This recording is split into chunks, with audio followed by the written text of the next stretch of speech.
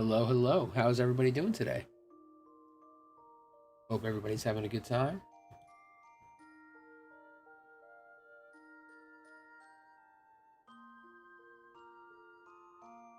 Check. Okay, make sure my mic's still working.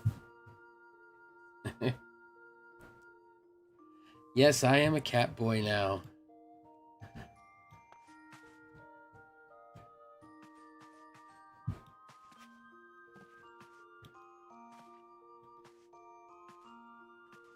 Welcome back, Nico. Hello, Ron. Steven. Spy. Mute Mook. God. Spy! Enough! Hey, game. I'm Eva. It's cat boy. Oh, yeah. We're still the golden freckles.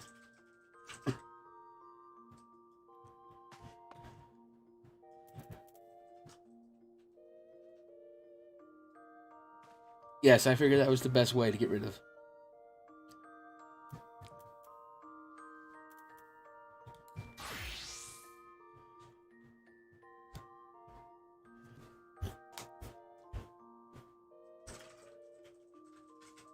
Okay.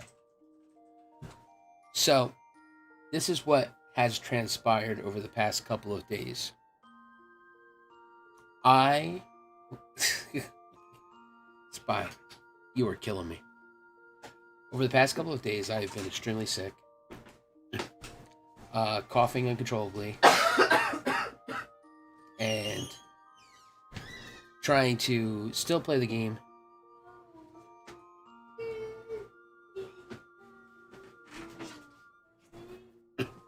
Sorry, someone's trying to talk to me. Still trying to play the game and get stuff done, and I unfortunately had come across a situation of, while recording video for the MSQ, I somehow screwed it up. You mean full frontal tail nudity? Wow. So I have completed parts of the MSQ without chat. I was going to put it up as a video. When I went to edit the video, I realized I only had about 35 seconds of video. So, what I will tell you is I have done the bearded guy with the sylphs. I've defeated him. I have helped start the Crystal Braves. And what else did I do?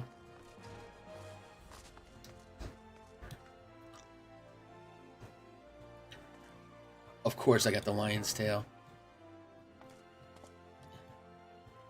I was actually going with golden hair. But it just, I was able to do black with blue highlights. And I thought it just went nice with the armor. You can't really see it in this picture, but thank you. So yeah, I mean, the most important stuff is the ending cutscene of AR. That's what I keep hearing, and I'm trying to get there. So I'm going to go talk to Alfie at the Rising Stones. Basically, when I realized that I had screwed it up, I stopped doing the MSQ right away. I was going to do it yesterday, come on and stream, but Luke wasn't feeling well, so, and he had also watched a YouTube video of a certain cartoon character called Peppa Pig, who basically had threatened to kill him, and it basically shook him to the core. Because that's basically what he falls asleep to every night, is this Nickelodeon cartoon of I don't know if it's Nickelodeon. It might be something else. Oh, Peppa Pig. I don't know if you guys even know what it is, if it's in your parts of the world or not. I don't want to assume. Yeah, Peppa Pig. It was somebody who made a Peppa Pig cartoon, basically, and it was like a jump scare moment in the cartoon that he didn't know was coming up because he didn't know what kind of video it was. To him, he's just like, oh, it's a Peppa Pig thing. I'm gonna watch it. So he started watching it, and then boom! I mean, he's just like full blown tears, crying on my shoulder, and everything. And I'm like, what is going on? He's like, oh my god, Peppa Pig threatened to kill me. And I'm like, oh my god, are you serious right now? Like, I don't have time for this. There are some effed up stuff recommended for kids. Yeah, unfortunately, because it was, it was made for children. And plus, as soon as it happened, he just basically closed the website and shut it down, so I couldn't even go and report it. So yeah, so he just spent he was like, Daddy, can you just sit on the bed and watch me while I try to go to sleep? I'm like, yes, buddy. And I just sat there and I watched him, and he's just like, he kept looking over at me. He's like, you're not gonna leave me, are you? I'm like, no, buddy, I won't leave you. And then once he fell asleep, I left him. So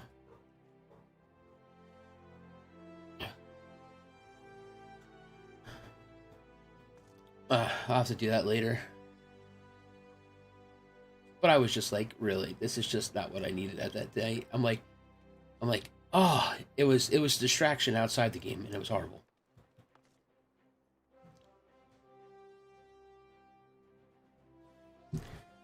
Oh, yeah, especially with Luke. I mean, I can only imagine what the video is. He's got like ADHD of YouTube. He'll watch something for like 15 seconds, and it's like, oh, look at all the recommended videos on the side. Click, click, click, click, click, click, and he just keeps going through them. I mean, it got so bad, he was just like, can you cancel my YouTube account and just create me a whole new one? I was like, oh my god. I'm like, please, kid. It's fine. Just don't click on things you don't know about. Triple try matches allowed in current area? Not allowed. Not allowed. Allowed. Not allowed. What's going on here? Okay. Alright, so, yeah, so once I realized what I had done wrong with accidentally hitting the record button twice and ending the actual recording to make an official YouTube video instead of just going live, I stopped doing the MSQ, and I was just like, you know what I'm going to do? I'm going to bang out some quests. So, I'm down to 10 out of 30 quests. I was like, woo!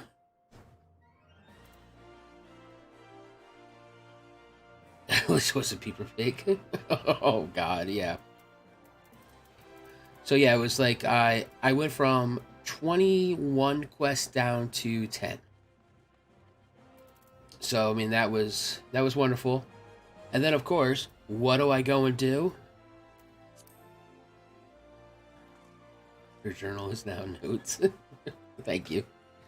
I go over to I'm flying around doing, oh, and that's right. Hunting log, Immortal Flames, 10 out of 10, 10 out of 10.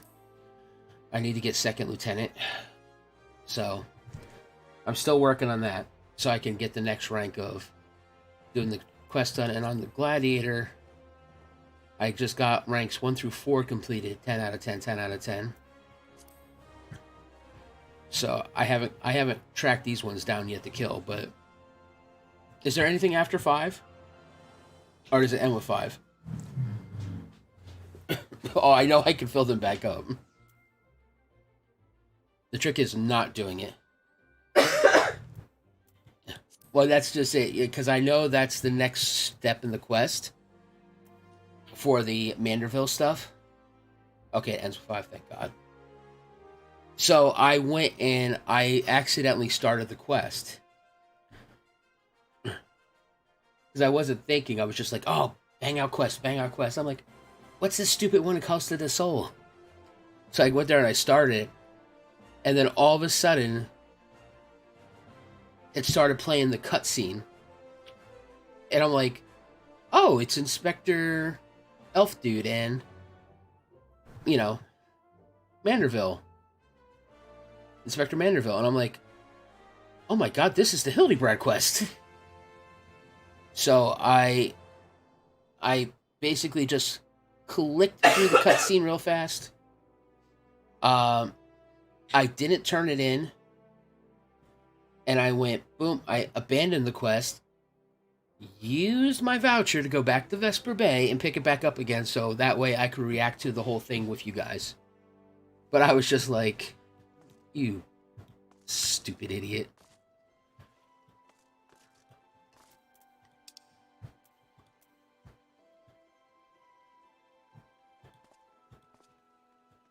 What?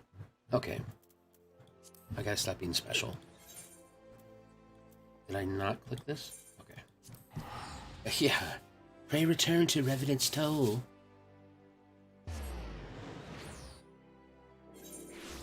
Yeah. That's what I was like. I was like, oh my god, I swear to god, if I... That was my first thought. After I clicked all the way through it, I'm like, oh my god, what if I can't get rid of this and start it over again? Did I miss out on the whole thing? And then somebody in chat was like, oh, there's a journal in, you know, in your inn. You can go back and look at stuff. I was like, oh, alright.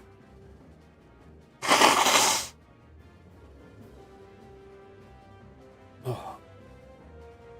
Yeah, still dealing with this head cold thing, but at least I'm feeling like 1,000 times better. Alright.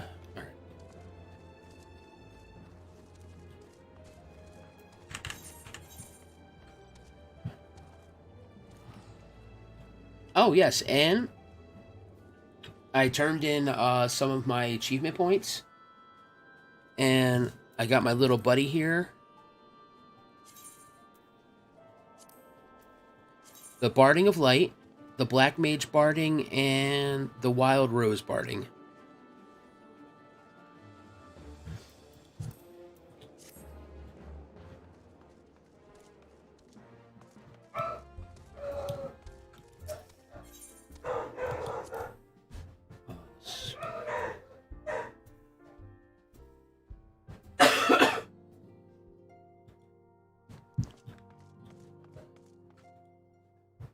Okay. Luke trying to round up the dogs is not going to be on my top priority list right now. Have you allocated his points as well? Oh, yes, I did. Ilbred, what's up, my man? We are returned from Uldog, Commander. And not a moment too soon, something has happened. What? I just got back. Trouble? You will recall that the Fourth was tasked with reconnoitering the rendezvous site used by the Ivy's minions and his Imperial contacts. Soon after you left, we received word that the unit was ambushed en route to its destination.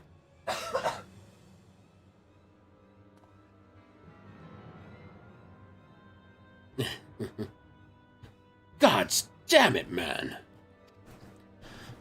According to the report, one of ours has been taken captive. The Garleans are not wont to treat their foemen with dignity, and I have grave fears for her safety. Oh, man. Already? It's starting already?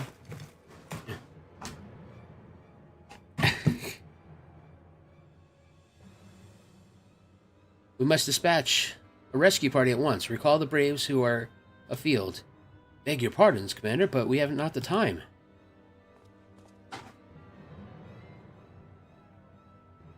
Oh, I also got the second light hooked up, so I should have light on both sides of my face now, so hopefully the green screen will be perfect, even if I make fast movements.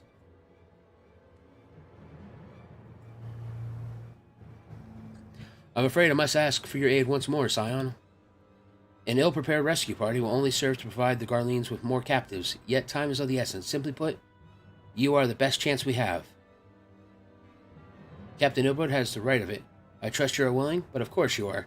Now, Aliane of the Fourth lies in wait in the Tangle, near the entrance to Castrum Sentry.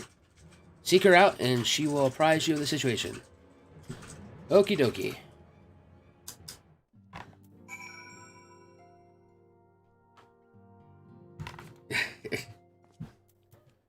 Okay. Alright, so... Oh, okay. No need to teleport outside, I can just walk. Yeah, they got $10 from me. I paid for it. What do you mean, what's next? Hey, if you guys would just stop bullying me, I would have to stop buying Fantasia.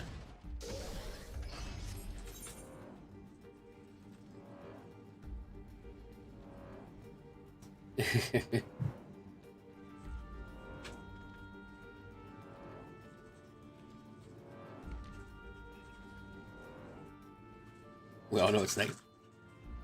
I told you, I'll make an ugly bunny girl. I will do it. Oh, I already started, huh? You would aid us in the rescue mission? We are in your debt, warrior. Late now. Time is against us. Allow me to brief you on the situation. The Garleans fell upon us without warning. Wandering poor Resh and hauling her away to the castrum yonder. Outnumbered as we are, all we can do is flee and regroup.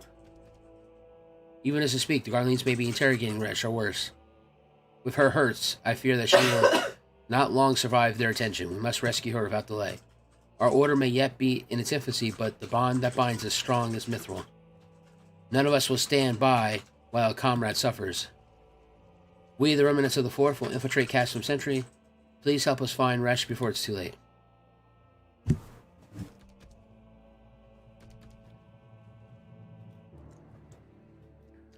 Okay. So we're going to mount up real fast. Oh, yes, and I also bought this stupid-looking thing. Alright, you guys had asked about the companion. I am... I bought the first 2 defender, first 2 for healer, and the first 2 for attackers. And then I put on the sidebar the different stances, so... I figured depending on what class I'm playing, you know... No, I don't want to join the Fate. Stop showing me. You know, I could switch it up, so... I just haven't spent the extra 6 points I have yet, so there's that. And... Nope, I don't need to get out of that menu. Control I... Da-da-da-da. I've got a relic. I did it. You told me not to waste my time. I went ahead and wasted my time. Got me my relic. And the shield. Woot woot. And of course now I still have too much freaking gear that I can't get rid of yet. 76 parties currently recruiting, all match my criteria. The criteria I still don't have. Where am I going? Oh, yeah. Thank you, thank you. Certain guildies help me get that done. Eldrit. Okay, seriously, I'm trying to talk to the chat, and you're gonna come over here and just be annoying? Wow, you're just gonna come right up behind me like that, huh?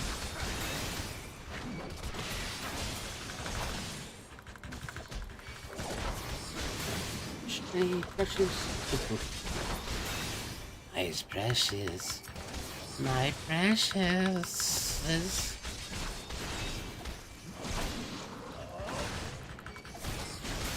Also, being a Lalafell, trying to tank was quite annoying because I was so small.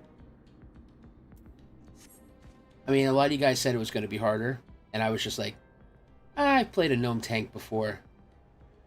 But when you're really that close to the ground, it does mess with the camera angles. And I was just like, this is really annoying.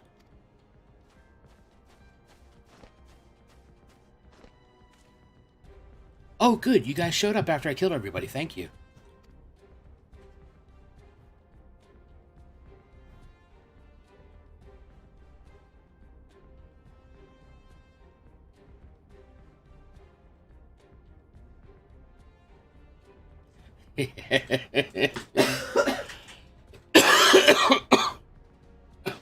I will never forget that in that one dance quest where he was master beaten in the background. This still gets me.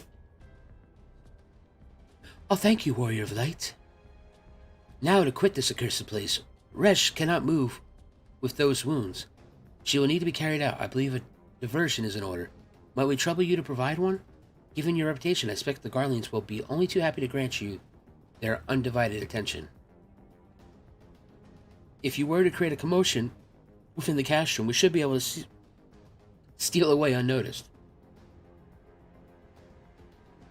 Let us speak again once we are safely outside these walls. Oh, I'm sure they're beasts in PvP because they're hard to hit. Alright, so you want me to go inside. Why do I keep picking this one?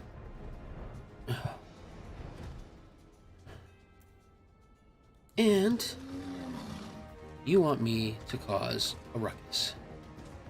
No problem.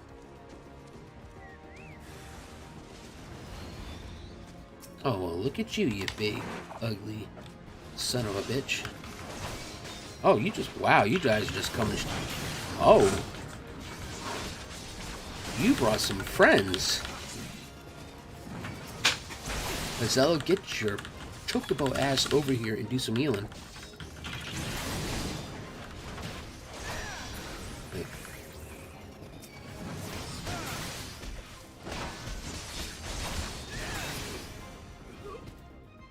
Okay, that's one down.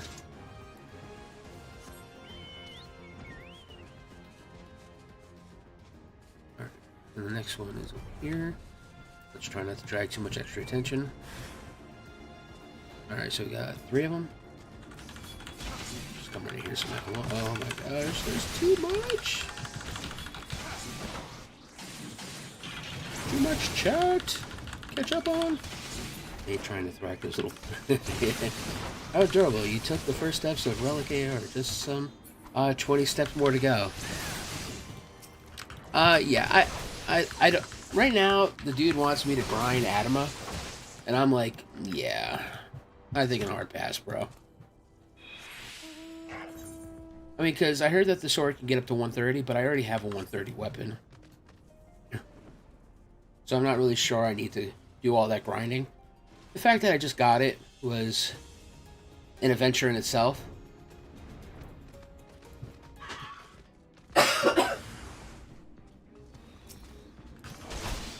Oh, seriously? Just 2 of you guys? You must really think you're special. The other guys came with 2 robots. Really? Zello, I was trying to get the kill on that, and you just come right up and kill still? Oh, I see. There was extras. But still, you guys are no giant robots.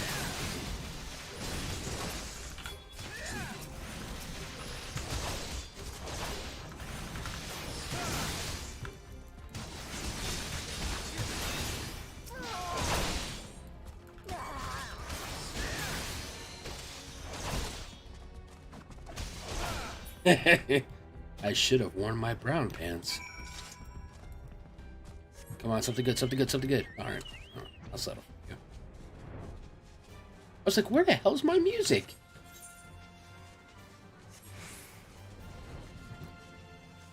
Alright. Oh, you can shift your camera angle, so instead of being centered of the screen, you can raise or lower your angle to improve. I'll try not to draw too much attention. Big bird descends into the courtyard. What? Just 2 of you. S-rank tank spawns behind you. While weapons need are most used for glamour. Current expansion relevance are good, but not that long. The S-rank in area does pop in the cantrum. And is a giant Garlean smasher. Oh, nice. Alright, here we go. God, this thing's still going on? Oh, hello. Excuse me. Oh, damn it, I have to level sync to this thing? Wait, no.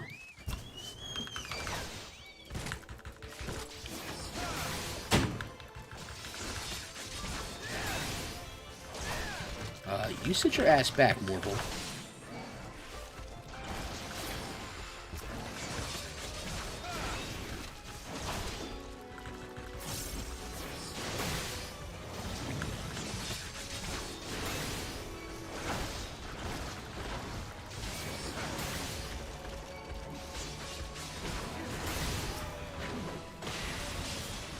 Really, you damn giant circles? I'm only killing you idiots for quest log.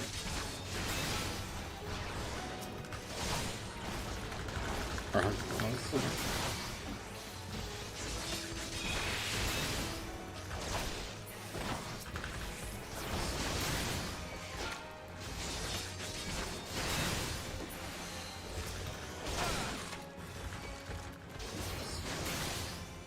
Sweet Jesus, I gotta kill 5 of these stupid things? Hunting Log's really stepping up its game, huh?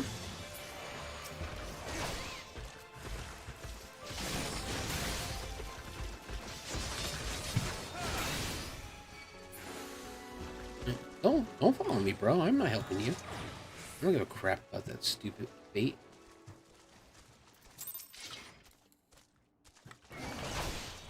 Oh, it's a totally different game now, bro. Bam.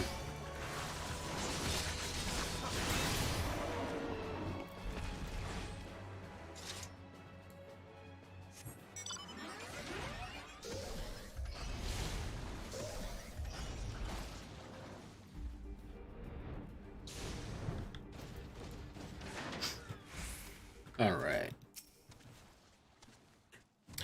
And a broccoli to his right. He also has to kill a broccoli nonetheless. Alright. I have awaited your return most anxiously. Lady, I killed like 7 things. Stop making such a dramatic thing about it. You have done us a great service indeed. Thanks to your aid, our comrade Resh is safe and we suffered no further casualties. Words cannot express my gratitude. All that is left to report the mission's success to Commander Alfie. I shall go on ahead to the Rising Stones.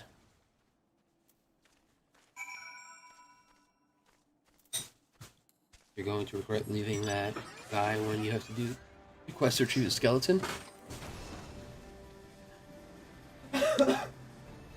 Yeah, about that. If you've noticed,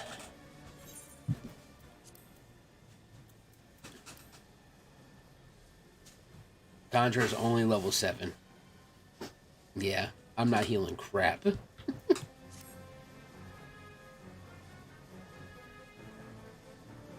I return to the Rising Stones. Gotta fly my ass back in here. Gonna fly through the doors.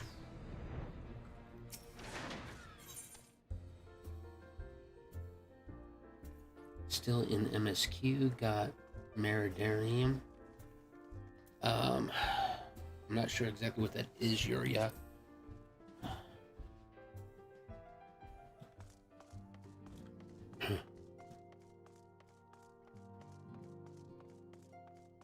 Just had to heal. Facing alone since the second white mage wasn't using Medi 2 or 3, and the black mage didn't kill heads.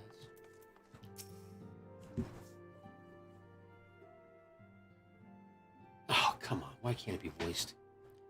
Ah, it does me well to see you thus return, though I doubt not your powers. Entering an enemy stronghold is generally considered to be a risky venture, and I must confess to having been a trifle anxious.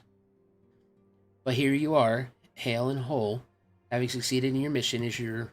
well, at least you wonder the woman you rescued is being cared for by the Domans, thanks to their expert ministrations. Okay, I said that right. The danger is past. You have my gratitude, Zav.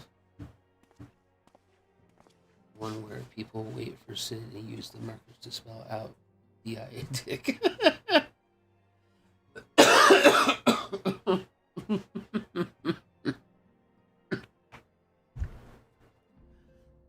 Allow me to thank you also, Scion. Dude, you can call me Zav. It's fine, bro. Listen, aren't you like a hero of the former company? Like, that took down Primal? We can be on a first name basis, man. You don't have to keep calling me Scion. I mean, you got gray hair. I want to show you some respect. Not so much this guy, but you, yes. Like, he's just like using Just for Men gray. Resh owes you her life. Well, we escaped with minimal casualties and stuff. Nobody died! The only casualties were the enemy. But we can ill afford to be caught off guard again. The Empire is not an opponent to be trifled with. Rob, you did Meridanium? It's the one before Petronium?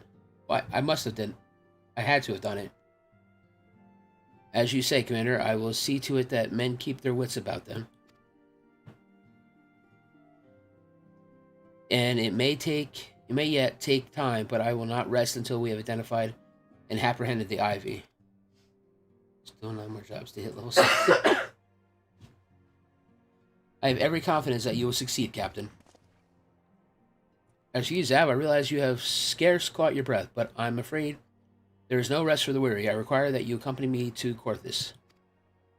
I have been granted an audience with an Isgardian dignitary, you see, and this man expressly requested your presence.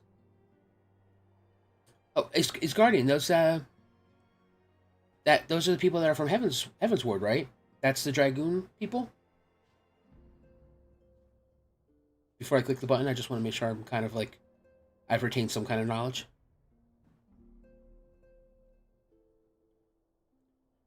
As chat goes silent.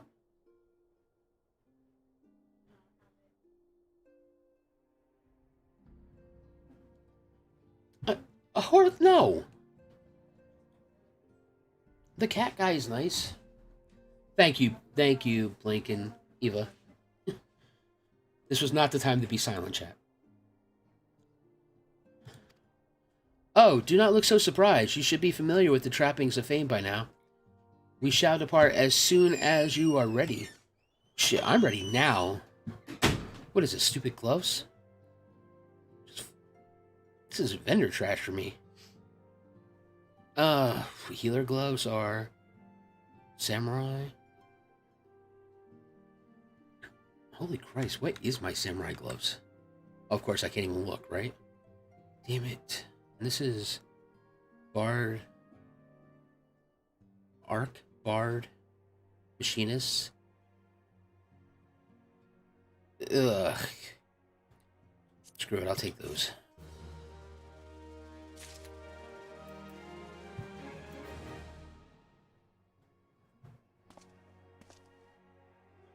There you go.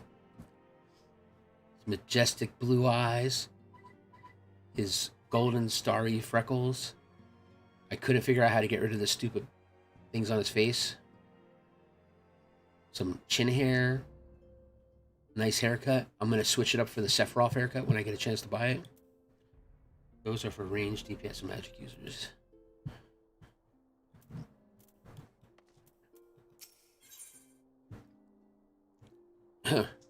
Oh, look at that. Alfie wants to give me pants.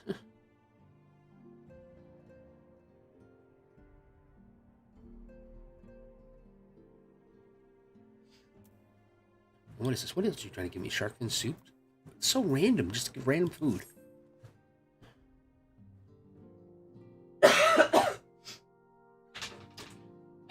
I will do the stretch emote in a second. We have been blessed with a rare opportunity, Zaverax, an audience with an ambassador of the Holy See of Ishgard. Oh.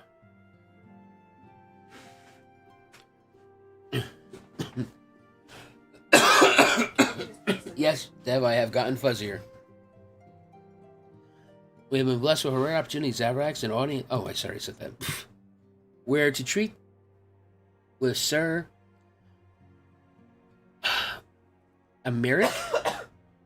Right? Amiric? Is that how we say that? Amiric? Don't you mean furrier?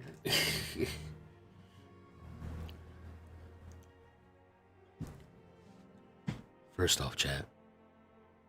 Now, I'm perfect.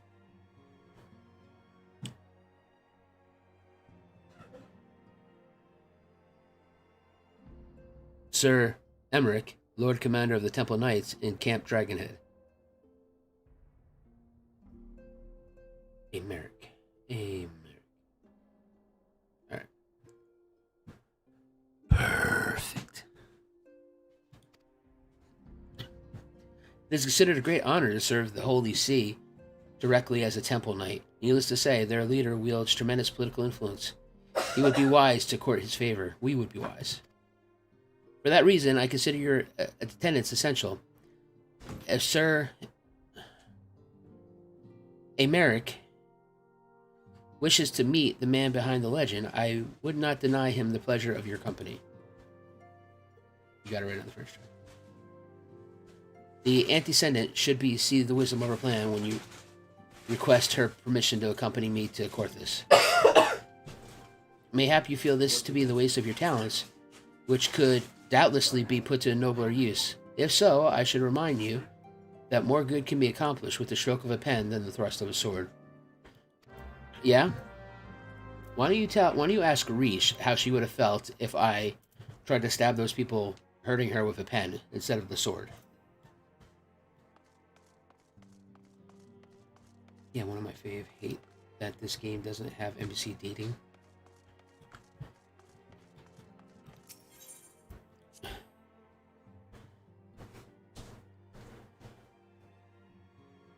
Fourth boys and girls.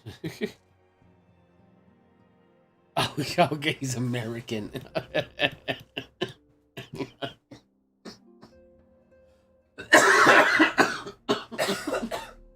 Damn you, spy.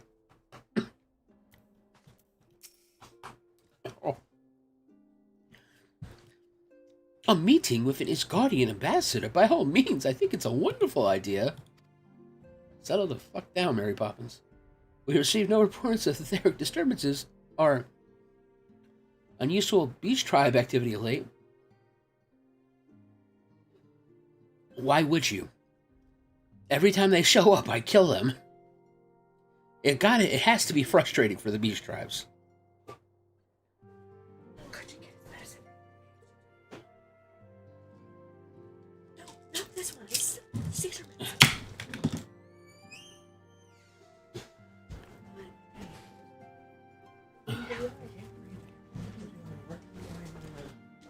Can you get me a quick cup of water real quick so I can clean this? Yeah, that's great, thank you. Well, why didn't you do it last night? I don't ever do it. We received no reports, okay. If Alfie believes your presence may help him secure more favorable terms, I see no reason to deny him. Well, you know, just because Alfie says doesn't mean I'm going to do it. Antecedent. I take Zaverax to explain the situation?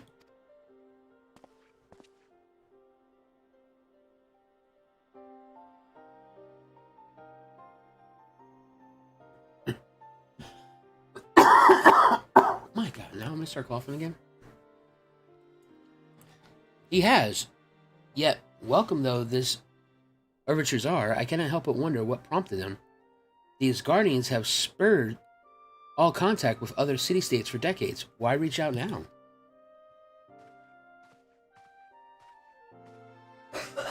Would that I knew, the question of your motives is one to which I have given no small amount of thought. Alas, I know no more than is generally known.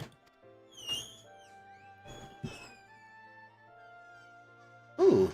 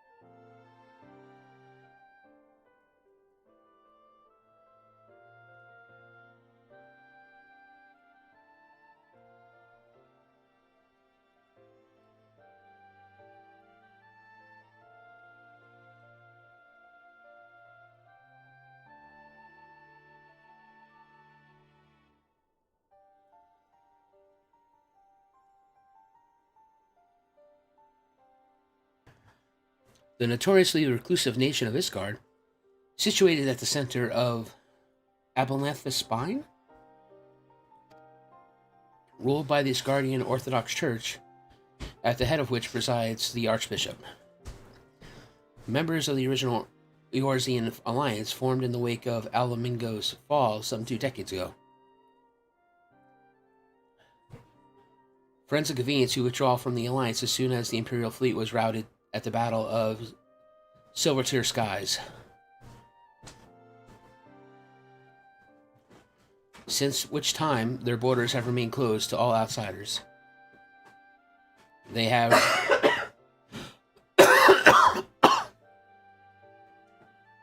rejected every one of the former allies' calls to reopen dialogue, turning a deaf ear to their neighbors' pleas, even with the calamity loomed large.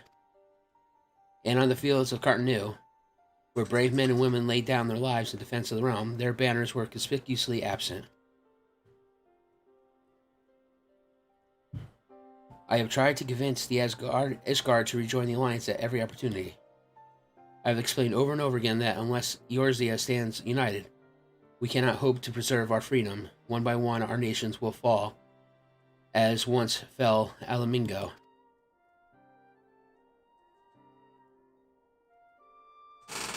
And what have my efforts yielded? Why not? Surely, this can be considered a step in the right direction.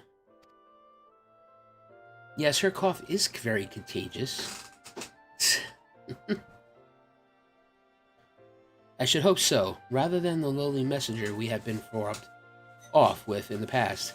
This time we shall meet with a man of genuine influence. Of course, I am not so naive to this to think that they come to us out of their goodness of their hearts. We have something they desire, though I have yet to find out what it is. By such is the nature of diplomacy, they will bring their agendas to the negotiating table, and so will I, along with a handful of inconvertible truths. The Empire will soon be at our doorstep once more. Indeed, you may be assured that I will expound upon that point and others. Let us depart for Camp Dragonhead, Zav. Our old friend, Lord H, is expecting us. Since our quest to recover the Enterprise, I understood you have further integrated yourself with the man. Excellent work. His fondness may prove useful to our cause. Damn right. He didn't know I was a shapeshifter.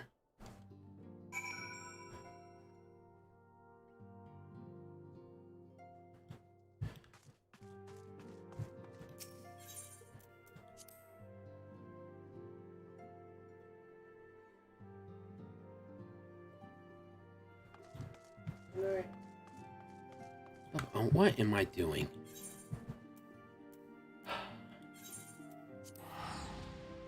Why do I just not always teleport?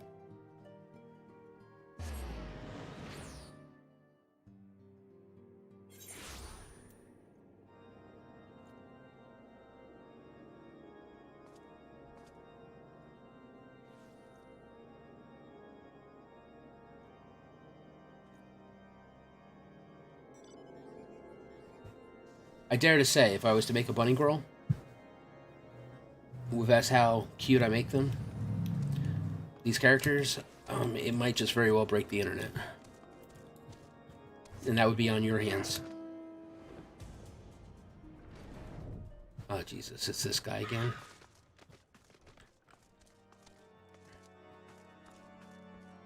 Okay, I just want to say, these guys over here are shirtless, doing this weird emote.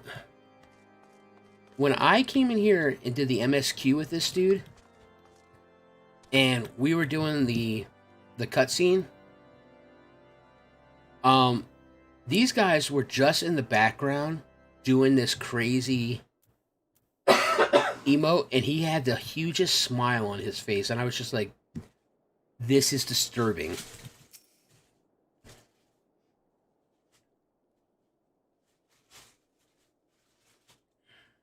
Ah, Zaverax, ever a welcome sight. Right? Our hearts have been stoked to blazing in preparation for your God damn it, man. The phrasing, sir. Leg day for months. It would not do for such a distinguished personage to catch cold whilst enjoying our hospitality. I got fur, bro. The gesture is much appreciated. I fear I shall ever struggle in cold climates. Oh, good Master Alfie. An honor as always. Why are you in my sausage party right now?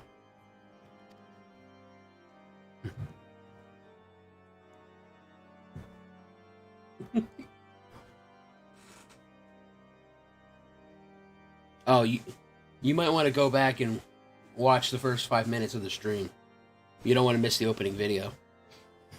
Likewise, Lord H, forgive us yet another imposition. I fear we have relied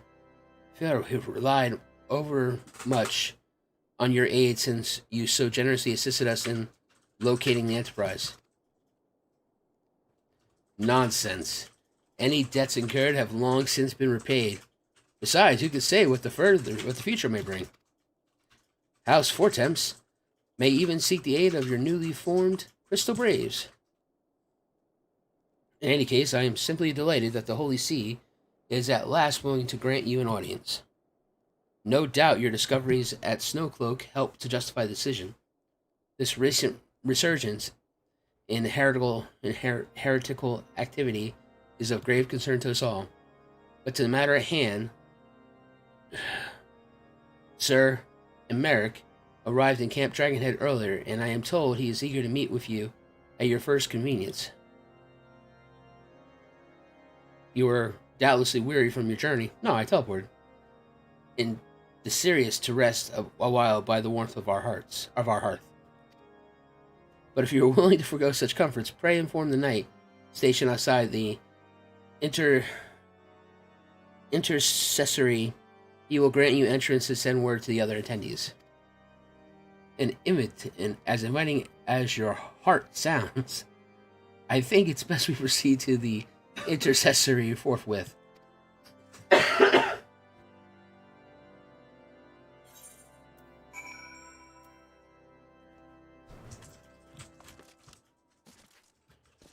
Alfie, let's go. Run! Run, Alfie.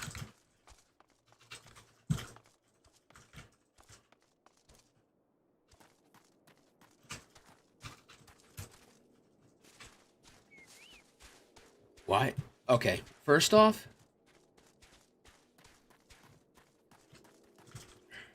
with as creepy as this dude is, right? Hey, we want you to come over here, down the dark alley, and meet with us. We have been expecting you, sir. Pray take your ease inside, and I shall summon the others.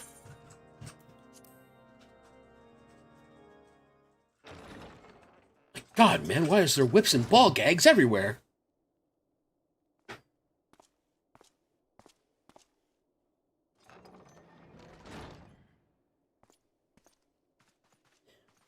It's just us now.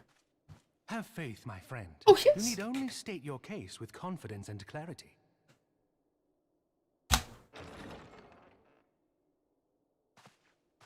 Oh. Brought the little girl to the party.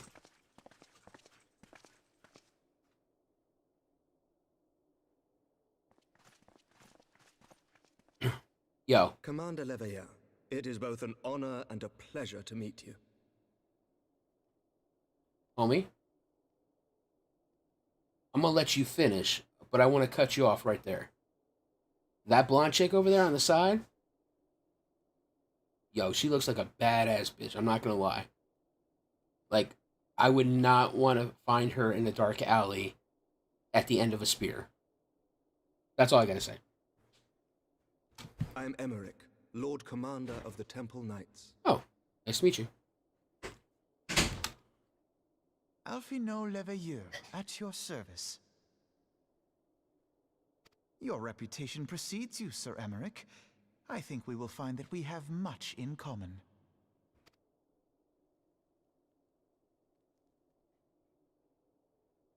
Speaking of reputations, yours towers over us all.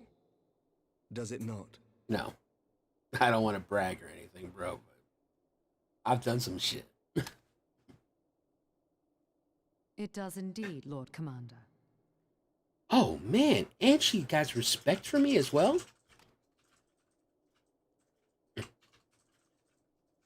That guy's just my I am not too fanboy. proud to admit that I have followed your activities with an interest bordering on fascination.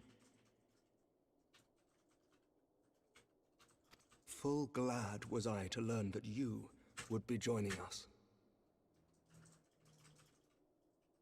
Alright. I'm not gonna lie.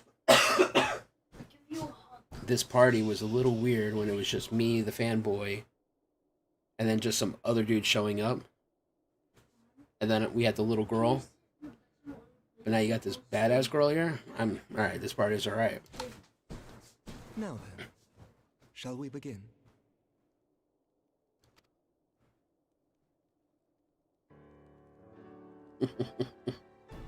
We know full well that the Garleans will return in force ere long.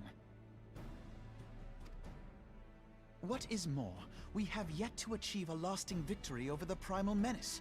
The beast tribes continue to summon their gods, and each incarnation is stronger than the last.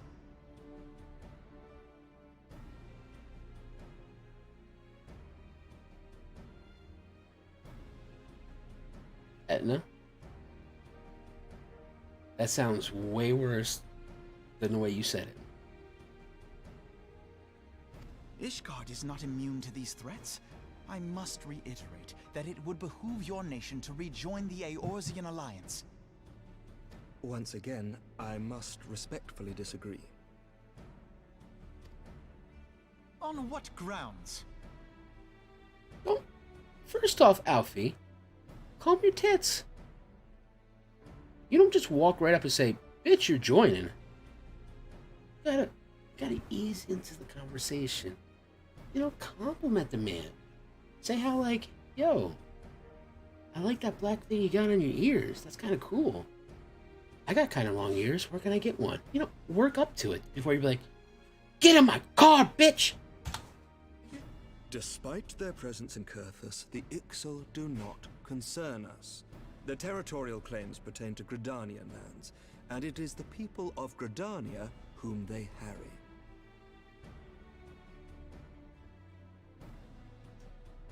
You know, it's kind of not cool, bro.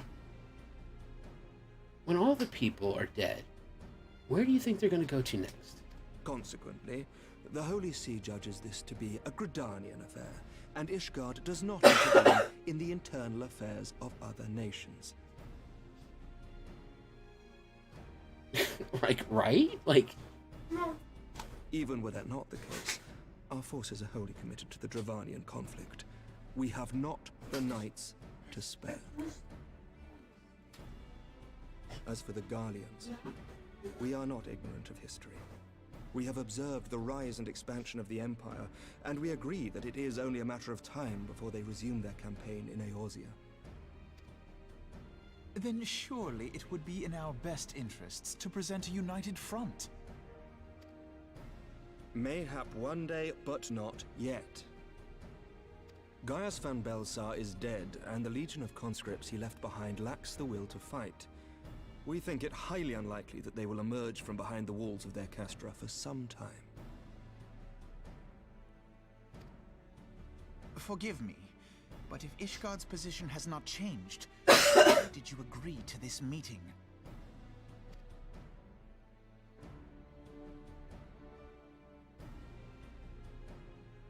It was not only as a representative of Ishgard that I came here. oh. Pray tell. Pardon? It is not within my power to change Ishgardian policy, regardless of my personal feelings. There is, however, one area in which I may exert a measure of influence. Concerns have been raised over the supplies House Fortin has offered to Revenant's Toll. These have led to calls for restrictions on the provision of aid to foreign powers. I can ensure that the shipments continue unabated. Sir Emmerich, we would be in your debt. No, you would not. For I require something in exchange.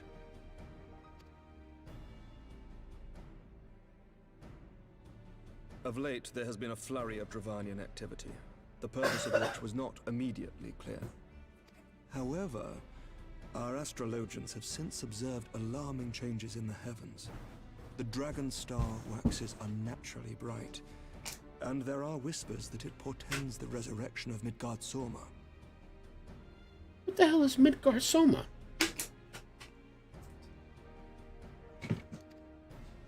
The fallen guardian of Silvertear Falls? That's absurd.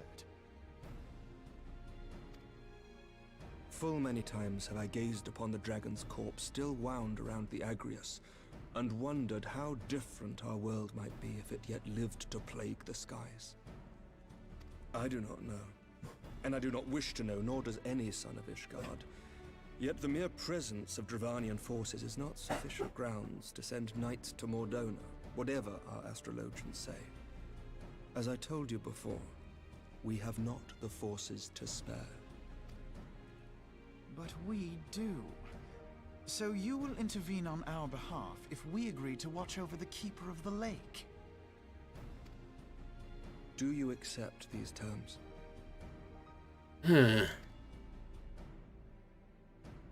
I do. I will see that you are kept abreast of any developments. I regret that we could not come to a similar agreement on other matters, but I understand that you are not at liberty to make such decisions. Nevertheless, I hope that what we have accomplished here today will serve to demonstrate to your countrymen that we can work together towards a common goal. Mayhap one day we shall look back on this moment as the first step towards a united Eorzea. I mean, alright. Mayhap we shall, Commander.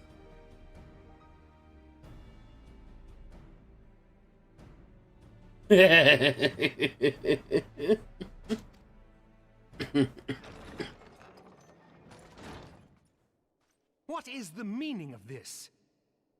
Sir, your tacos are here. The caravan, my lord. It's been attacked. It was Iceheart, my lord. Oh, straight up this bitch again. What? By the Fury! All our precautions were for naught?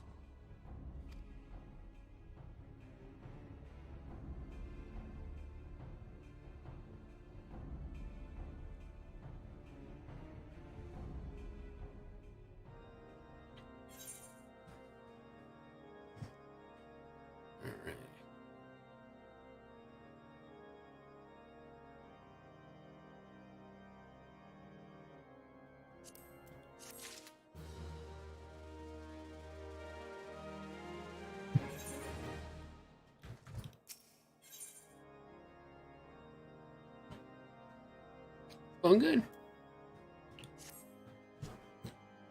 Ah, just when we started to make progress. And to make matters worse, the caravan they spoke of was bound for Revenant's Toll. Of all places, honestly, here I am so inclined, I should think the gods were conspiring against us. Happily, however, I am not. I would know more of this attack. Let us speak with Lord H and find out more, what he has learned.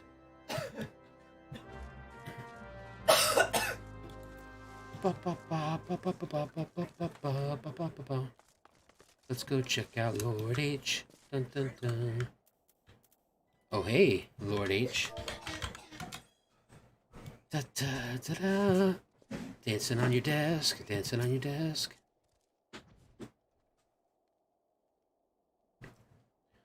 My sincerest apologies for this interruption, my friends, but the situation is such that we must act swiftly. If you would be so kind as to elaborate. Iceheart's heretics fell upon the caravan bound for Revenant's Toll. as it was passing through Boulders Down. It was an ambush, swift and ruthless. In an instant, every knight was slain, every crate seized, then as quickly as they had appeared, they were gone. It would be an impossible feat without knowledge of the route, knowledge to which only a select few are privy, I presume.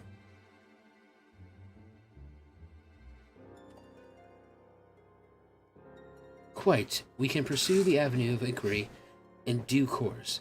It seems to me that examining the scene of the ambush should be our first concern. I changed to a cat person because they're taller, because I was having trouble keeping track of my potato on the screen when I was tanking things. The trail is yet warm. We must act swiftly. As Lord H said, least crucial evidence be lost. You have a knack for discerning hidden truths, Zav. Why don't you go and inspect the ambush site in person? An excellent idea. Inform my men of your intent upon arriving, and they will gladly share their findings. Can you stop saying that creepy?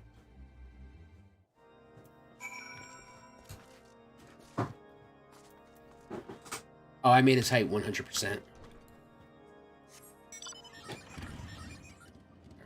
So where the hell is this route?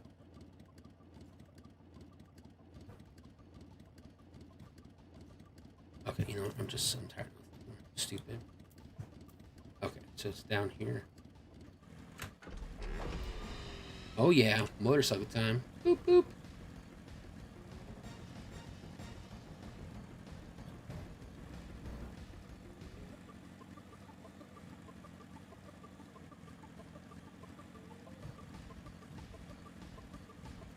Well, I mean, I don't think I'm exactly your twin. I don't even remember what your character looks like.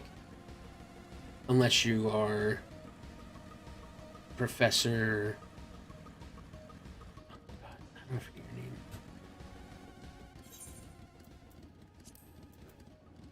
Professor Bucks.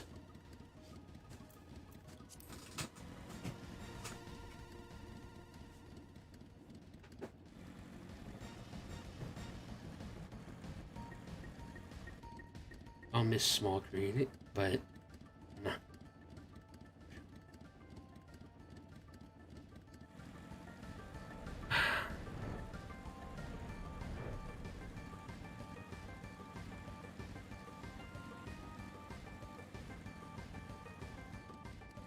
Oh, you're from there?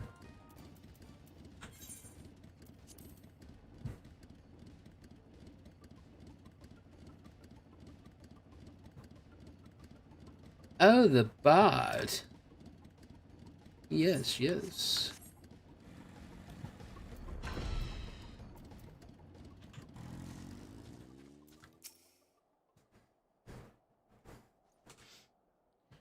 Move along, adventurer. There's nothing for... Oh, Lord H bid you speak with us? Then you must be... Beg your pardon, Scion. As you can see, they left nary a crate behind. Tipped the wagon for good measure, even. What fucking bastards. Don't they have any idea how hard it is to tip a wagon back over? I mean, bloody savages. Whole thing's a bit odd, if you ask me. Would have been easier just to steal it through a damn slight. Harder to conceal it, I'll allow. Reckon they came prepared, probably, with wagons of their own hidden away off, but pay no heed to my ramblings. Absent of proof, 'tis naught but speculation. Might be as the squire receiving care at the observatorium.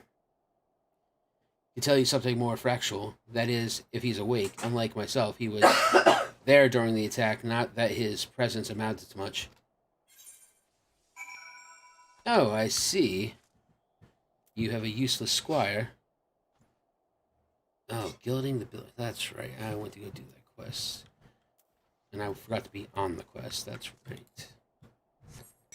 Oh, Ray returned back to the observatorium.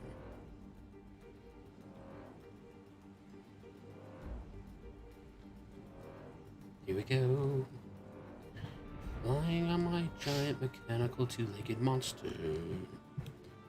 Bringing it to the town that I might go and speak to the squire, half beaten with desire.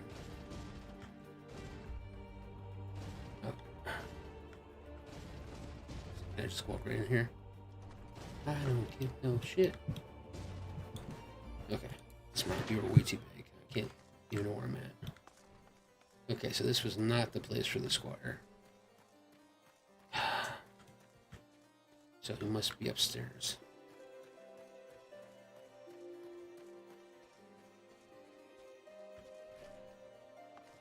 Excuse me, is there a squire in here? Oh. Jesus, man. You look like you fell through the forest of the ugly. You've come to ask about the attack, haven't you? No, I want to make sure you're okay first.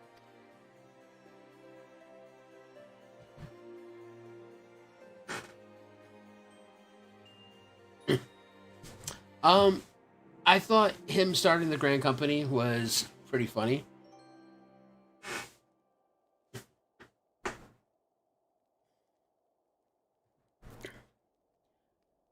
It was like, he was just like, this is gonna make me so special and people are gonna respect me finally. And then he made it and it was just like, okay, can you go and recruit everybody because nobody likes me? Thanks.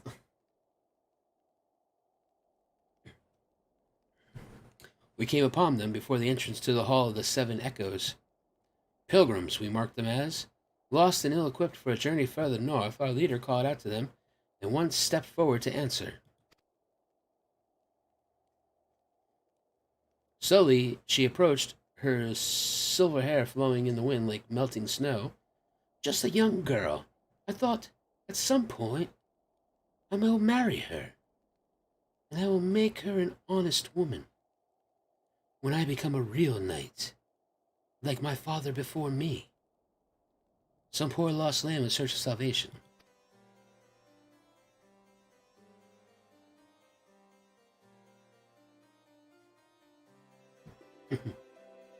Our leader must have thought the same. Else why would he let her draw so close? They exchanged some words I couldn't hear. I believe he gave her her Instagram account. And she leaned forward as if to kiss his cheek. And then he sighed and crumbled onto the ground. You wouldn't believe it. I didn't know what had happened till I saw the snow turn red. And then the snow underneath my feet turned yellow when I pissed myself. And then there was this red everywhere I looked. I tried to fight, but took a blow to the head. And by the time I came to, the others were dead and the heretics were just unloading the wagon. I couldn't. I mean, they'd have killed me, so I just laid and listened. Iceheart's people spoke of deliverance and resurrection. And they spoke of Shiva. Oh, Jesus Christ. Shiva now? Oh, I ain't got time for all these freaking primals.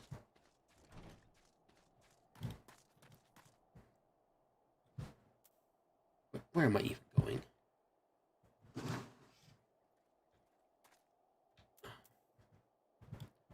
Is there a portal up here? Yes.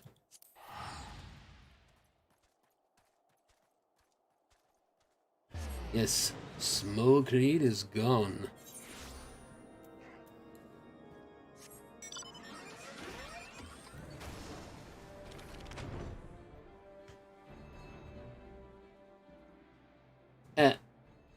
And before any of you get a chance to do it, Purrrrfect will not be a thing. Okay? We're just going to get that right off the... Wait, is this a new camera? No, this is my same camera. I just finally hooked up the second light. So now I got two lights coming from... why am I doing that? That's just... Okay, I gotta stop doing that. That's... Zaverax. Oh, Jesus, it's Alfie.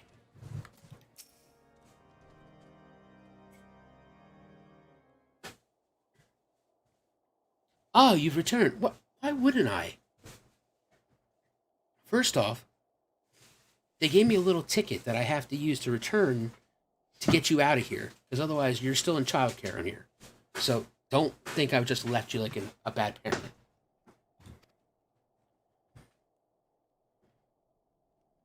It seems the Lady Iceheart does not scruple to sully her hands with blood. Who is this Shiva the heretics speak of? Have you not played Final Fantasy, Alfie? Jesus.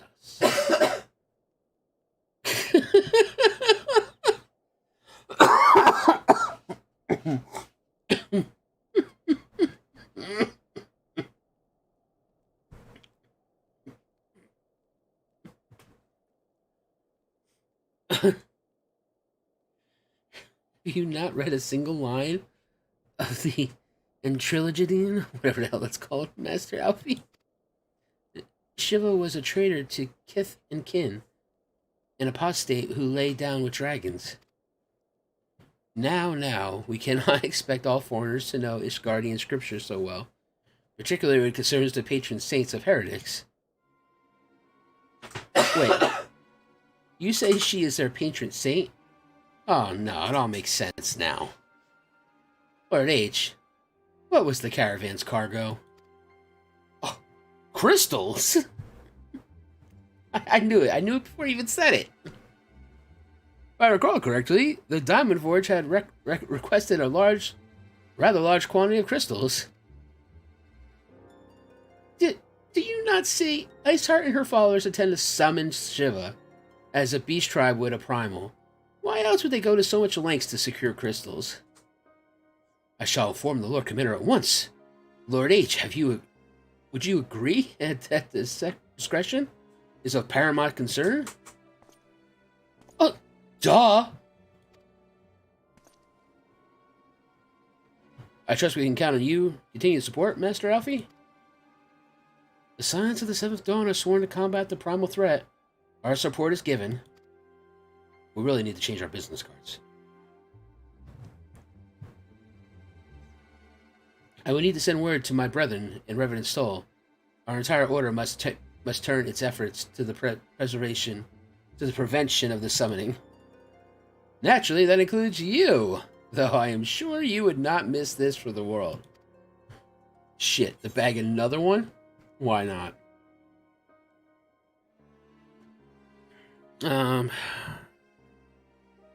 Bard, Conjurers, and we'll take the Samurais. Oh yeah. Oh, this game, it's trying to kill me. Come on, Alfie. The persistent attacks on our caravan seemed little more than a nuisance at first. The heretics were a problem, to be sure, but a relatively minor one. This was before I discerned the purpose behind their attacks, of course. Yeah, real good job, Shaggy. Where's Scooby? Now they have my undivided attention. After apprising Minfilia of the situation, I shall summon a unit of Crystal Braves to assist us. As for you, Zav, pray join me in White Brim Front. Since the incident at Snowcloak, the Knights of House Dorandare have redoubled their reconnaissance efforts in the region. It is my hope that they have information which may help us determine precisely where the heretics are hiding. Given our mutual enemy, Lord Drillmont would be eager to oblige us, I shall see that they're there. See you there then, good.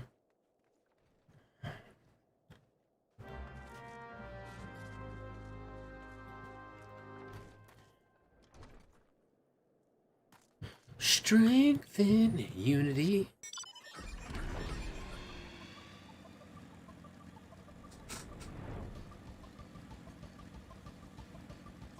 Oh, shit.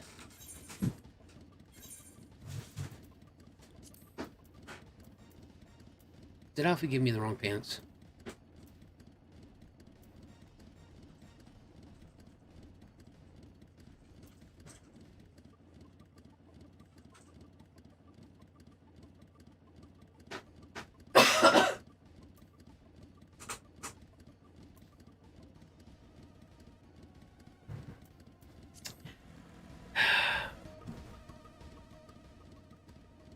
You know, chat, you need to be a little faster with those.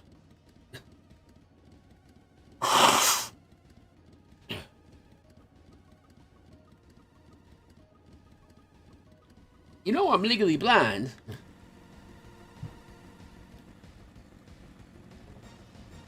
And what do we have here? What is this feat? Oh, you are 6 more levels above. Good. Then it's below me.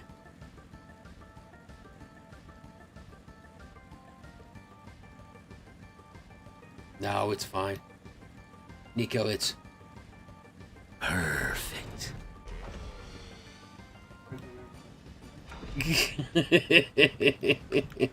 Why, say? What, you don't like that?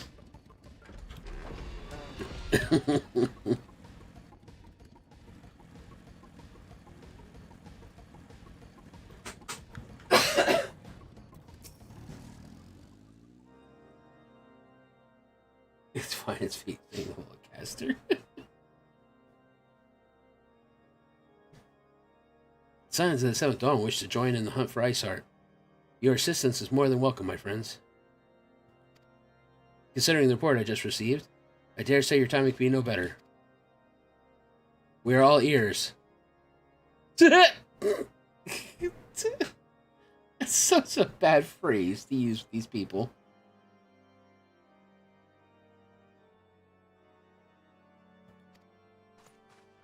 A band of pilgrims was seen transporting a large number of crates to the west. Their garb appears to match that description provided by the squire who survived the attack. Alas, our scouts lost track of them in the Snowcloak, that self-shamed frozen wall which we speculated might conceal the Heretic's hideaway.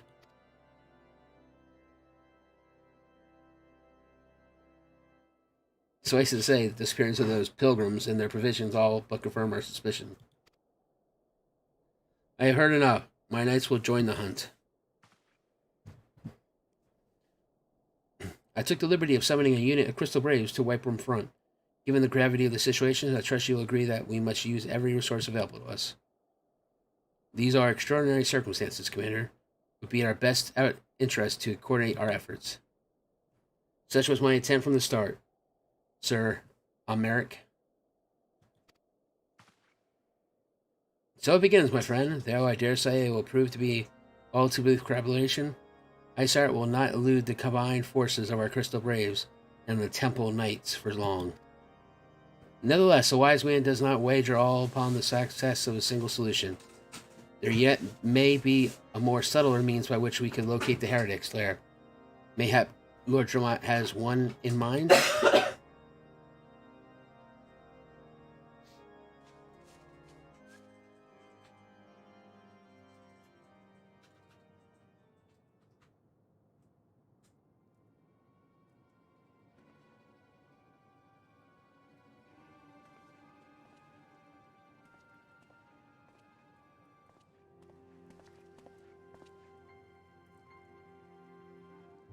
Yes, yes, excellent.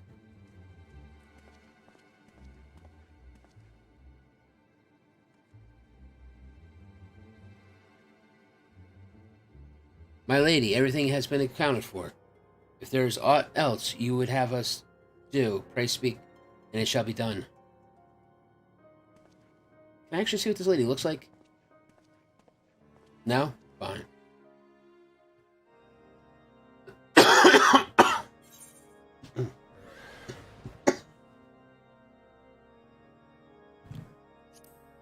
Oh, damn it. Those are actually an upgrade? Son's a bitch.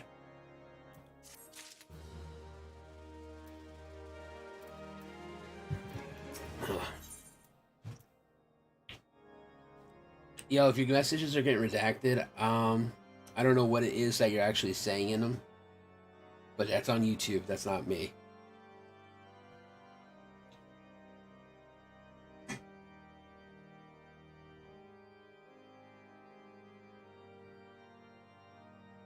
Okay, first off, I gotta try these on.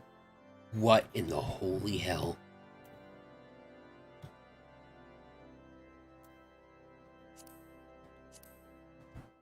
Okay, those aren't bad. Conjurer, White Mage, Scholar.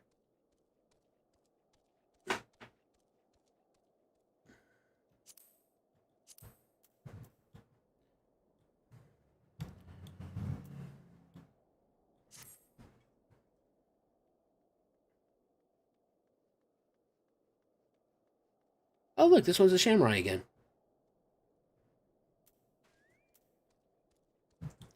What is it? Bacon bread? What the hell? It seems as though we are always one step behind, our quarry ever just beyond our reach, though I would like to believe that the tables are about to turn. I must confess to having certain doubts. A joint effort may succeed where others have failed, but if you could yet yield in the self-same result. Fortunately, we are not without our... we are not without other options. I trust you haven't forgotten Inquisitor Guldamain? We have not. The mystery of how the Heretic remained undiscovered for so long has been much in our thoughts, as has the question of what steps might be taken to prevent a similar breach in security in the future.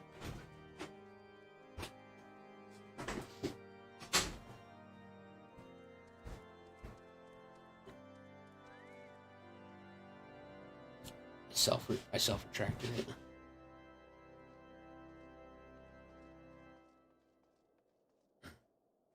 Nice.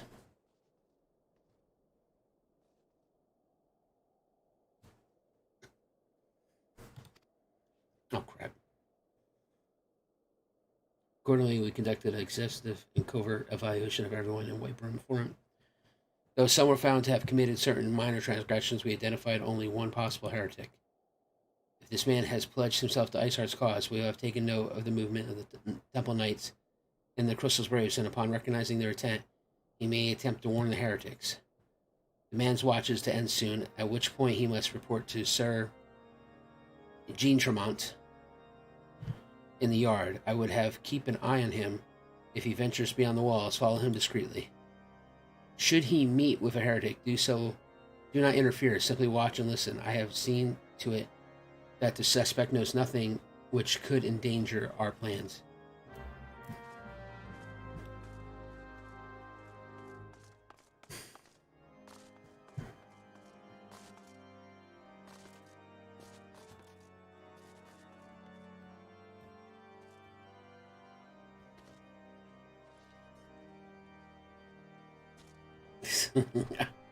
I know, I keep saying it because it's funny.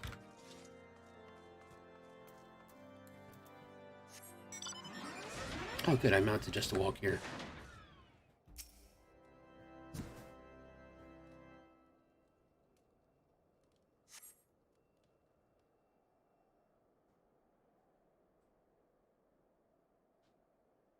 I would be grateful to visit on my main. I would love to see it.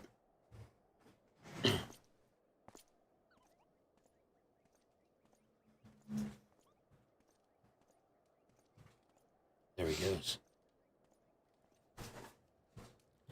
It's time to follow.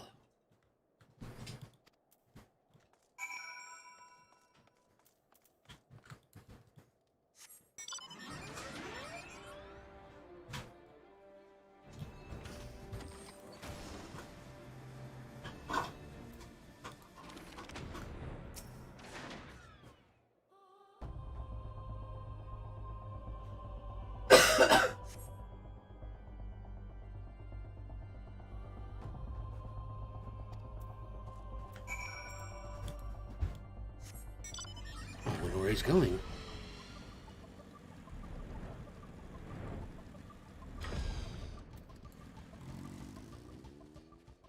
Better hide behind this tree.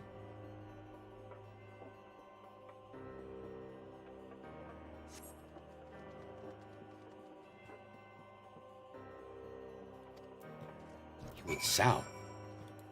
Bum bum bum.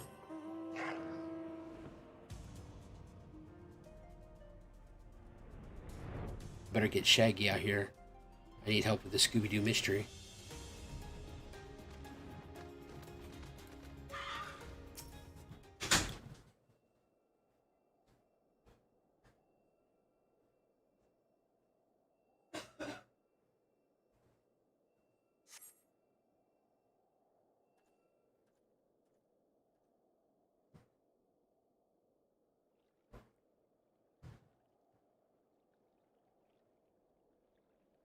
Hey, where in the seven hells are you? I'm freezing my bollocks off here.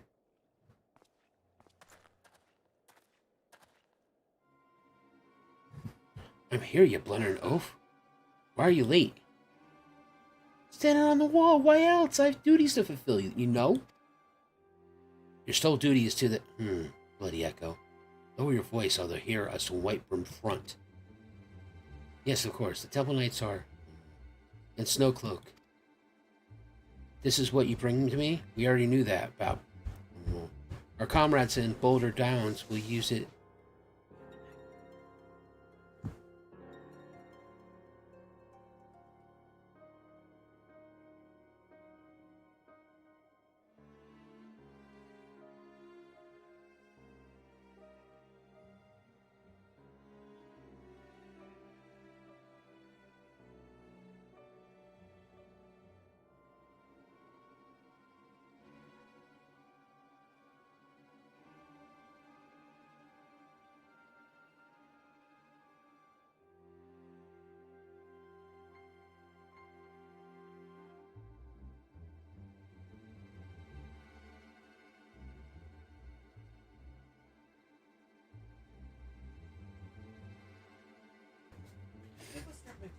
We use the tunnels, mumble mumble.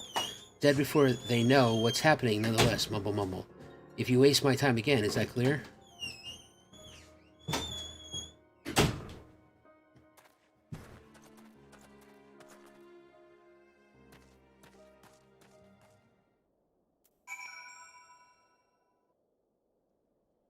Okay.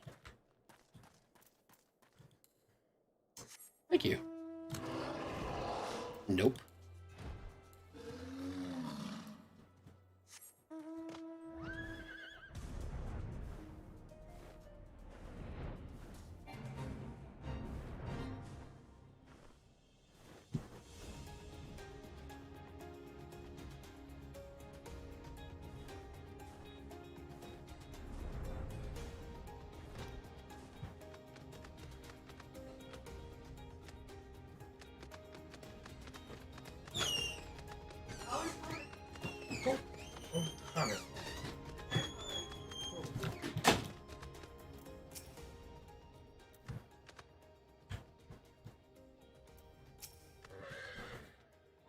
Well, did your investigation bear fruit?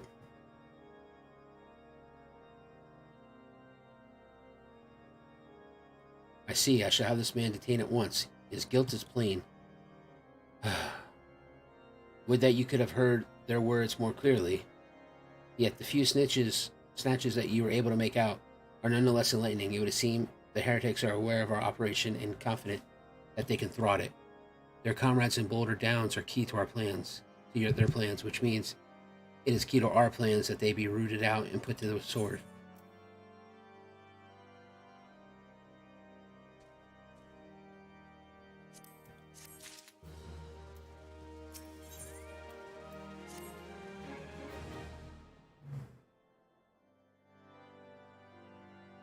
Yeah, I got a Night Pegasus a long time ago.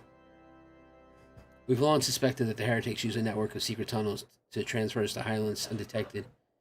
Given what you overheard, I fear that the Snowcloak may be riddled with such passageways, and the heretics in Boulder Down are planning to use them to take our forces unaware. Needless to say, we cannot allow that to happen. A contingent of House Dorndare Knights are on patrol in that area, and I shall order them to begin searching the heretics at once.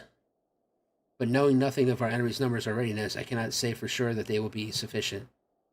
It would put my mind at ease if you would consent to assist my knights with search. I know they would take courage from the presence of so storied a warrior. Pray rendezvous with them at Boulder Downs. If Harloan is kind, he may catch these heretics before the plans come to fruition. Show them no mercy, Zav. The lives of our allies are at stake. Yeah, I got you, bro. I got what you're putting down.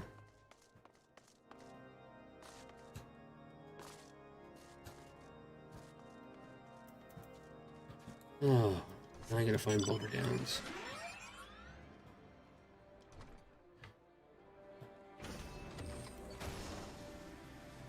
I said blood for stone.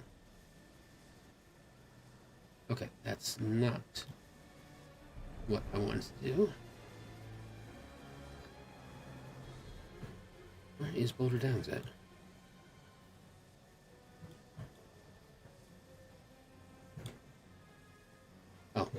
Oh. Okay, where am I at?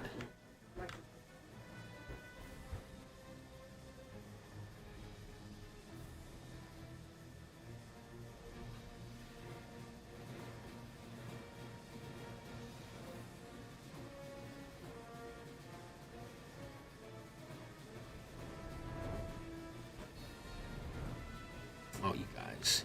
Stop bullying me.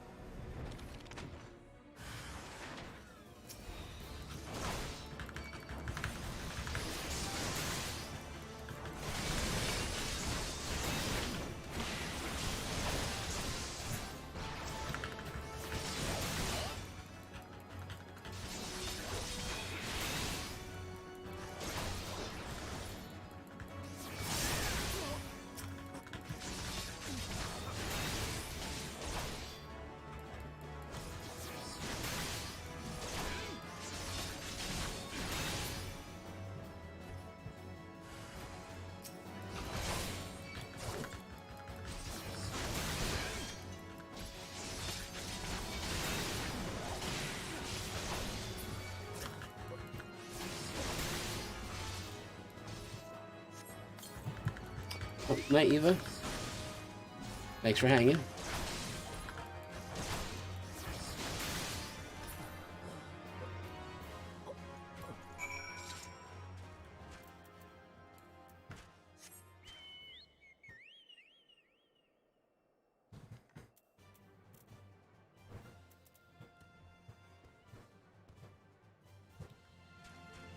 Fine, whatever, then don't.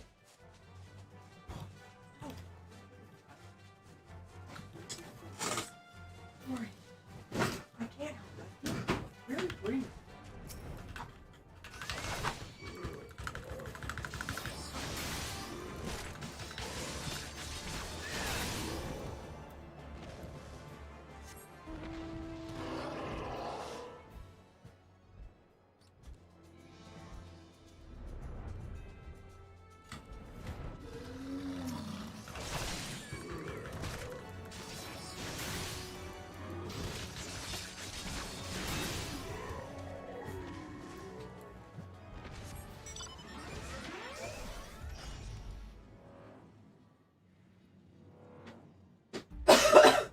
Okie dokie.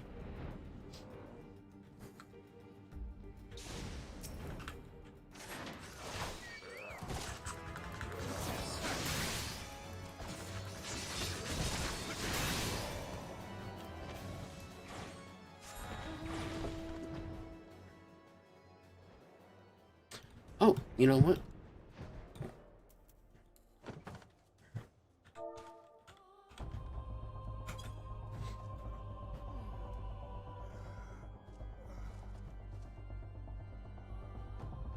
Are you kidding me right now?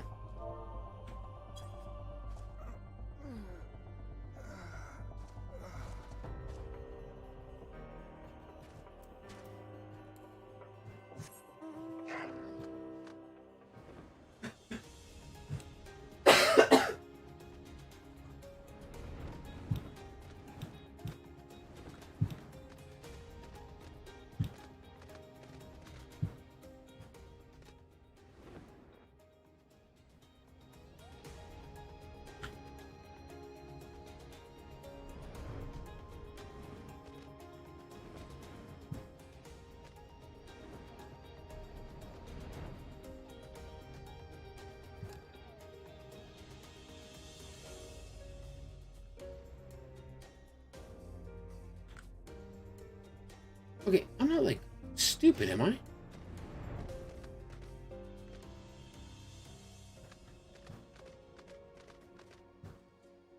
Oh my god.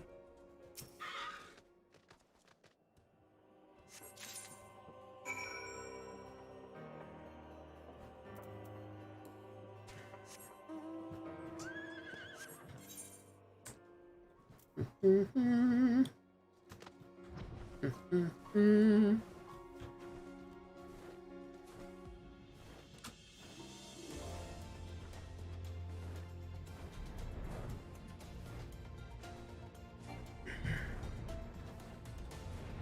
My mouth can fly as high as it wants.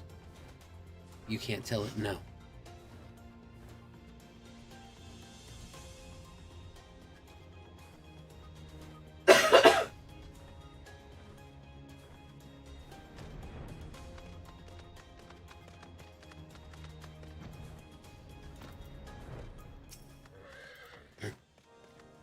My knight sent no word of you coming, Zav. What has happened? What is that in your hand? You know.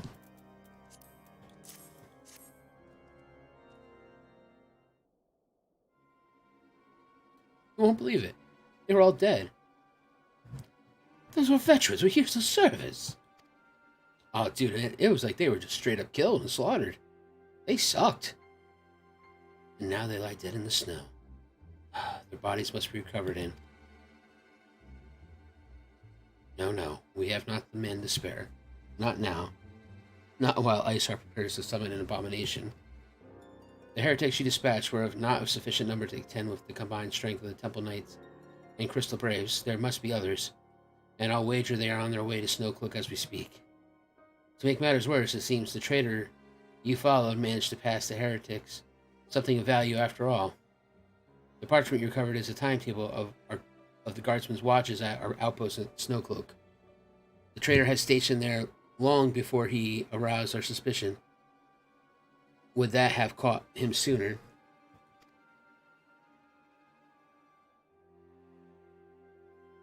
With this information, the heretic would know when the watch was weakest.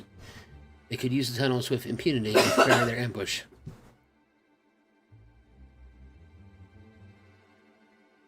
The timetable has not changed, you see. Of course, it will be changed now, but the heretics may already be in position.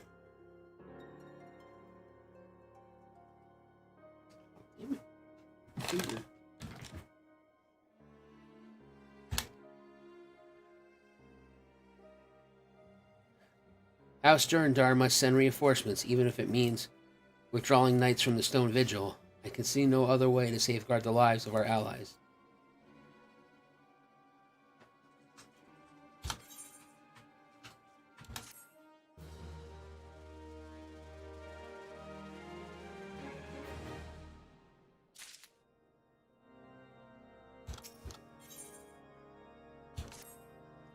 Time is of the essence, Av. While my knights make ready to depart, the heretics may take our allies in Snowcloak unaware. Superior training and equipment will avail them not if they are cut down ere with swords. Ere the swords are drawn. But all this is not yet lost. If you leave now, there may be some time to warn them. Ouch. Make haste, I beseech you. Fly to Snowcloak and tell Sir Americ everything we have discovered. Yes, I will do that. I will fly like the wind.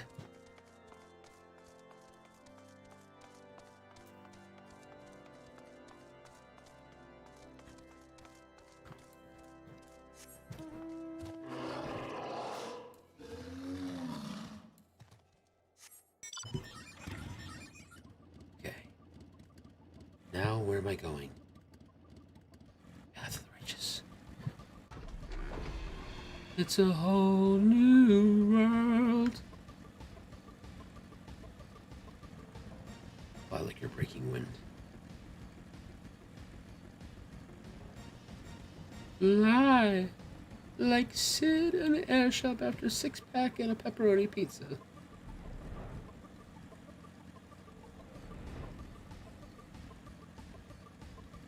Children, I have come to save you. Zaverax, this is a welcome surprise. Perhaps the only one of us. Only one thus far. As you can see, we have yet to uncover any hidden. It's too late. They come. You have my gratitude. Truth be told, we suspected the heretics might be plotting such an attack. Now that we have confirmation, I shall place my knights on high alert.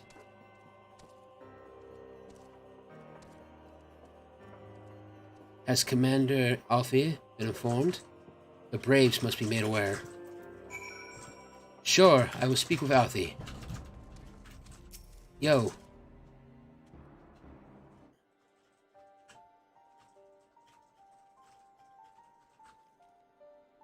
Why does he always have to have this music? It must be here. I am certain of it. Why else would they go to such lengths to defend Snowcloak? 'Tis but a pity the discovery comes when our enemies have us at such a disadvantage.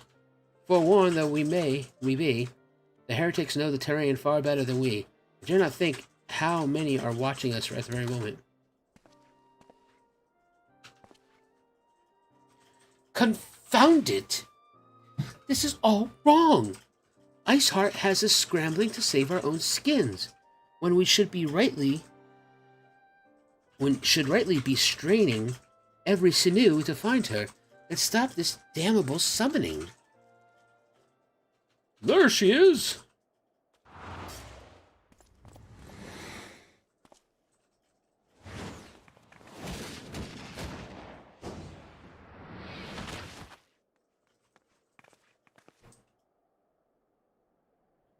That was close. They didn't hurt you, did they?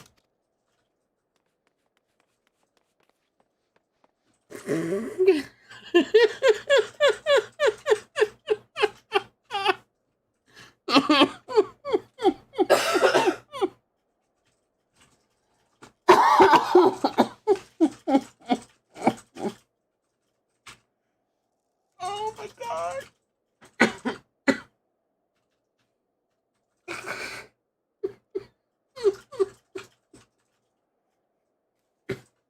Are you okay, little girl?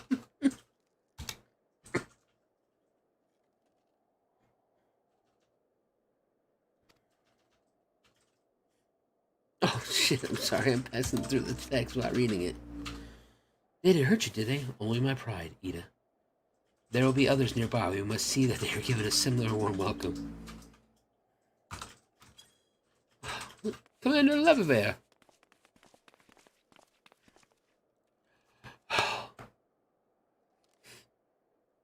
There's been a development. Sir, together with the Temple Knights, we have secured the entrance to some half-dozen tunnels. After spotting the enemy breaking the surface, but that is not all, sir. We think that one of them may be important. Certainly, the heretics near flung themselves upon our swords to defend it.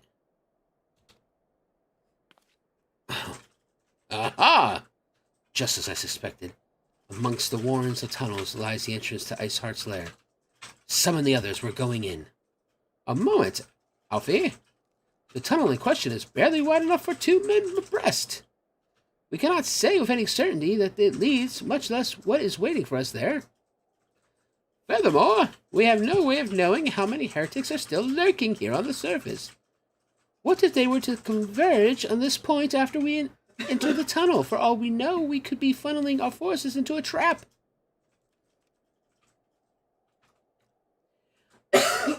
I take your point. If the tunnel is indeed as narrow as you say, greater numbers would be more hindrance than help.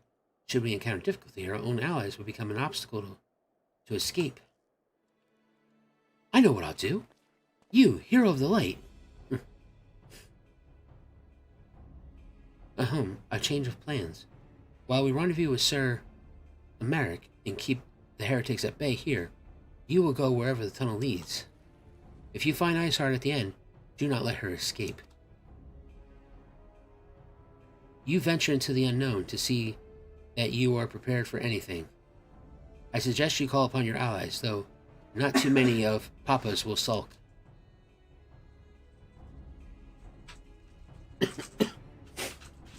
Oh my God. I can't believe you called her a little girl.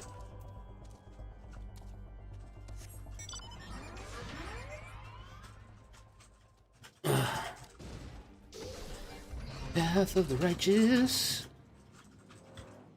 Oh, shit, I'm right here. The entrance to the tunnel, sir? It's just over here. Had we not seen the heretics breaking the surface, we would never have noticed it. Per Sir Merrick's orders, we will stand guard outside. Please be aware that even should you encounter significant resistance, we cannot leave our post.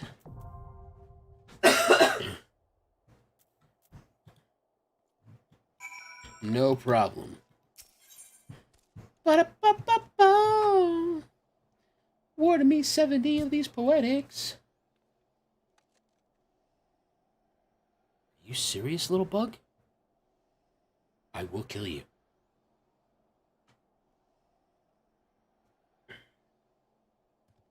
Red K. Cactor waves to you. Oh, do you now? Why, hello, Red K. You have a wonderful magician's hat, I might add. Oh, your breath is so cold.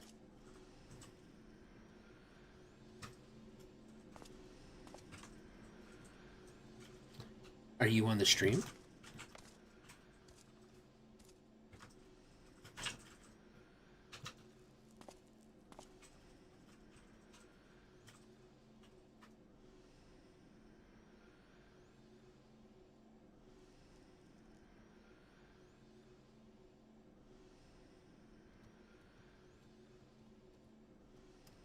You know, you're making me feel as though I'm not a good tank.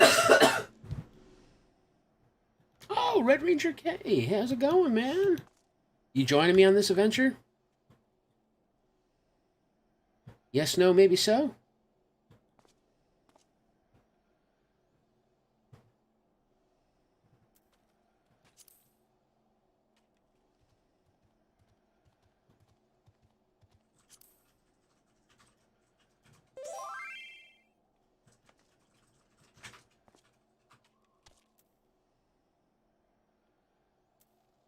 Snowcloak has a janky boss. You said janky. I say learning curve.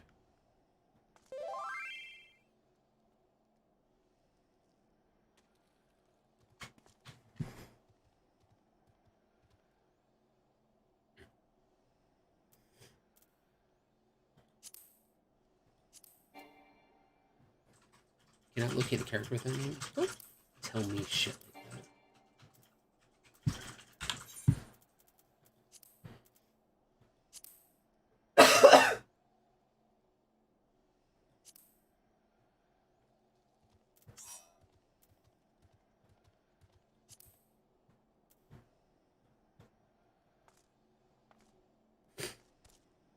All right, who else is it that wanted to go?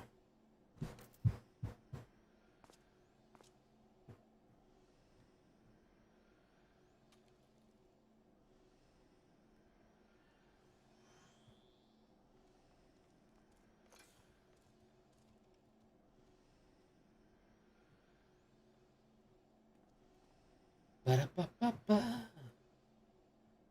Somebody wanted to come along.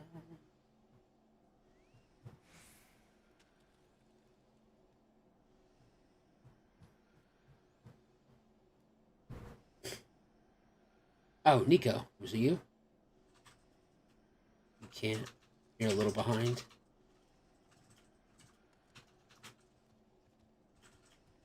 Be caught up for the next one? Okay.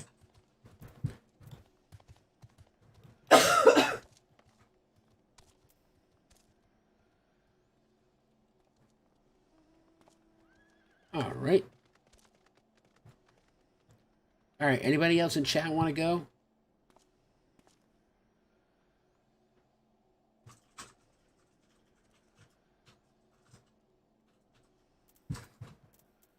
Wait a minute.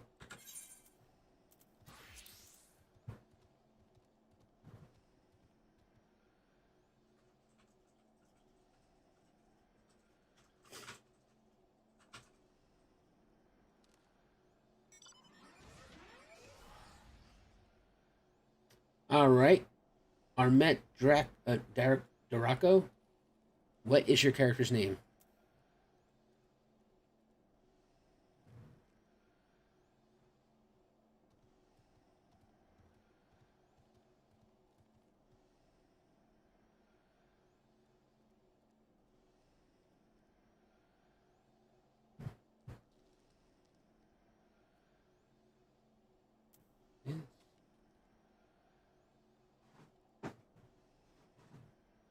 Oh, so I see you're not on my friends list. How perplexing.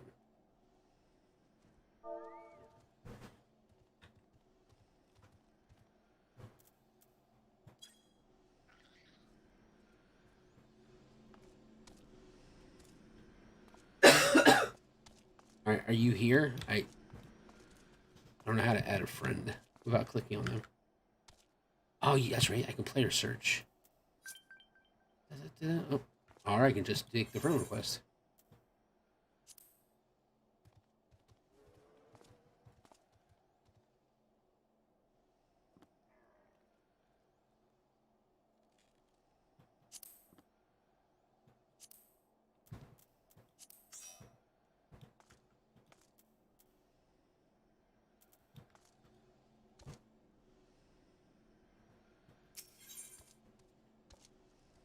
Unique, I'll get you again on a different one.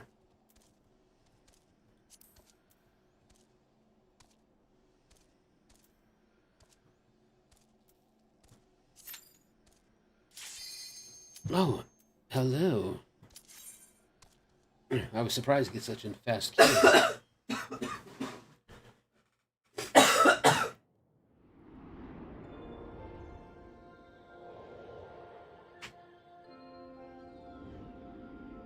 I have a question in general. What is your question? Spy? Or do you mean on Discord? How do you want to proceed? I mean, do you want the party to give you tips while you're in there, or figure out the mechanics a bit on your own?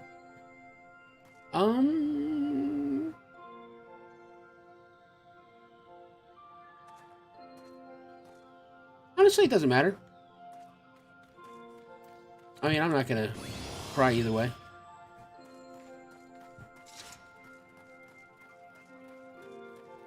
Let's see.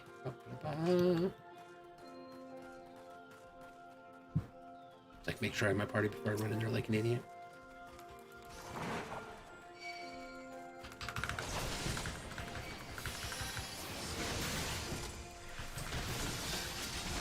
I didn't know if I really wanted the guy too.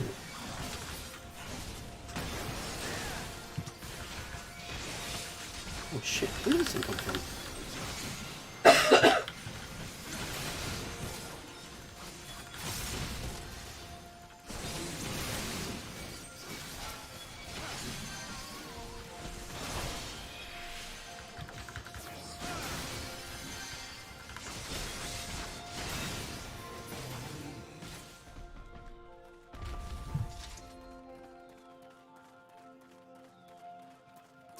Oh, stupid Spriggans.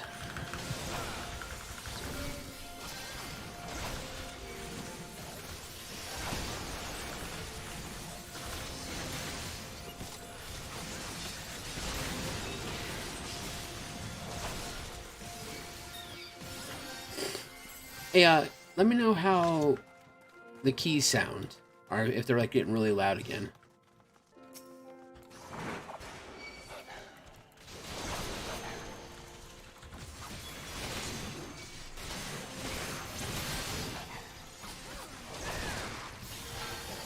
Right. Point the big guys at the group. Check.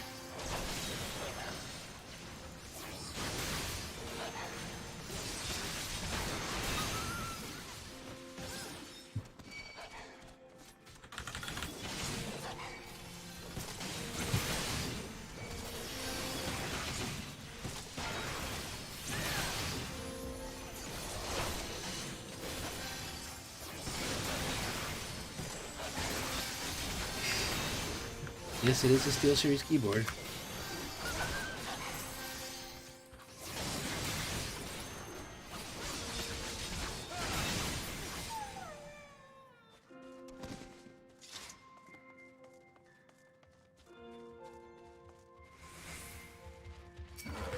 Oh, look at the giant bear!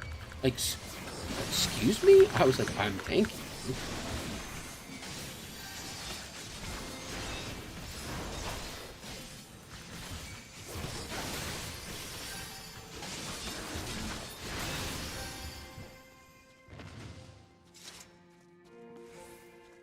to silence. Okay, door. Be quiet. Only a special key unlocks this? What the hell is that shit? Oh. Because I had to beat it out of the bear. Stand in all red circles, pop pimples, wipe your butt. Man, I don't even know what that means.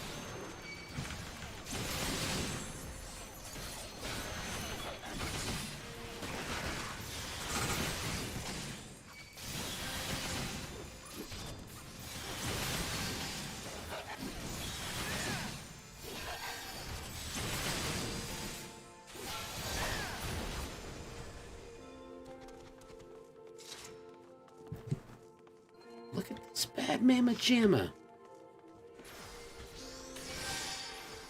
Was very white.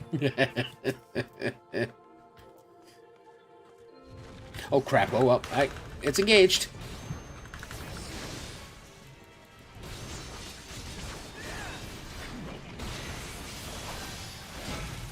Oh, you are just.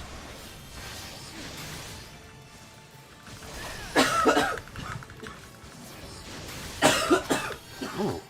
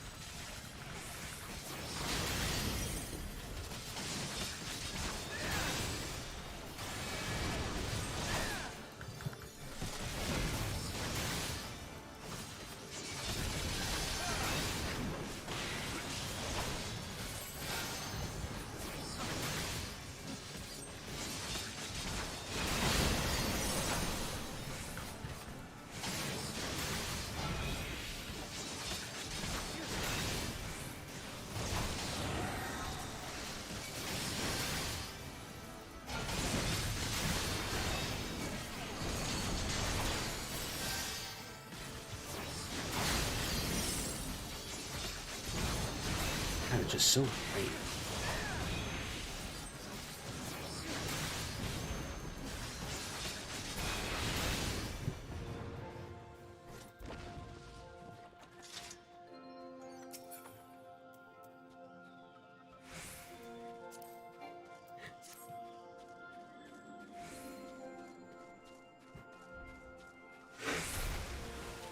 Oh.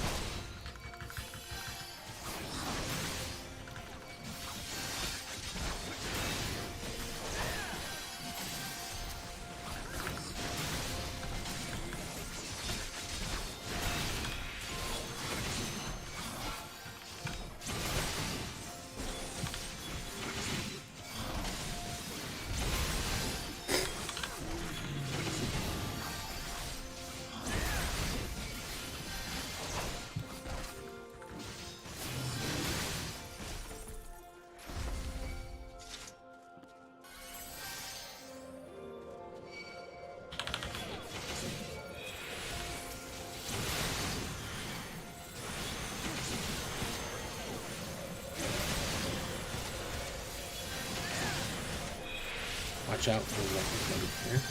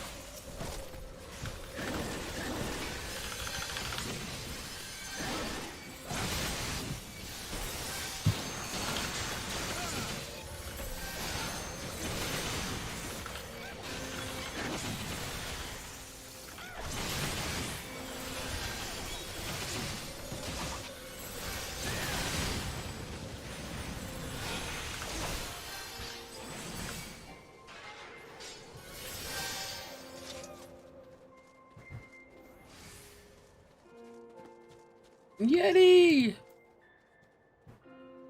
Yeti!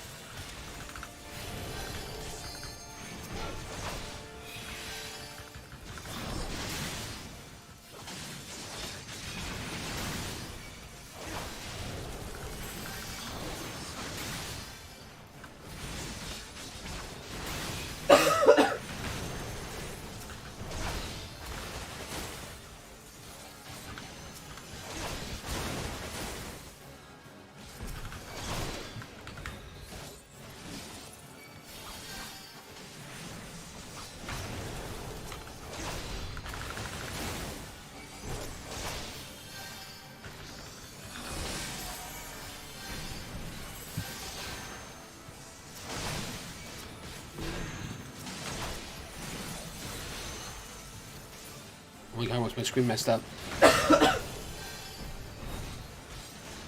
Damn it.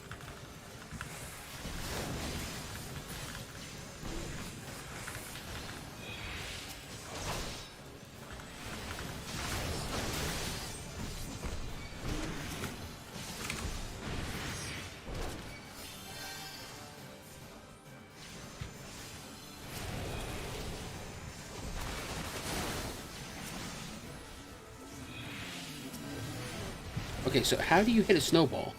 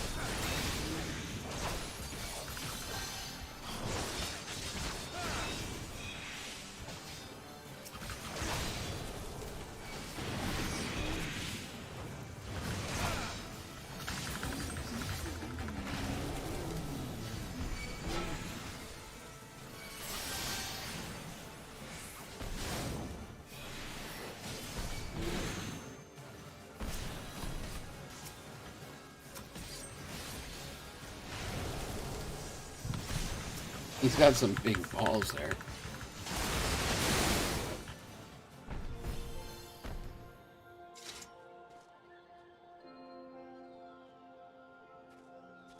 Okay, so once again, how did you make the snowballs hit him?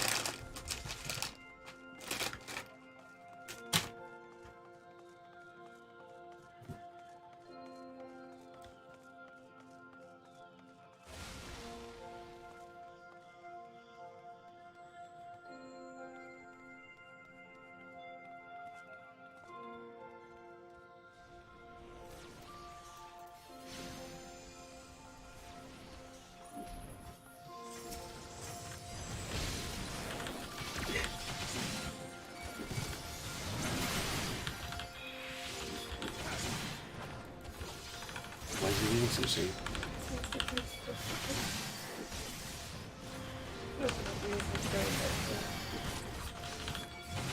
Where's he taking the bus to? Gotcha.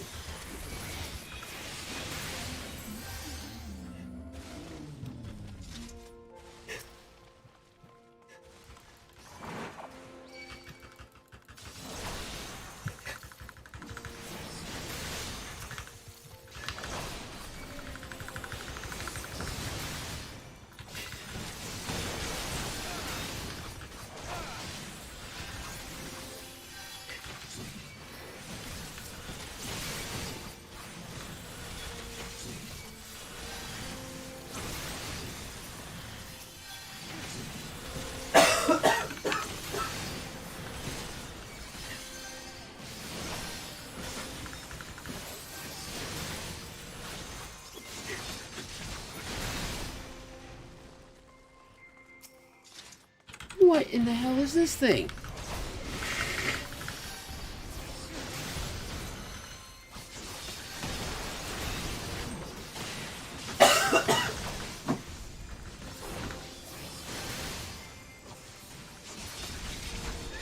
Oh, nice.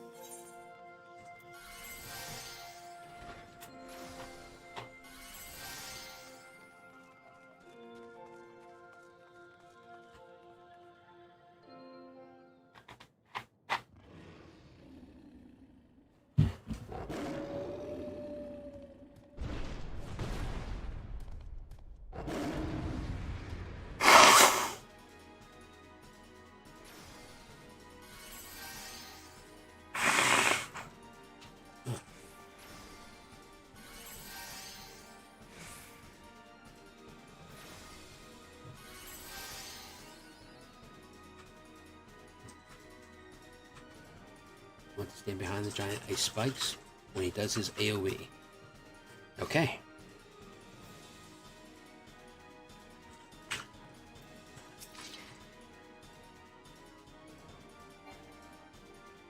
Oh, Fenrir. Nice. Let's do this.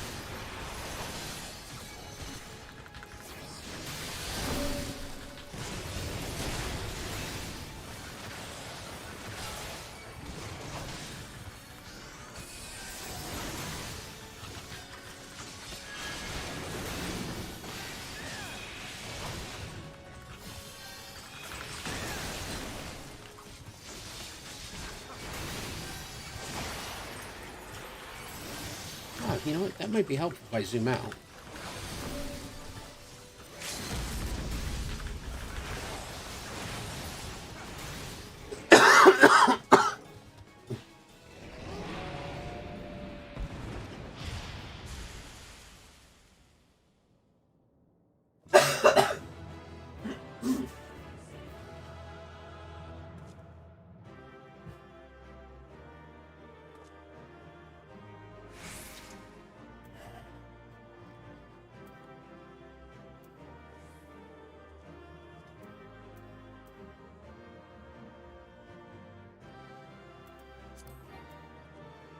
Oh, already pissed this one.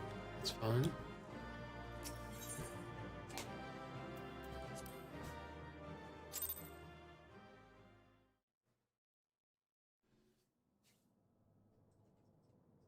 The tales do not do you justice, warrior of light.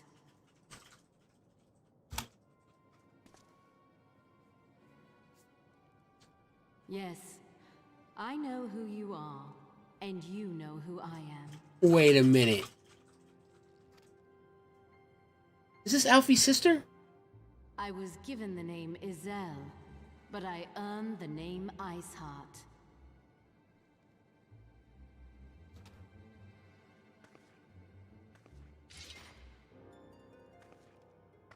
This endless cycle of hatred, of bloodshed, of sorrow. You would see it continue, O noble warrior of light. By my golden freckles. I would not. I will not. I will bring an end to this war between dragon and man, no matter the cost.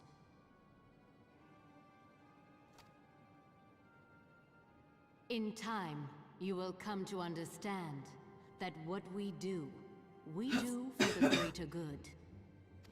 For Eorzea, for Hydaelyn.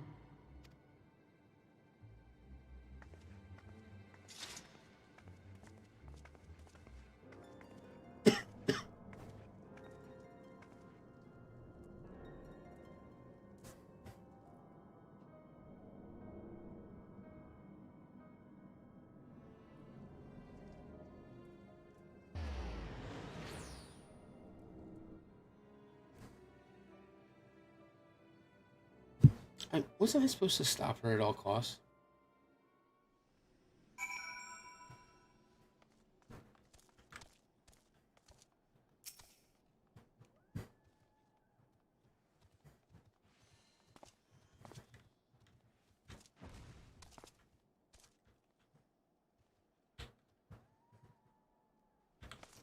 No, we are not identical. You don't have chin hair, and you don't have the cool freckles. I swear to God, this bug is gonna die. It keeps flying at me.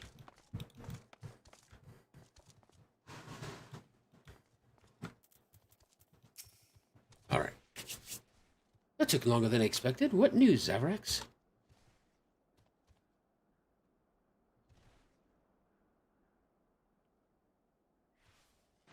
So Iceheart is but a pseudonym. Not that it matters. That she managed to escape is regrettable, but from your description of that beast, you did well to come as close as you did. In any case, now that you have cleared a path, the Temple Knights can begin to survey the tunnels in earnest. Mayhap they will even find a route past the ice wall. Wouldn't that do wonders for their fight against the heretics? Actually, you don't. I also got cool tats.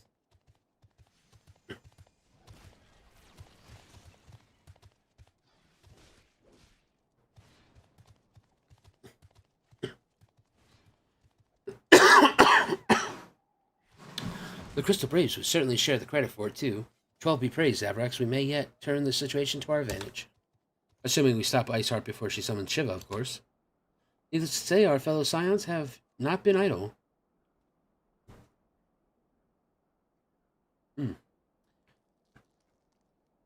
I have no idea what the hell that I ate that has given me crazy indigestion right now.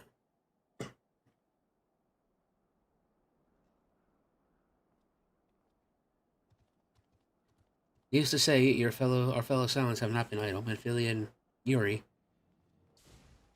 have been busy pursuing the archives of House Fortemps, gathering what information they can on Shiva. Which reminds me, if you are intending to trudge back to Camp Dragonhead to report on the day's events, don't. The Anti-Descendant should be here any minute. I can only assume some people enjoy subjecting themselves to this cold.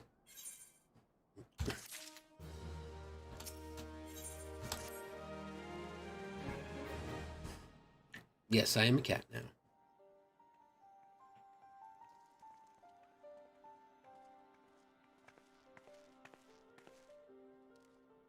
Well, look at her cute little blue jacket. I see the twins didn't want to come out. Anti-Descendant, you come to us straight from the archives of House Fortemps. I trust your time there proved fruitful. Would that it had. Yuri and I scoured countless texts, but what we found was a questionable veracity. Accounts of Shiva's life and deeds are sparse and contradictory, only agreeing upon one point. She lay down with a dragon, the gravest of all sins according to this guardian faith. Yet in the eyes of Iceheart's followers, this was a holy act, the blessed union of man and dragon.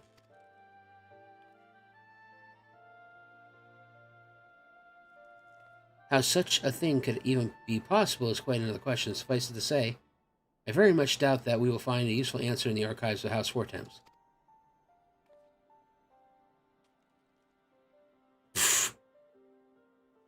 I've heard what you call playing.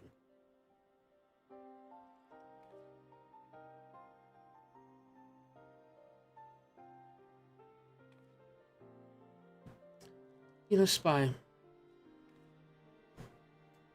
this is what I've come to realize.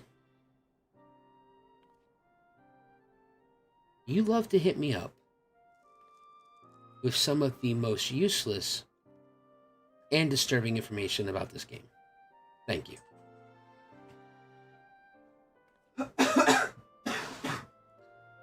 Much knowledge has been lost over the centuries, though in the case, one wonders if it's by circumstance or design. You said that Iceheart took a moment to plead her case prior to escaping. Did you not? I know that doesn't sound like much. Yeah, she tried to convince me. Viewed without prejudice, most would agree that bringing an end to an endless war serves the greater good. I think Sir Emeric might take issue with her methods.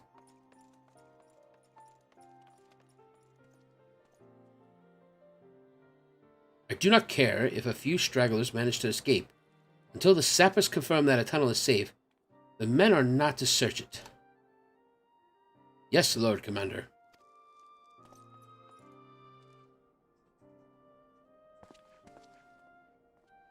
Oh shit, just gonna walk right back over there again.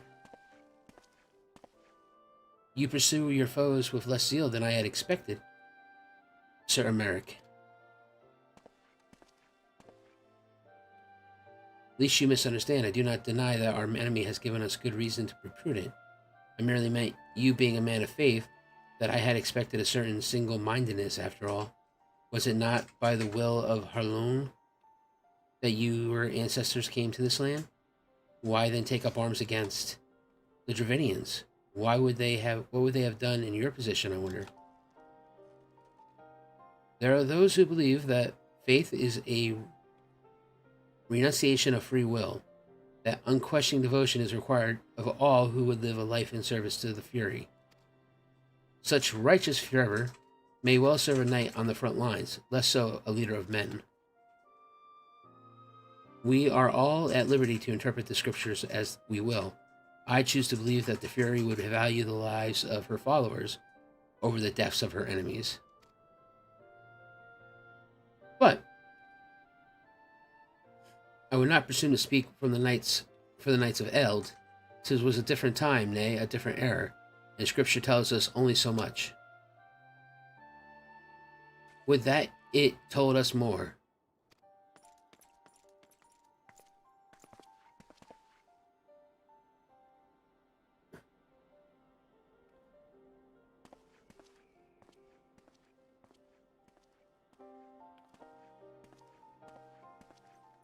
Oh, it's purple. My bad.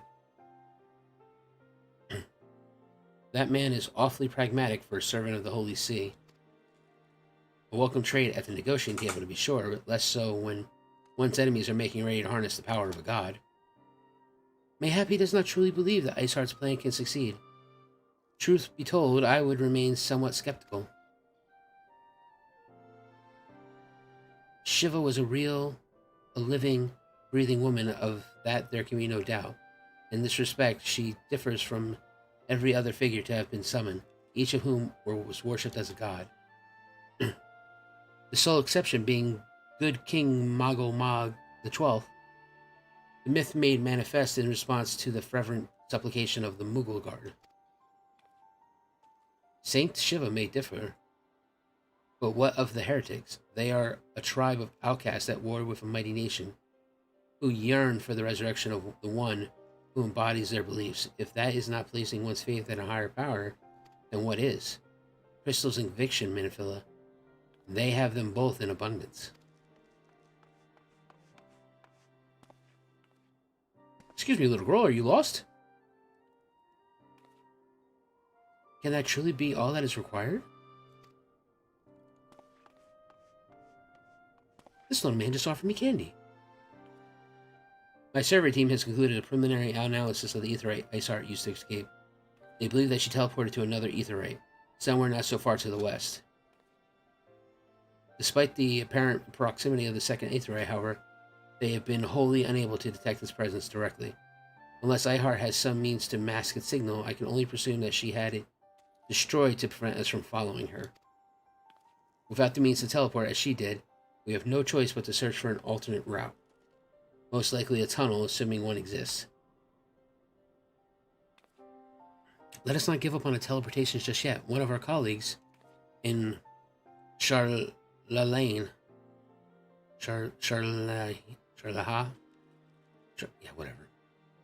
may be able to assist us. I pray that you are right. I dare not think how long it will take us to survey the entire tunnel system.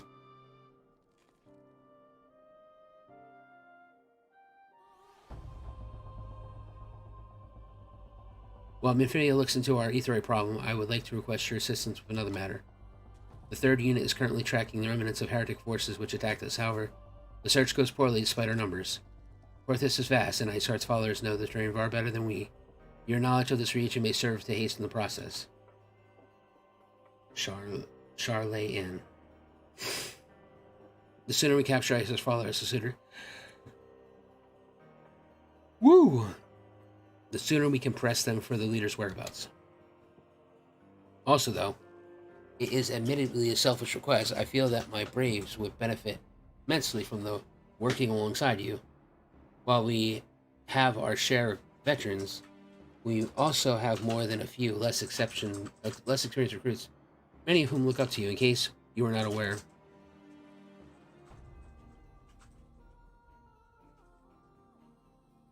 Good, I knew you would understand. You Yuhas can apprise you of the details. When the task is complete, come and find me at the observatorium. Captain Ilbert and I are meeting there to discuss the latest developments in his investigation.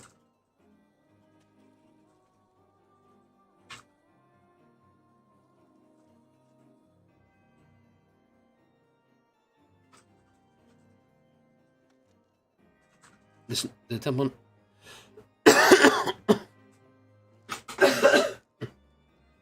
The Temple Knights shall hold Snowcloak in our absence. Let us leave them to the work. Shit. Ours is more pressing.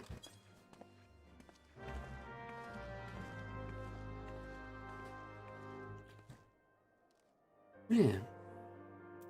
Alright. Now, where are these idiots at that I have to go find? Oh, she's right here. There you are, Zaverax. Commander Alfie instructed me to wait for you. Your assistance is most welcome, believe me.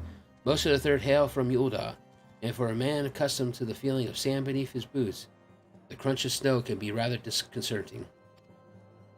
But to the matter at hand, nary a moment ago, I received word that the heretics we seek have been spotted making for Danifin Pass. My braves are already in pursuit, and I should be grateful you would join them. I myself shall be taking part in the hunt. Never let it be said that I do not earn my coin. Ah. For the greater good? Okay.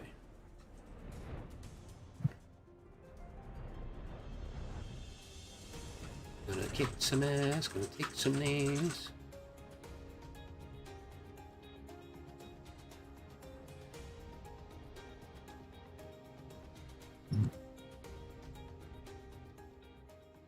Seriously, there was one... Oh man, how did I miss that?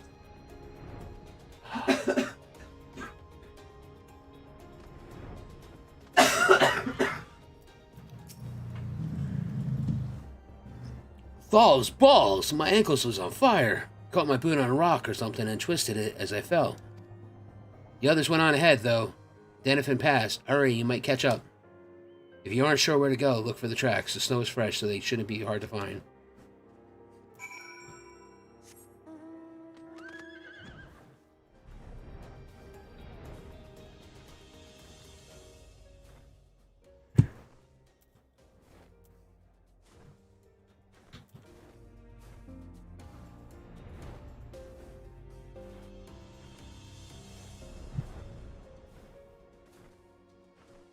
When I land, I must summon the Kokobo.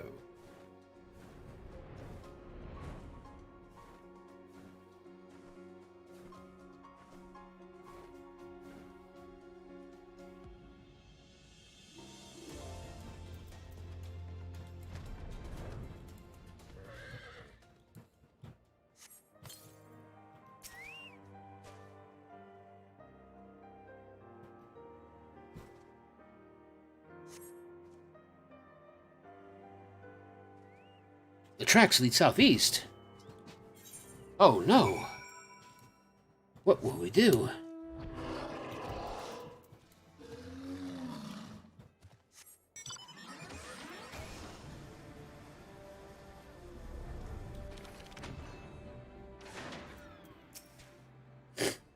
Scion, what are you doing here? The heretics? I'm not sure. There was a great scaled beast and... Yu has, I think? I think he went east on his own. The heretics split up, so we did too. You know... Then why are you still here, You still...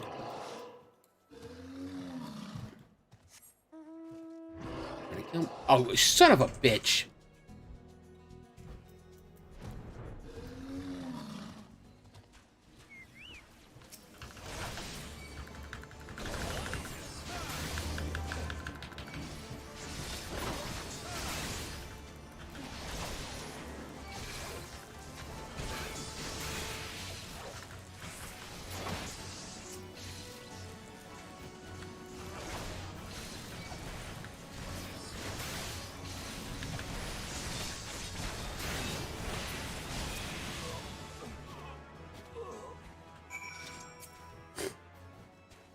How embarrassing. I was so intent on following the heretics' tracks that I almost failed to notice they had doubled back. Almost, mind you, one tried to sneak up behind me and got a knife in the gut for his troubles.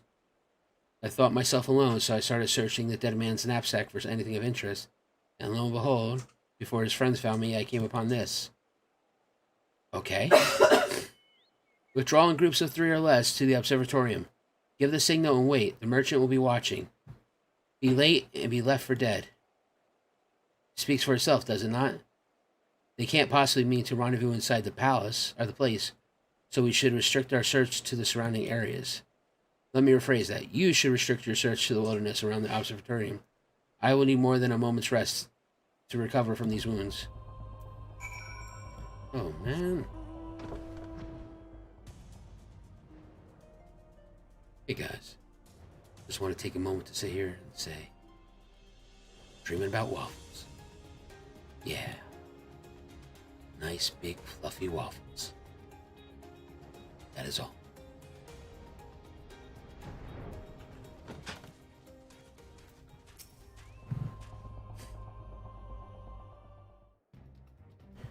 I am through with listening to your excuses. Now leave now. We leave now. How? The woods are scrawling with the bluecoats, and the knights are searching every wagon that passes through the gates. Surprise, mother... Well, stay with him, then, if you think your fare any better.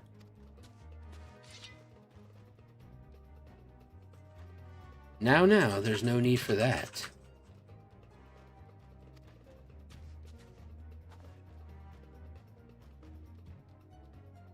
There are places like this in my homeland, sacred snow-capped peaks where blood must not be shed.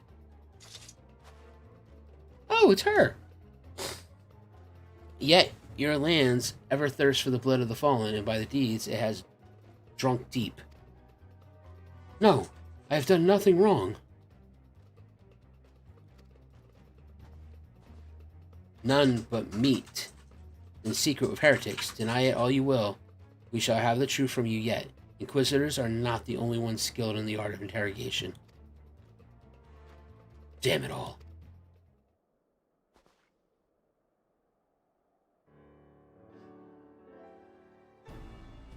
Fancy meeting you here, Zavi. I presume your work from the Third brought you hither? What a tangled web. At least you wonder we came not for the heretic, but for the merchant who has been conspiring with them. He came to our attention during the course of our investigation into the Ivy. It beggars belief, I know, but it seems our favorite Garlean spy may have been providing assistance to Iceheart. Were it not for the efforts of Lady Yorgi and her shinobi, we might never have discovered the connection. Master Alfie is too kind. I fear my people and I have done little to aid your search for this spy. We long to strike back against the Empire and weaken their influence in the land, to prevent the tragedy which befell Doma from reoccurring. The days ahead and the work they promise will require a very particular set of skills which I am fortunate enough to possess. If you will allow it, I would accompany you until the investigation is complete. This is a most generous offer, Lady Yorgi, and one which I gladly accept. Thank you. Though I may disappear for a time, know that I shall never be far, and shall always be watching. A comforting thought. Come, Savvy. Let us wait inside for Captain Ilbert to return and deliver his report.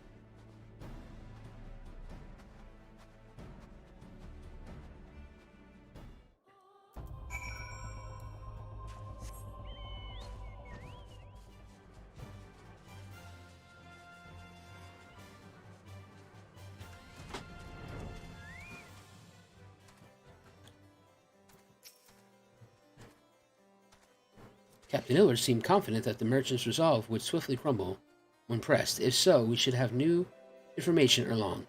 As to whether it will bring us any closer to learning that the Ivy's identity, I would rather not say. Given our adversary's cunning, I shall consider us fortunate if we are spared another wild dodo chase. The gods know we have more than enough to occupy our time as it is.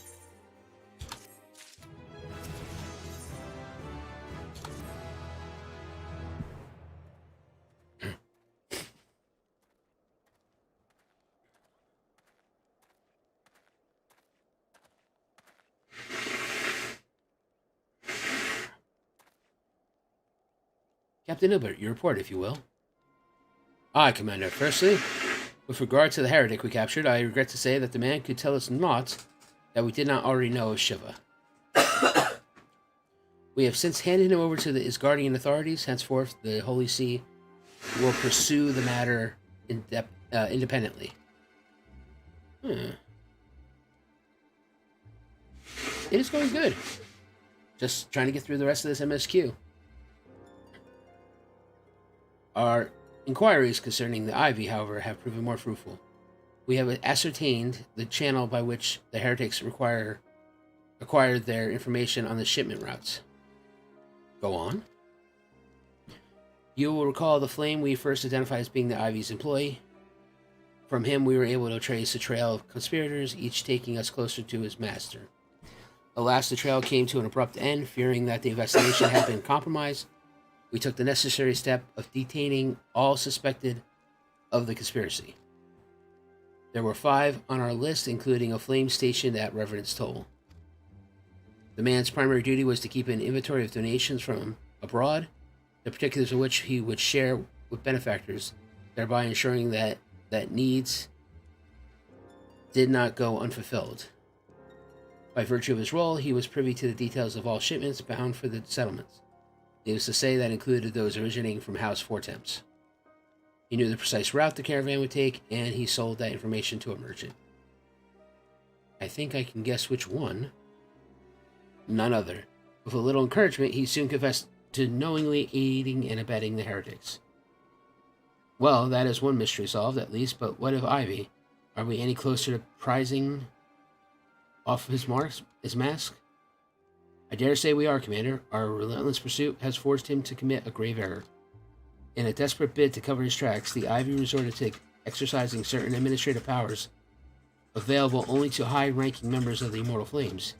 If you consider then that our investigation is known to barely a handful of them, the field of suspects is greatly narrowed.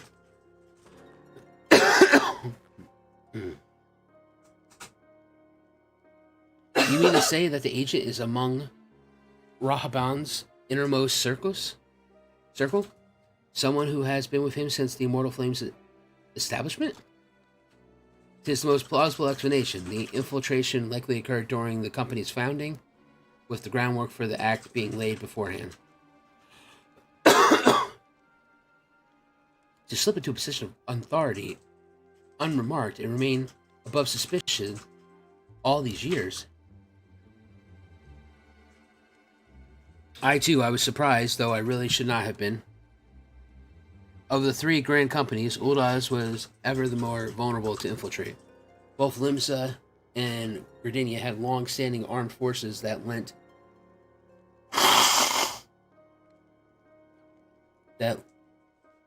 themselves well to the formation of the Maelstrom and the Order of the Twin Adder. To all intents and purposes, it was the same people, loyal ones, mined under the same leadership. Only the banner was different. Not so the Flames. Uldaz's military was made up of desperate order, most of which were glorified mercenary companies that answered only to their own paymasters. Hardly an ideal environment in which to establish something as high-minded as Grand Company. The difficulties Raban faced where founding the Immortal Flames are well known, even after he had convinced his fellow syndicate members to share the cost. There remained the small matter of finding enough bodies to fill the ranks. Indeed, and given the pressing nature of the Imperial threat, that meant recruiting every passing sellsword. Amidst the chaos of its founding, it would have been the child's play to infiltrate the company. A good deal easier than that. A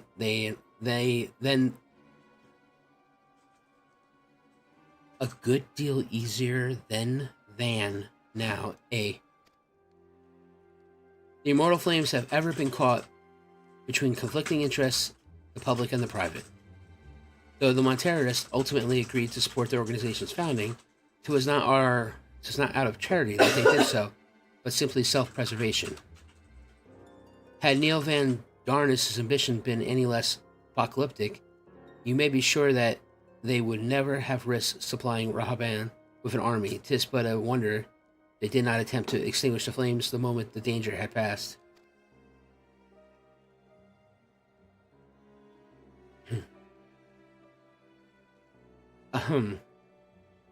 Returning to the present, even as we speak, our dormant allies are shadowing several high-ranking flames, any one of whom could be the Ivy. Desiring to deal a blow against the Empire, the refugees were eager to lend us their aid. I expect to hear from them ere long. Very good. Pray continue our investigation with the first. Meanwhile, have the second attend to the unrest, the third can join the fourth in the inspecting crystal shipments. If they notice anything unusual, I want to know about it. If Shiva is summoned in any like manner to the other primals, the heretics will be looking for further supplies. Understood, Commander. I shall send word to Sir Almeric, informing him of our success in identifying the heretics' abettors. Hopefully the information will be of some use to the Asgardians. It is time, Commander. Yes, I am aware. An emergency council of the Alliance leadership has called. There have been developments in Garlemald, it would seem. As Commander of the Crystal Braves, my presence has been requested. I would have you accompany me, Zaverax, as the realm's stoutest champion. 'Tis only meet that you be present for the discussion. Oh, the Anti-Senate has already given her consent. Least you worry. I don't. She ain't my boss.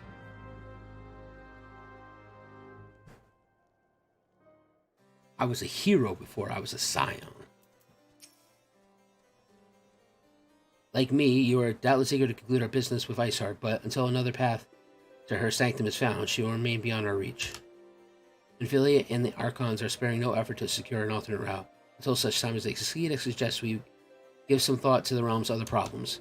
I shall go on ahead to Gardenia in readiness for the coming council. Meet me at Nephisa's altar, and we shall make our way to the Lotus Stand together. Oh, thank God. So long-winded.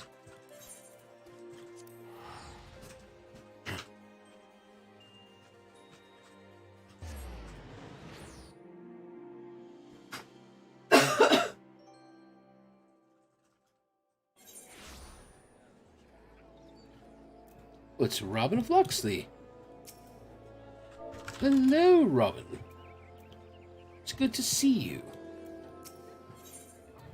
I need to travel Aetheryte. Please partake me to the Conjurer's Guild.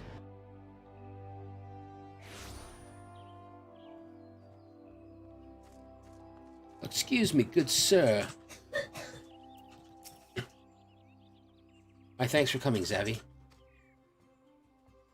When you are ready, speak with the Conjurer yonder. She will show us to the Lotus Stand.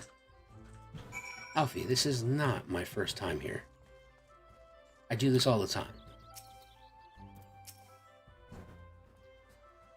The Alliance leaders await you at the Lotus Stand. Will you be joining them now? Yes. Oh, please let it be voiced. Please let it be voiced. I need to rest it.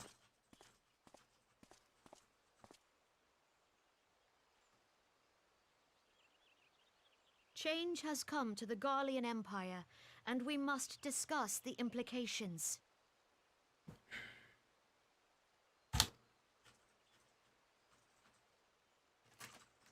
The rumors are true, then? The War of Succession is ended?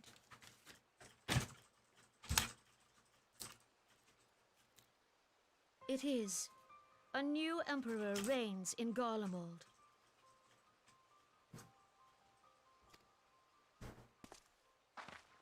Who?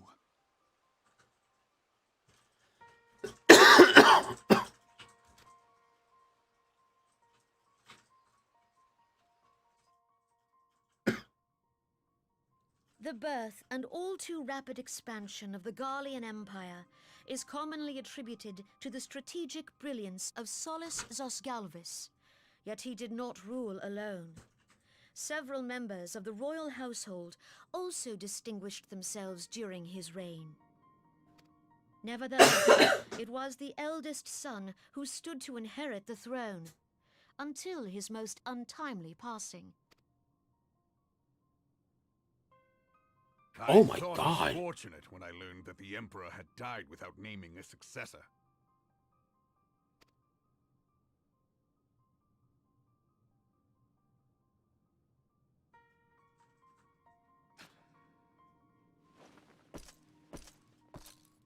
Would that the Garlean Empire had died with him.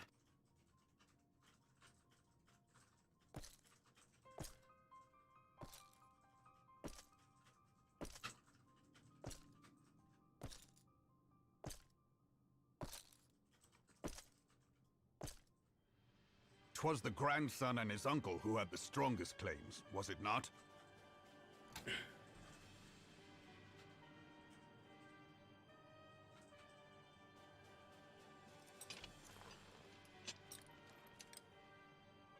Indeed, yet claims count for little without the power to assert them. High Legatus Varus Ye Galvus is a respected military leader, Not so his uncle.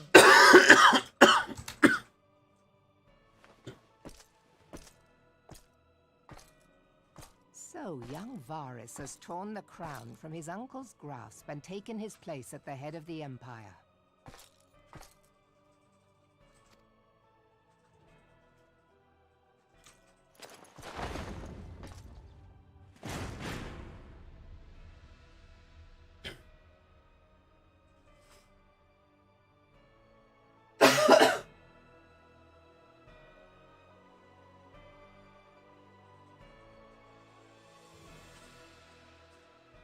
Given the troubled nature of his succession, the new emperor will require time to seal his grip on power. Yet have no doubt but that he shall, for there are none left with strength enough to oppose him.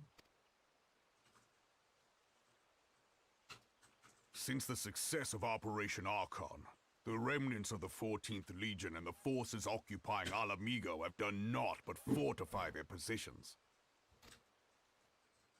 But you can be sure they'll be ready to march on us again, if their Emperor gives the word. When, not if. They say this Varus was so set upon Eorzean annexation that he spoke out against the Meteor Project. Plainly, the new emperor's intentions are of great... Oh crap, great concern to us all. I propose that we set aside the Cartno dispute for the present, and discuss what measures the Alliance might take to prepare for a resumption of hostilities with Garlemald. Moreover, I move that we re-examine the question of how our former allies in Ishgard might be persuaded to retake their place at our side. Could Eorzea but stand as one, 'twould deal a grave blow to our enemies' ambitions.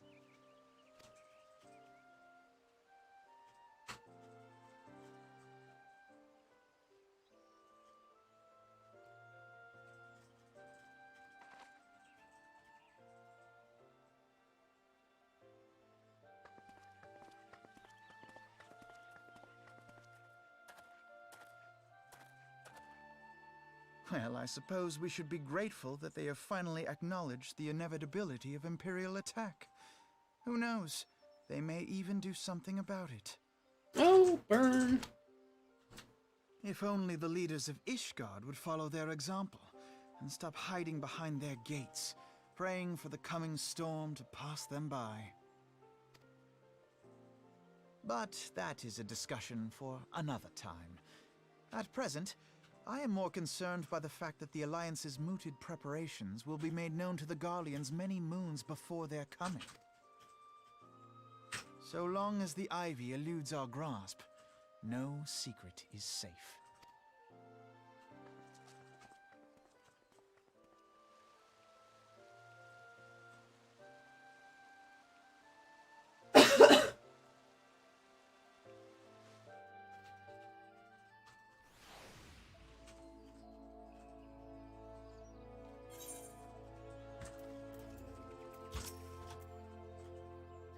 We will not have escaped our notice that the nations of Eorzea are no nearer to being one purpose.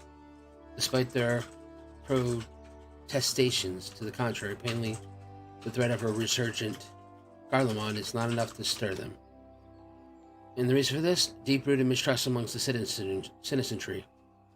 The nation's leaders can come to an all-understanding they like, but their utility means little unless to the common folk.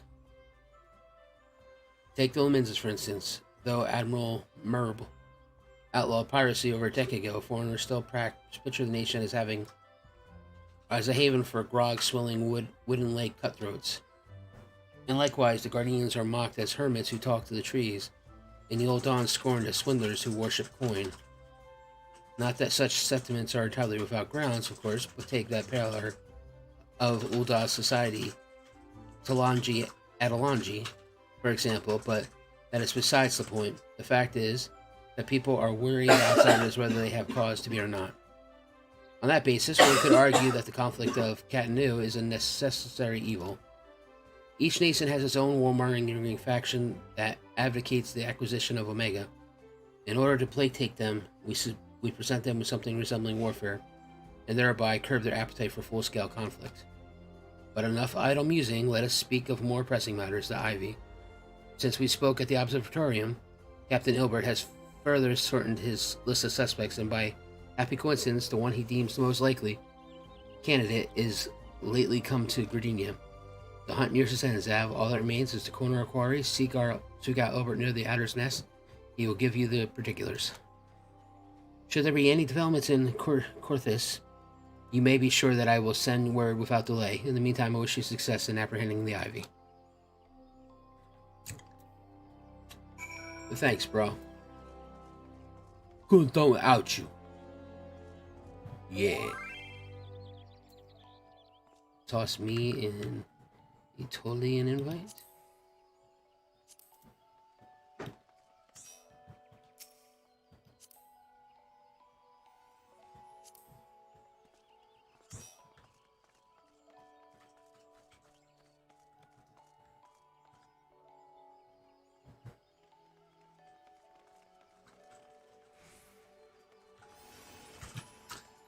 Why the hell did I run all the way out here?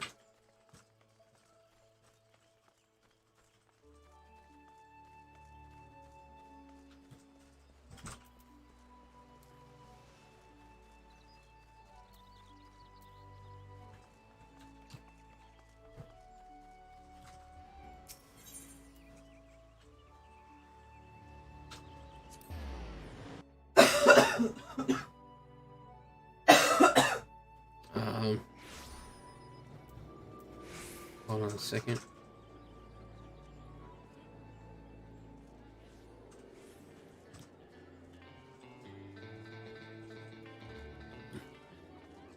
Are we coming up to another thing, like a dungeon or something?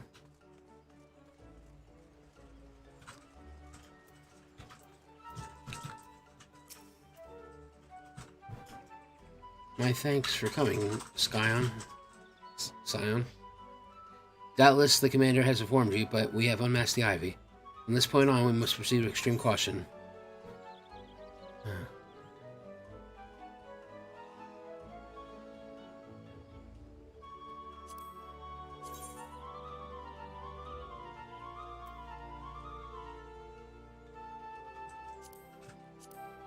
Oh, that looks fun.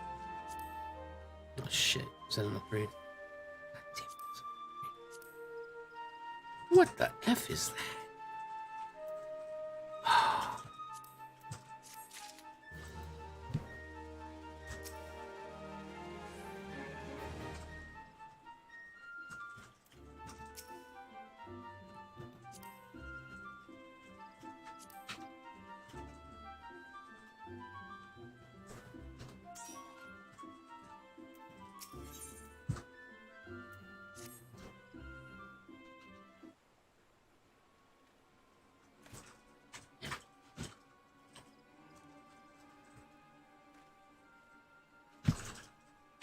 Listen well, the spy we have been seeking all this time is none other than Flame Marshal Eline Royale, Raban's second in command. Prior to joining the Immortal Flame, she was a mercenary of no small renown. They say her skills with a polearm had to be seen to be believed. Of Asgardian birth, she is the highest-ranking foreigner in the Immortal Flames, barring the Flame General himself, of course. When we formed the Grand Company, Raban chose people based on their worth. Hence, they wailed was of no interest. The monarchs saw things differently, however, having funded the enterprise, they reserved the right to reject candidates nominated for high-ranking positions. It was no secret that they did not favor foreigners, his guardians especially, after the way the Holy See forsook the alliance. Yet the monarchs did not raise so much as a murmur of protest when Roali was appointed to her post. Passing strange, is it not? Could it be that the Ivy has some hold over the monarchs?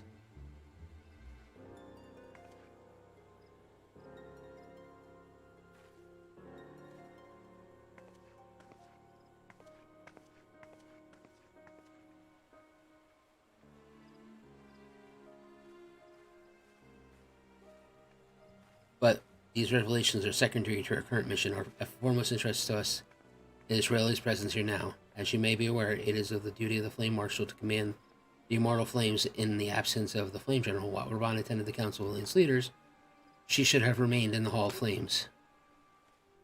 The woman has no business being Gardenia, yet here she is nonetheless. On some pretense she is up to something, mark my words. Even as we spoke, I have a dozen men trawling the Flames records for evidence of Reality's guilt, but if we can catch her red-handed, we shall have all the proof we need. Which brings me to the plan. I have people watching the city gates, the airship landing in the docks, every point of egress. She cannot leave without our knowledge. All that remains is to shadow her until she betrays her true purpose. I cannot rely on the eyes of the Scion.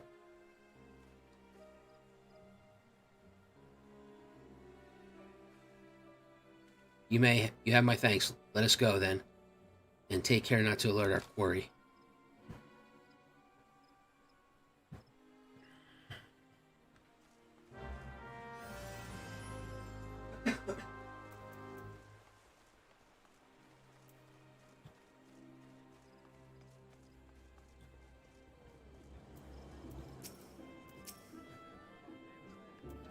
Raleigh is heading in the direction of the Blue Badger Gate. With me, Scion.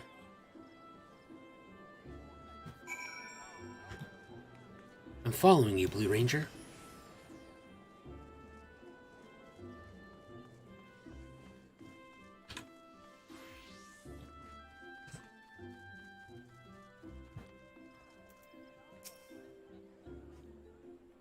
So Riley has entered the Garlean canopy, meeting someone, perchance?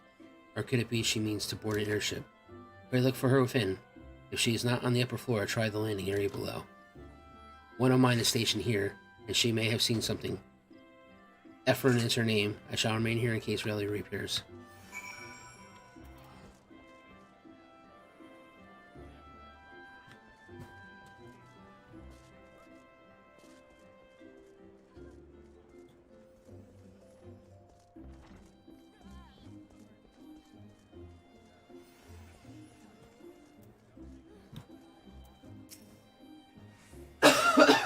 Zaverax, such an unexpected pleasure. What brings you here? A social visit, you say? Oh, please. No, she didn't come this way. Noted every passenger, none bore any resemblance. Well, don't let me keep you. Okay.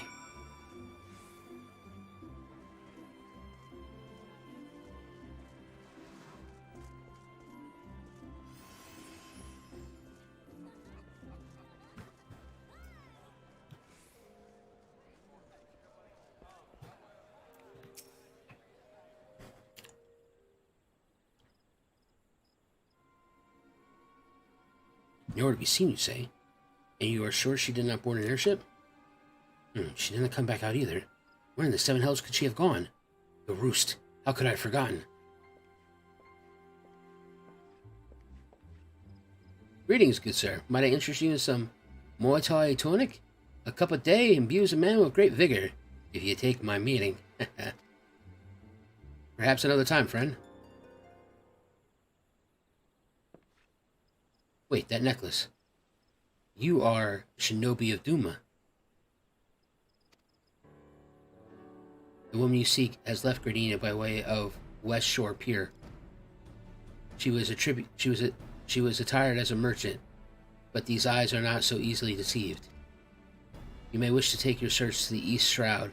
Rest assured that we shall continue to support you from the shadows. Thank the 12 for the dolmens. Were it not for the unique talents, Rayleigh would have disappeared without a trace.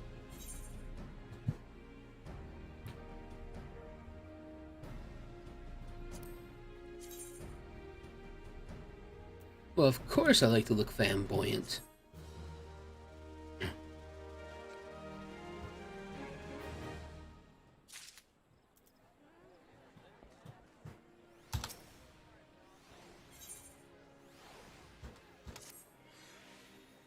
Our hunt leads us to East Shroud, Scion. I suggest we follow Rieli's example and take the ferry from West Pier. You'll doubtlessly wish to make certain preparations. See to them, and I will go ahead. I shall wait for you at the Sweet Bloom Pier.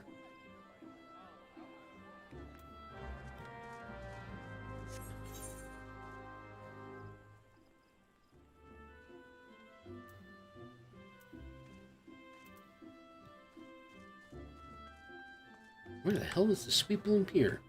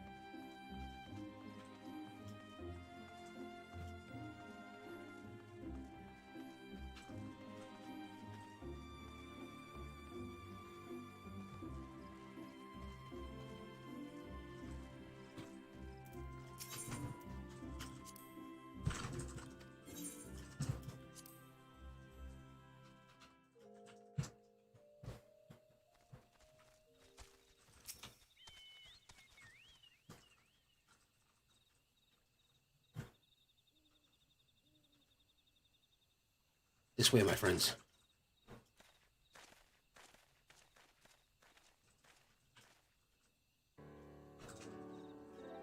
Recording makes for the Hawthorne Hut. If Riley is truly the one we seek, we can expect that she needs to make contact with her Garlean masters there. An explanation in order. You are no doubt aware that the Garleans have their own method of communicating over great distances. While our ingenious friends at Garlean Ironworks have provided us with a device that disrupts these communications, and we have installed them around the city-states. In so doing, we've made it difficult for Imperial agents to correspond with their masters. Riley would thus have no choice but to rendezvous with her Imperial contact directly. Yet, as a well-known face in the Immortal Flame, she cannot move about Banalon without being recognized. It would be only a matter of time before someone saw her through her disguise. It is for this reason I believe that she has chosen the Black Shroud for her Clandines meeting. The Elysian are a common sight here, and her comings and goings are not likely to turn any heads. As my scouts tell me, the Garleans have sent agents with a mind to destroy the devices that render such direct contact unnecessary. Fortunately, our shinobi have thus far been successful in rebuffing their efforts. That is it. This is it. We need only make for Hawthorne's hut and catch Riley in the act.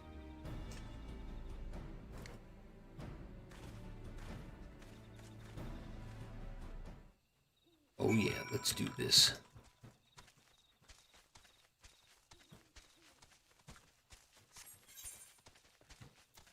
Okay, this is taking way too long.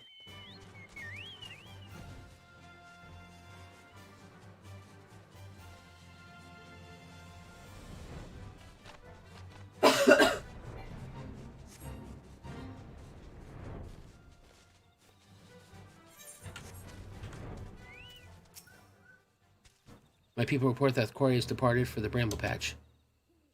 The Ivy returns to the Knolls whence she came, but perhaps it is all for the better. To convict someone of her standing, we will require damning evidence against her. What could be better than to catch her in the act when she meets with her Garlean masters? My countrymen and I shall lie in wait in the shadows. Tread warily, my friends.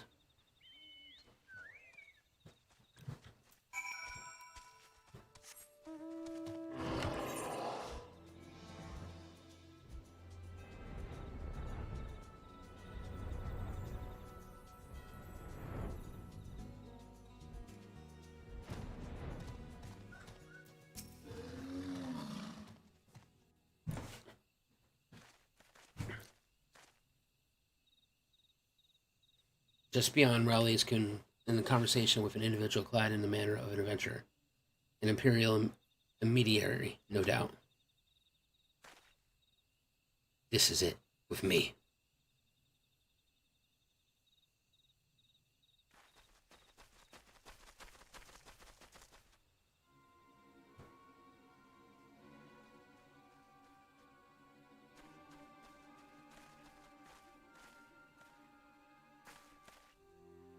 Late Marshal Lion Rioli, you are under arrest for the treason and espionage. You were followed, you bloody fool?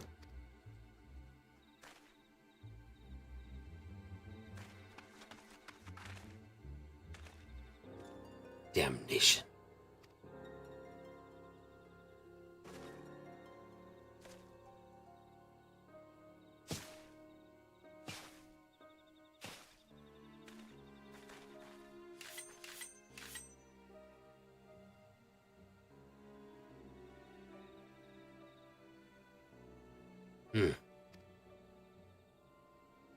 You are unarmed, my lady, and scarcely garbed for battle.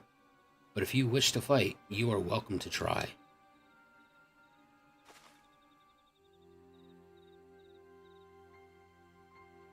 What is the meaning of this, Captain?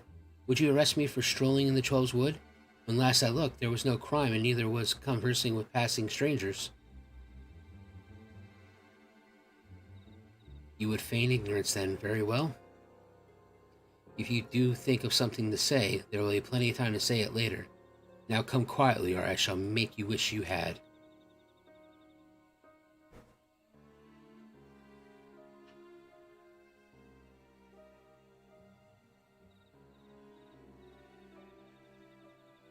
I will offer no struggle. After all, I have naught to hide.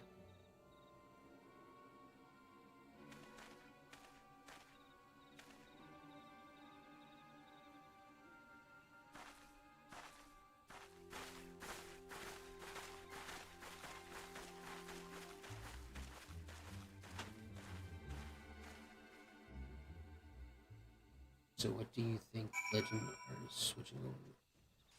Or are you staying with WoW? Oh no, I'm staying here with this.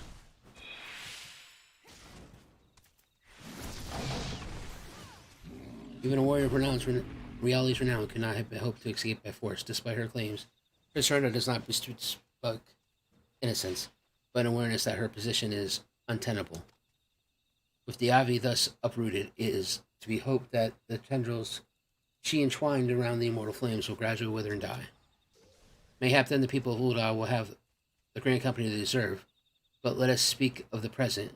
If I may ask, what will you do now, Zaverax? The same thing I do every night. So Scions seek a way into Iceheart's sanctum? Then I dare say you are eager to return to the Rising Stones. Pray do not let me keep you. Fear not, my countrymen and I shall tend to the aftermath. You need not waste your talents here. And speaking of talents, have you considered training in the art of the shinobi?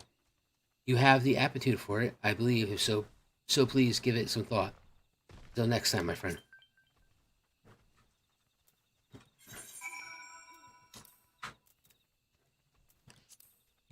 Okay.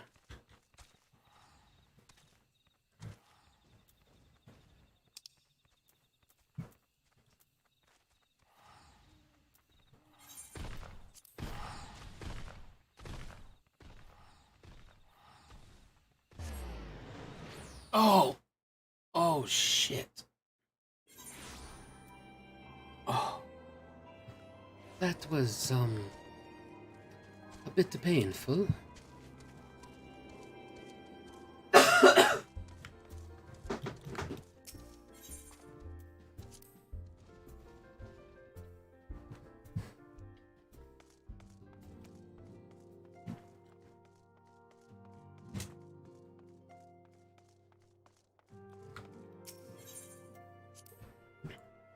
Hello, Jutes.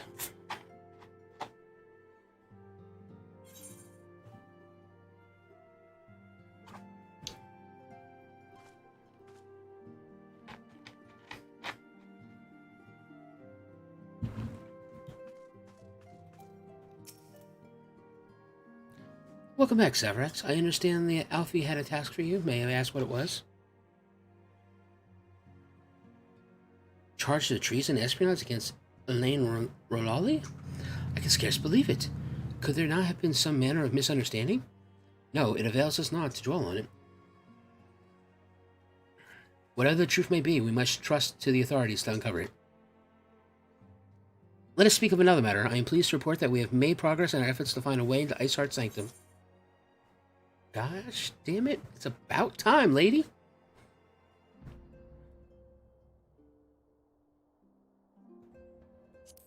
tired of wasting my time over here.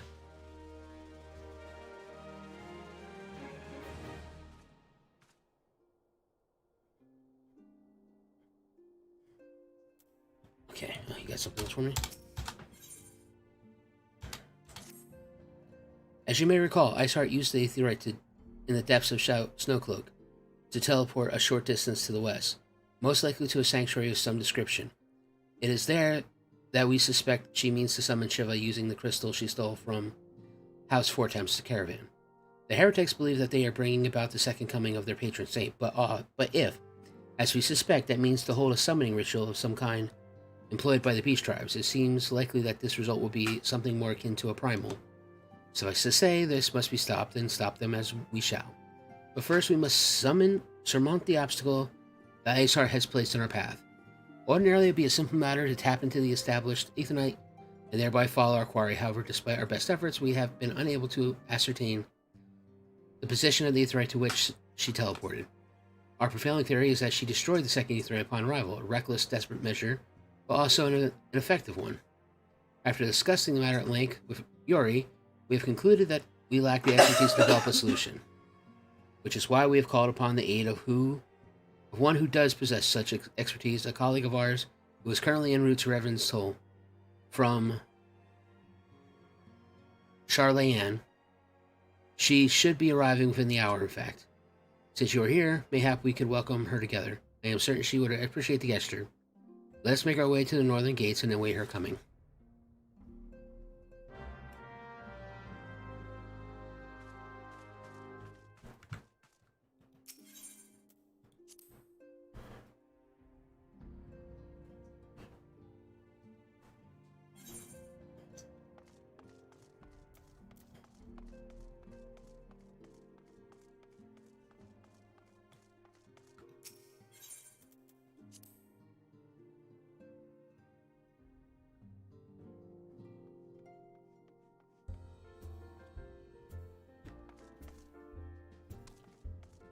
Northern gates. Gonna find out who's on her way. Gotta welcome her to the house of Revenant. Oh my god, where is she at?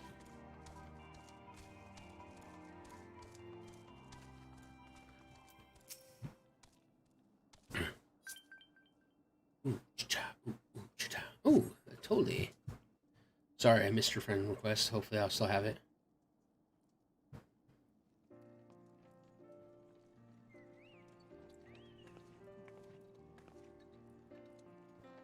Who do we got? Who do we got? Who do we got? Who's this person? Do I know him? Let's see. Hopefully it's not this Lalafell.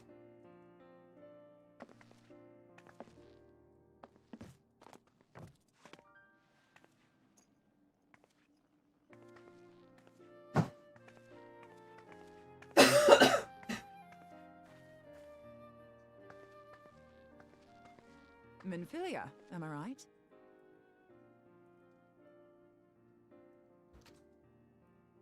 None other. I bid you welcome to Revenant's Toll, and to thank you for traveling so far on such short notice. As if I could ever say no to Urianger. Urianger.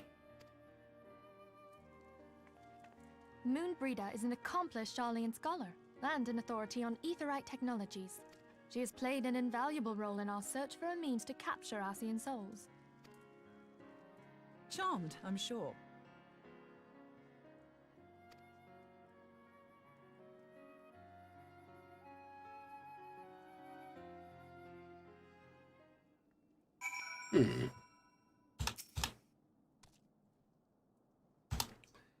Oh, are you kidding me? Why can't we just have this conversation out here, lady?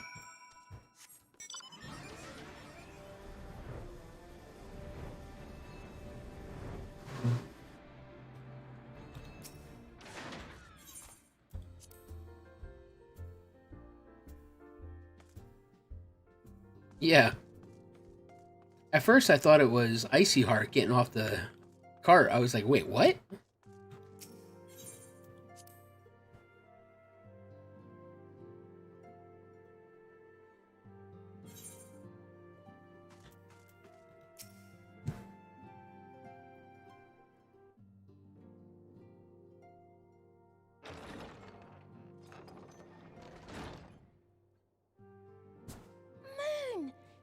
It's been ages. Oh, God.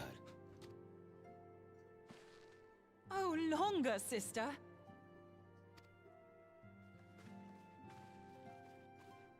A joyous reunion indeed. Well, of course it is.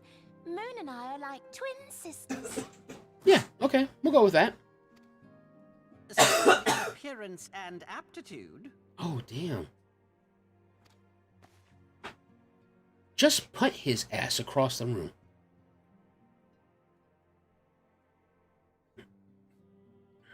Everyone, if I could have your attention. We have with us an esteemed guest who has come from Garlean to assist us. Do you even lift, bro? I bid Moonbreeder join us here that she might share with us her extensive knowledge of Aetherites. Also, as many of you are already aware, she has been overseeing our research into white auracite, a sample of which she has been good enough to bring with her.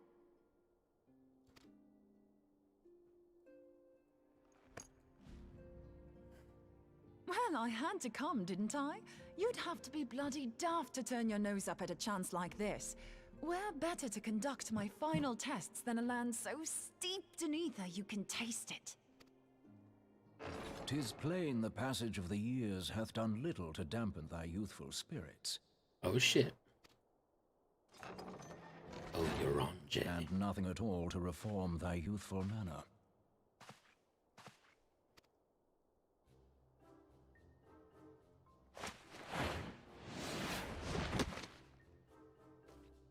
Oriange, where in the hells have you been hiding?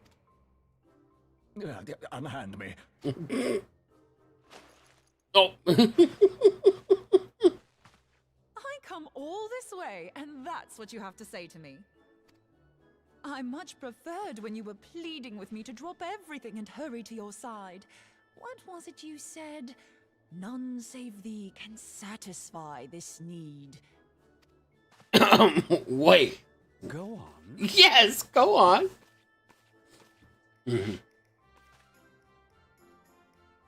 Thine artless attempts to misrepresent mine all too innocent motives do thee little credit. Mine intent, as thou knowest, was but to impress upon thee the gravity of the circumstance.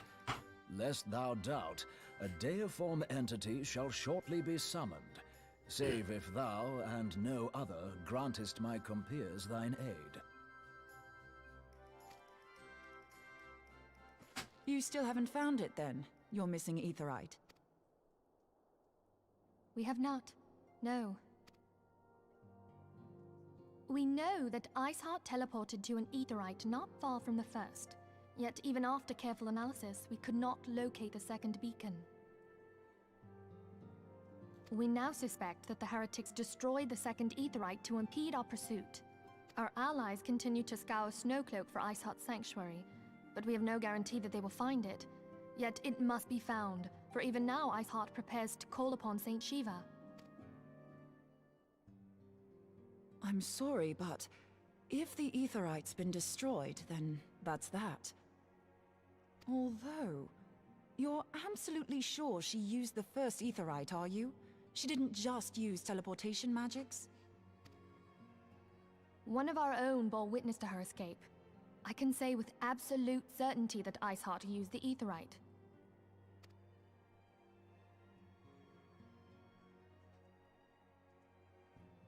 In that case, there might be a way, so long as the ethereal current is still flowing.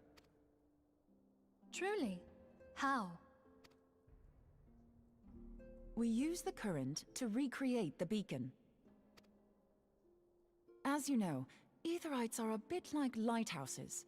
We use them to reconstitute our physical forms when crossing the ethereal sea.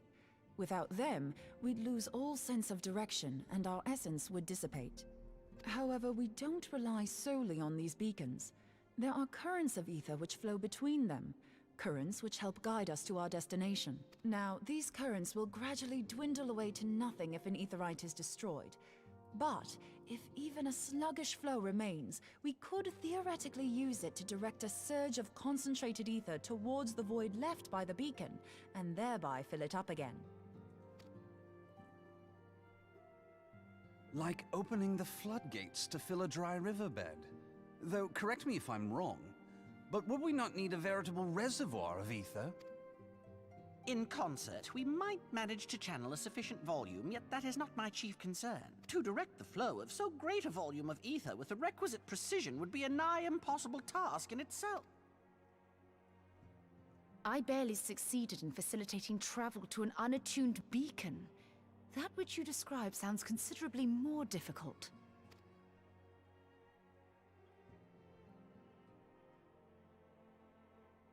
And dangerous. Every person who has attempted to teleport in this fashion has died in the process. They, however, did not have white aura sight at their disposal. I can use it to channel all the ether you can give me into the aetheryte. However, white aura sight cannot retain ether for an extended period of time, so we would need to infuse it immediately beforehand. Just so you know, I'd confidently give this plan better than even odds of success. And if the worst comes to worst, your people won't suffer. My God. Though it risked the lives of our best and brightest, we have not the time to seek other option. If the ethereal current still flows, we shall carry out Moonbreeder's plan. That's the spirit. Let's roll the dice. I'm waiting for her just to slap Eorzea ass.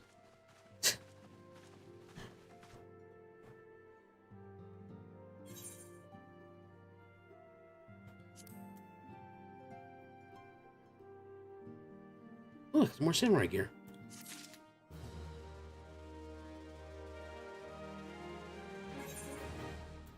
Oh, Jesus, come on. Oh, let me get the trophies first. Okay.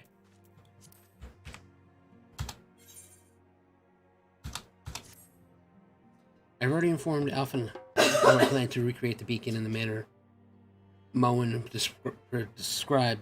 He agreed that despite the inherent danger, it represents our only hope of success.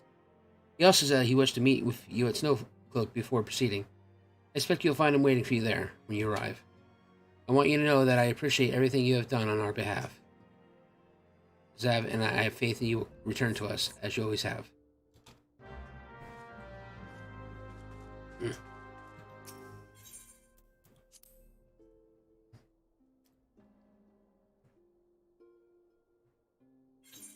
I know, right?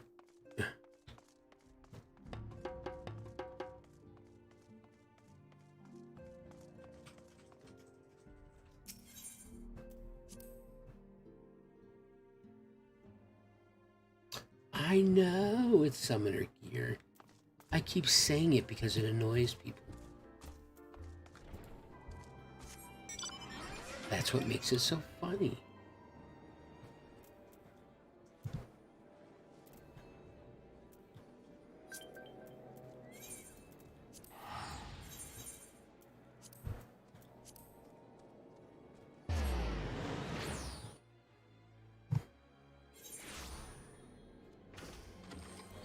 I also have it set for from 3 raids.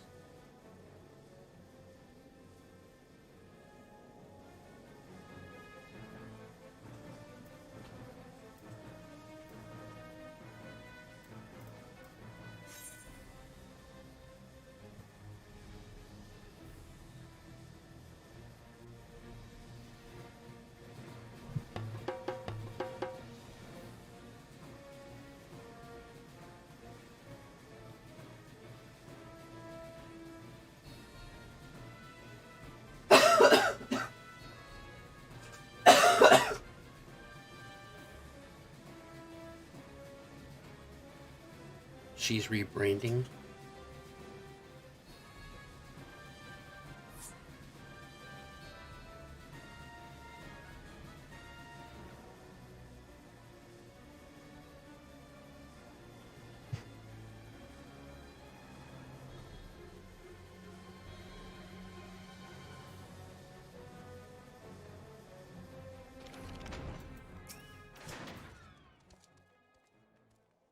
Good to see you, Zav. I was starting to wonder if you were having second thoughts. Captain Ilber sends his regards, by the way. He attends to the interrogation of Elaine Rialde in Ul'dah, even as we speak, but I shall not distract you from your matter at hand. We can discuss the Ivy upon your return.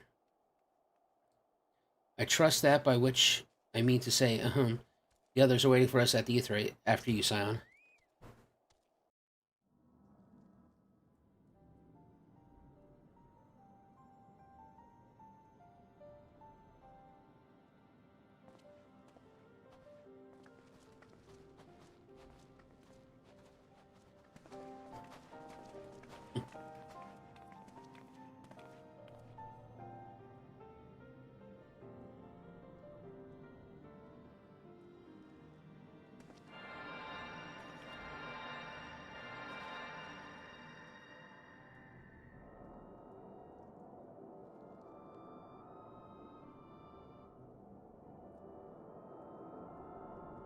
Come on, Alfie. Hit it with your magic sauce.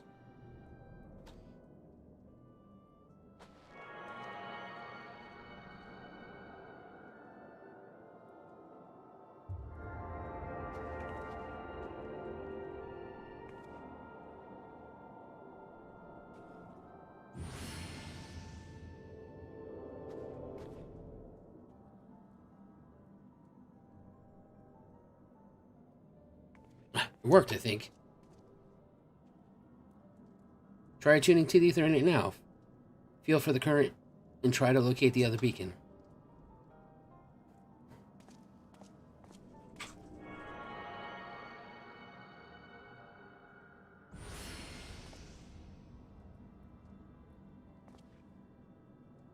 We've done all we can, Zav. For now, let us withdraw. When your final preparations are complete, you must seek out the beacon we have created. If by the grace of the 12 you arrive safely, you must stop Iceheart before she summons Shiva.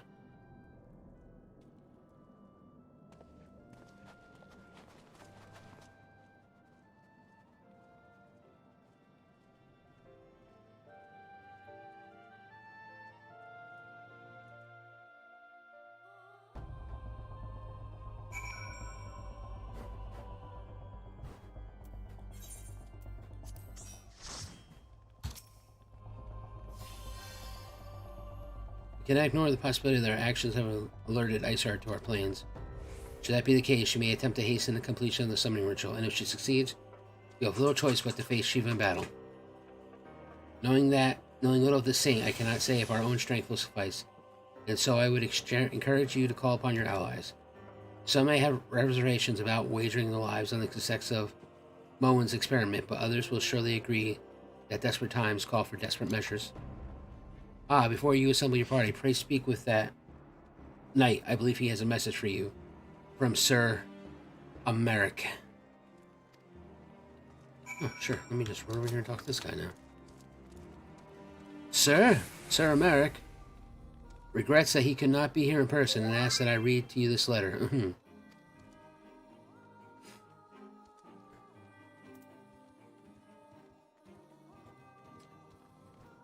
Asgard faces an unprecedented threat, yet in our hour of need,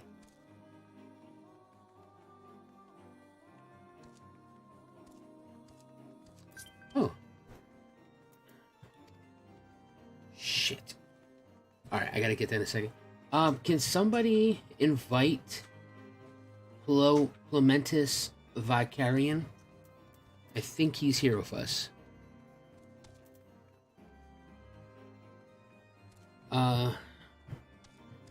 Yeah, our hour of need is not our knights who stand poised to defend her as Zaverax and Sunstrider, the warrior of light, savior of Eorzea, your deeds this day shall not be forgotten. While others would flee, you chose to remain. Where others would falter, you rise to the challenge. Where others would use their gifts to their selfish ends, you will yours in service of a greater cause. Damn it.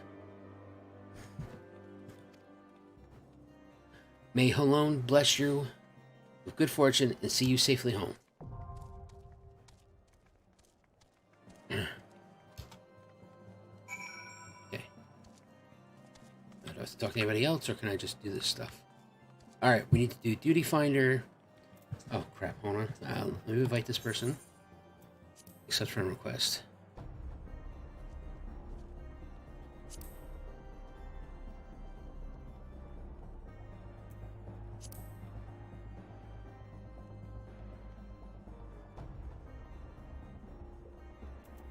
What was the name?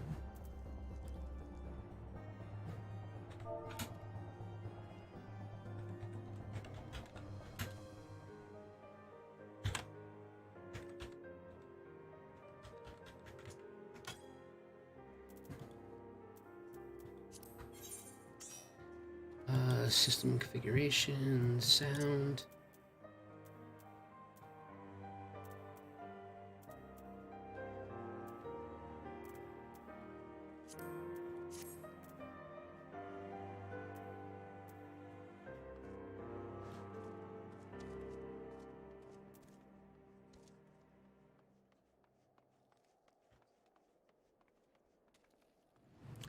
Yes, we also need Yorha. She said she was coming.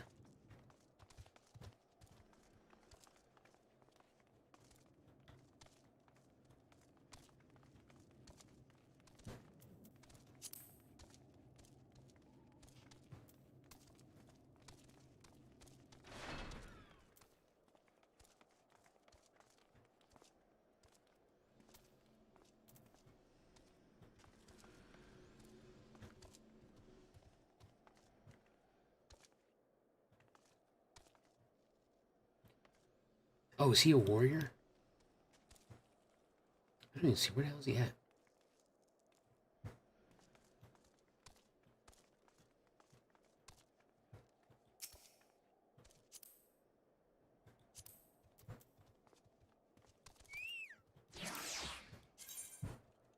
My God, the thing is humongous.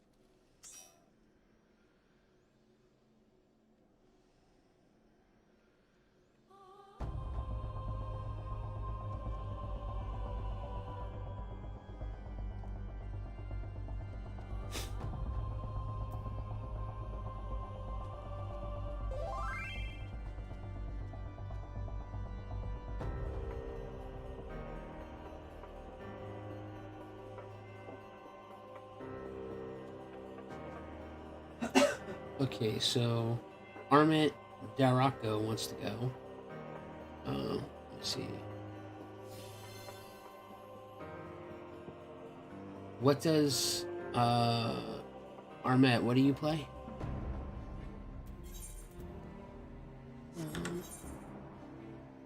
Friends list.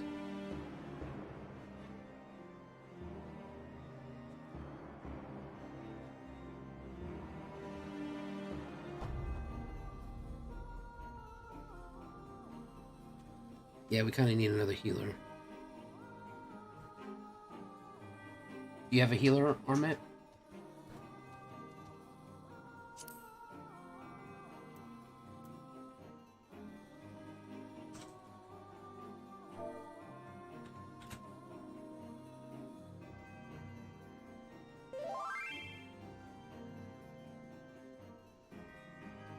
Okay.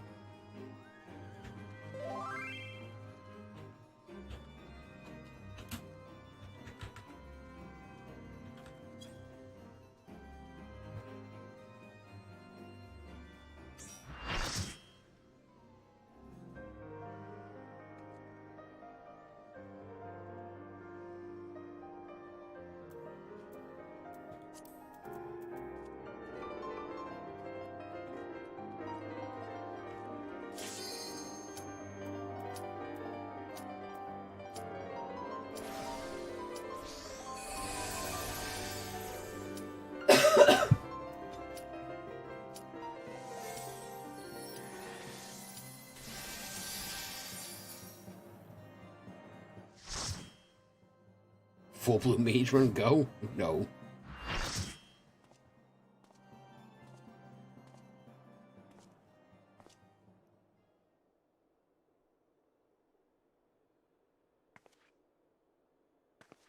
You should never have come here, warrior of light. I labor only to forge a lasting peace. Then don't do this. Peace you would deny us out of ignorance and blind faith. Don't do this. No matter. If it is our fate to be at odds, then it is mine to strike you down. You have to take a hard pass, lady. We whom gods and men have forsaken shall be the instruments of our own deliverance.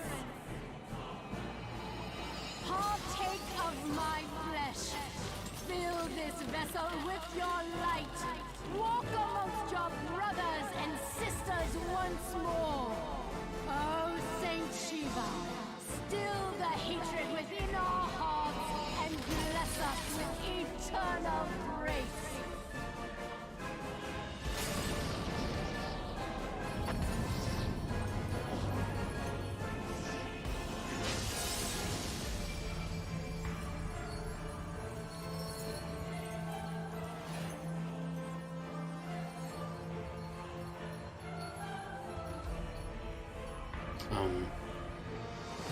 Hello?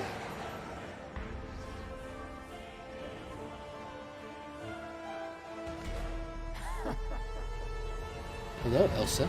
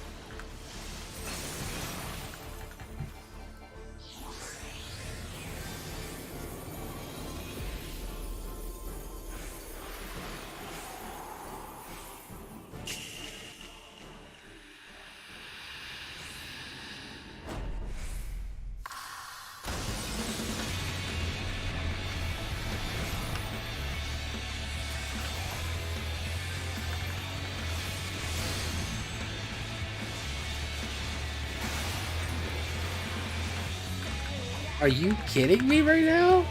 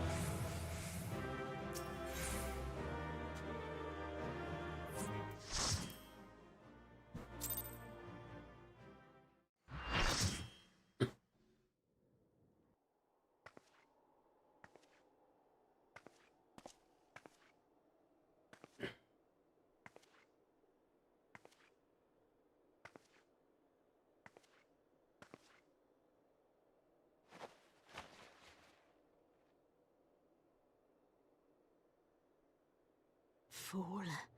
Blind, bloody fool.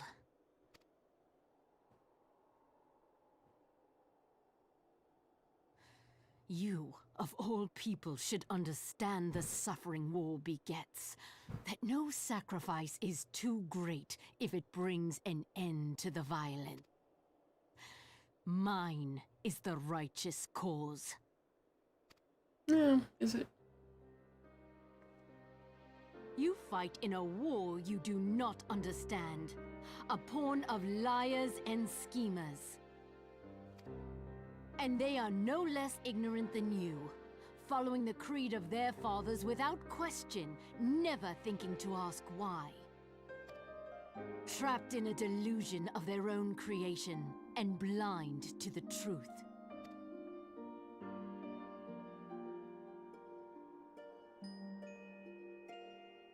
Warrior of Light, redemption is not beyond us. We who walk before may lead those who walk after. Seek the Keeper of the Lake. See with eyes unclouded.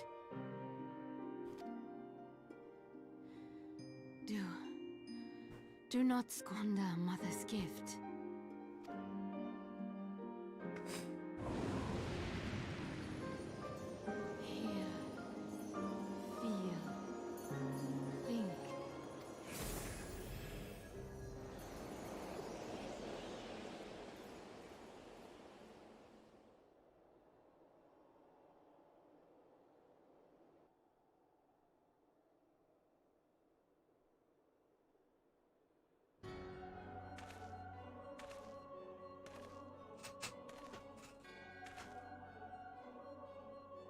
And so the vessel withdraws, a predictable outcome. Nevertheless, La Habrea will be pleased. How unfortunate.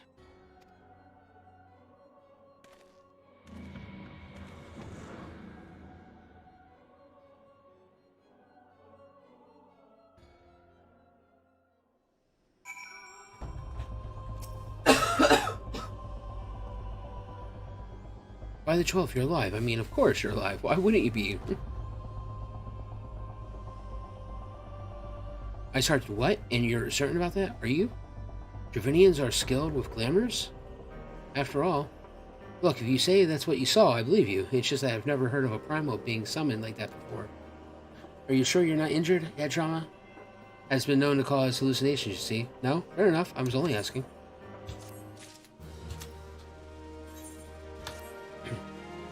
If you ask me, there's not to be gained from mulling over the implications of your story in the freeze cold. Let's save it for the Rising Stones, eh? I'll get everyone to meet us there.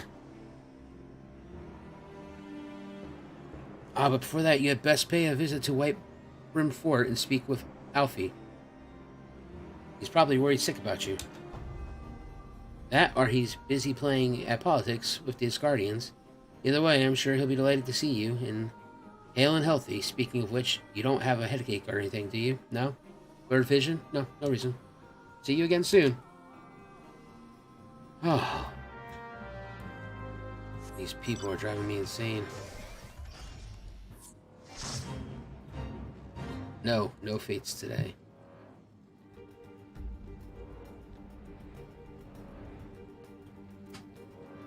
Screw your fates, man.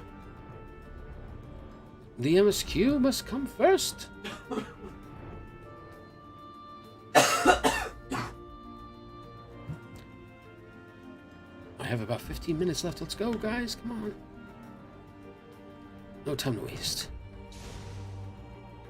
Ah, shit.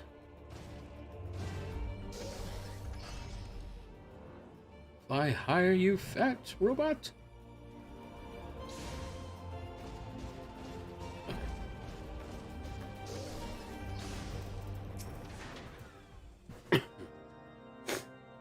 She was fine. It was a fun fight. There he is, and none the worse aware. Was there ever any doubt that the Warrior of Light would succeed?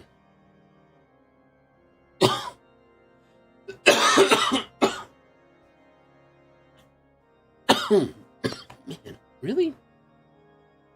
I think I speak for all of us when I say that I should like nothing more than to hear the stirring tale of your victory, if you would be so kind. So then like I found her, and she turned into a girl with wings and everything else, and it was crazy. Then we were too late to prevent the summoning. But not too late to prevent further loss of life, an outcome worthy of celebration, and one for which we have Zaverax to thank. Yes, you are right, of course. Sir... Marak. Sir Ulmeric. We should be content with what we have accomplished. I, for once, could not have wished for a better outcome. Shiva is no longer a threat, and the heretics have been routed. There's a matter of Iceheart's escape, but she cannot run forever. Whether it takes days, weeks, moons, or even years, my knights will find her.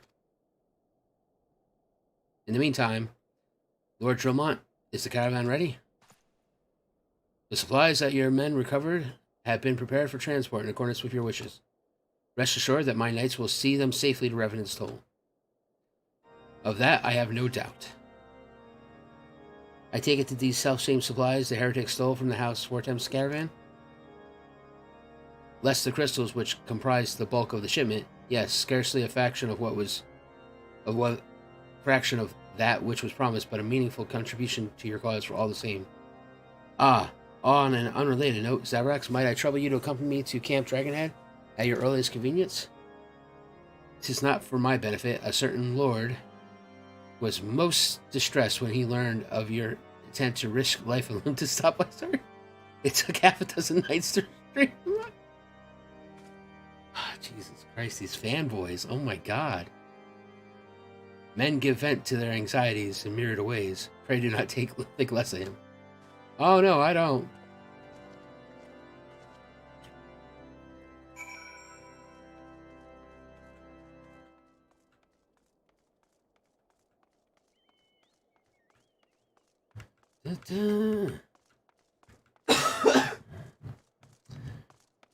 Thank you, Satoshi, for accompanying us on this amazing adventure.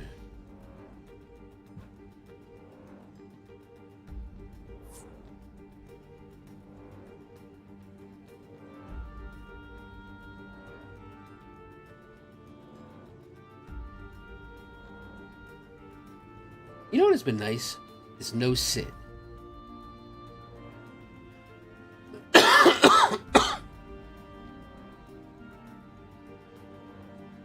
I feel like my throat has, thanked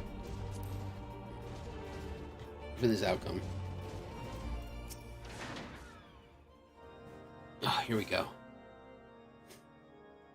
What were you thinking, Zaverax?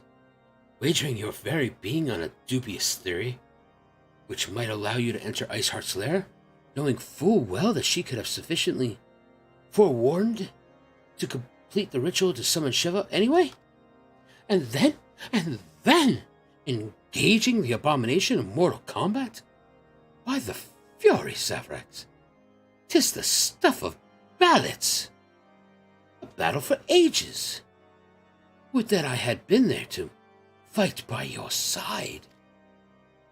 Yet here I was forced to wait, condemned to wonder at the fate of a dear, dear friend.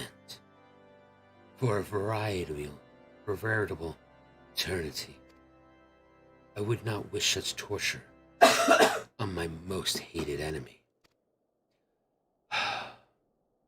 But you're here now, and that is what truly matters. Let us move closer and embrace. Let us move on.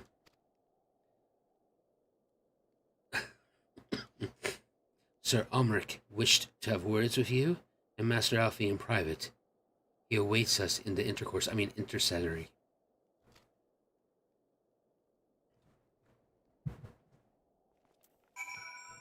This guy is getting a little weird.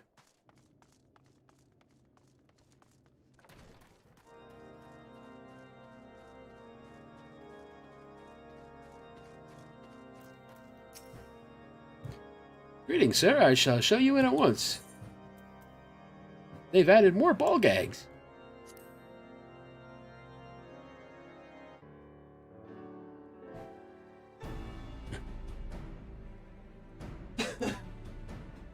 On behalf of the Holy See of Ishgard, allow me to express my deepest thanks. How deep?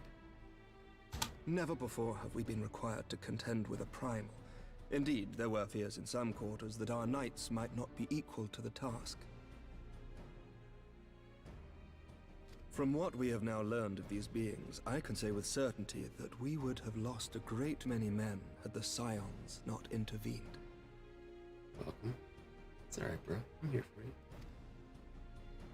Then the argument for preemptive action should be self-evident. Perchance Jesus now Christ, you this will guy with reconsider his my bullshit. proposal that Ishgard move against Nautilon. Ere we first met, a similar proposal was tabled, but the Holy See decreed that we were to observe, and that military action should be taken only in self-defense. All things considered, it was not an unreasonable decision. Since the Calamity, 2 vigils have fallen to the Horde, while Garuda has never shown any inclination to storm the gates of judgment. Which is why this unprecedented crisis and its resolution may prompt a change in policy. You who have faced these primals know well the threat they pose. Ishgard did not. Not until now. And there is naught like a brush with death to change a man's outlook. At the very least, this should silence any lingering objections to our arrangement with Revenant's Toll. The Holy See may even feel moved to grant us its formal endorsement. So far as it is possible, the Scions shall be compensated for their service. We should be grateful for any aid you can provide. As a gesture of good faith, I shall withdraw my previous request. Your people are doubtless needed elsewhere. That will not be necessary. We too have a vested interest in watching Dravania's movements. I see. Once more, I must thank you. Sir Emmerich, if I may, do you truly believe that Midgard-Zoma could return? The heavens are a window unto truth, but those who interpret their movements are not infallible. I requested your involvement as a precautionary measure. But of course, you sought an excuse to compensate us from the first, mindful of what would happen if Revenant's Toll were taken by your enemies. Ishgard is not wont to aid its neighbors, but that does not preclude it from manipulating them to serve its own interests. Oh, someone's getting a little sassy-dassy. You might need to put on your big girl boots. Choose your next words.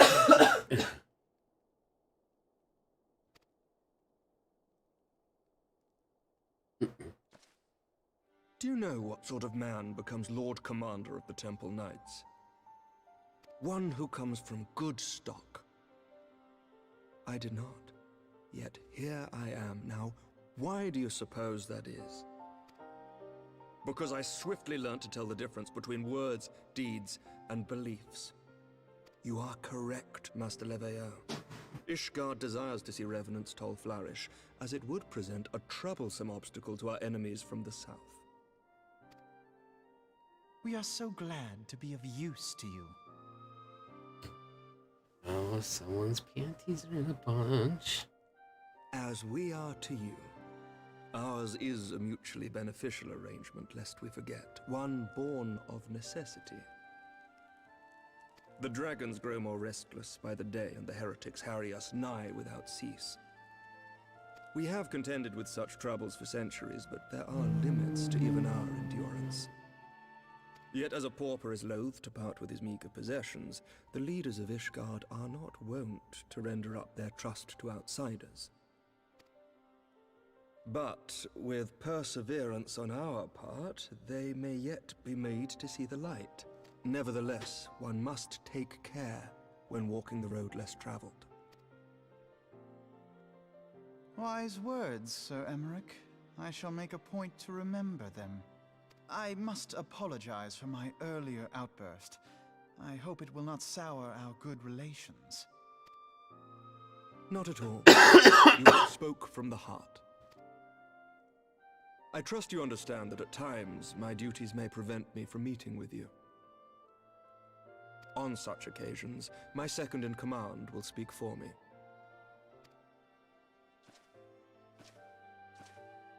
Lucia, at your service.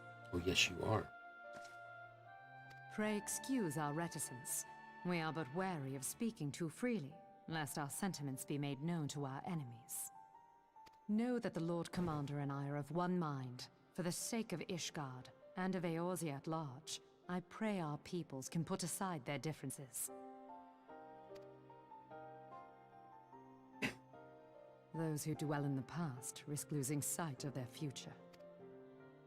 Should aught befall one of our shipments, pray inform Lucia immediately. You may also relay to her any words you might have for me alone. Not being of Ishgardian birth, she owes no allegiance to any noble house, making her as near to incorruptible as one can find in my homeland. Suffice it to say, I trust her completely, and so may you. Which reminds me, Lord Orchafon, if you would be so kind? Certainly.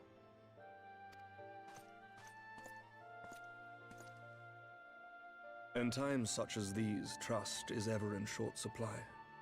Mayhap this will go some way to rectify the problem. The results of our investigation into the Heretic's recent attacks, as well as our interrogation of the merchant you detained. Sir Emmerich, I cannot thank you enough. Think nothing of it. Ishgard may be many things, but it is no friend to Garlemald. Did I not tell you to have faith, my friend?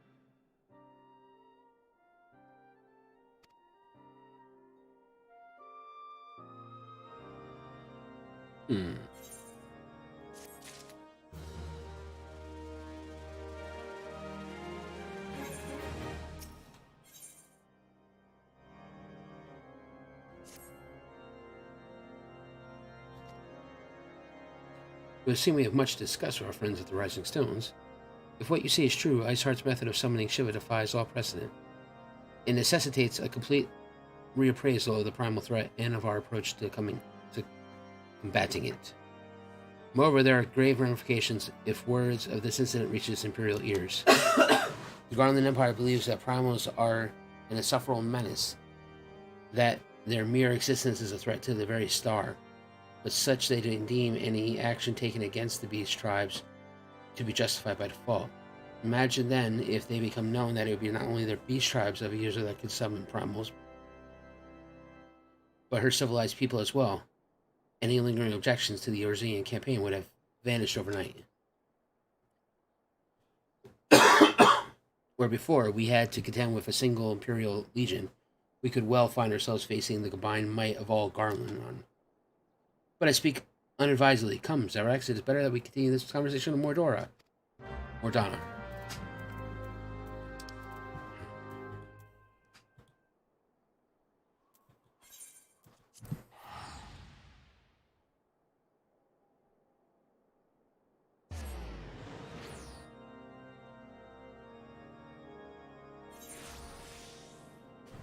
Okay.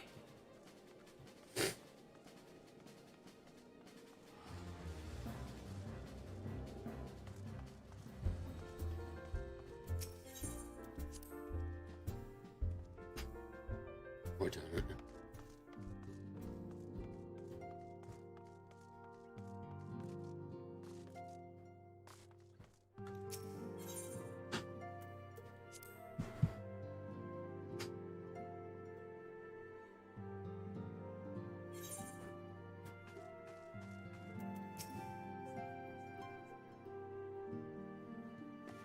Words cannot well express how glad I am to see you return to us hale and whole.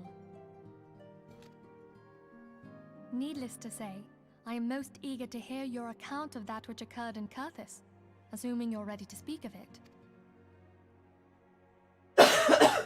Excellent.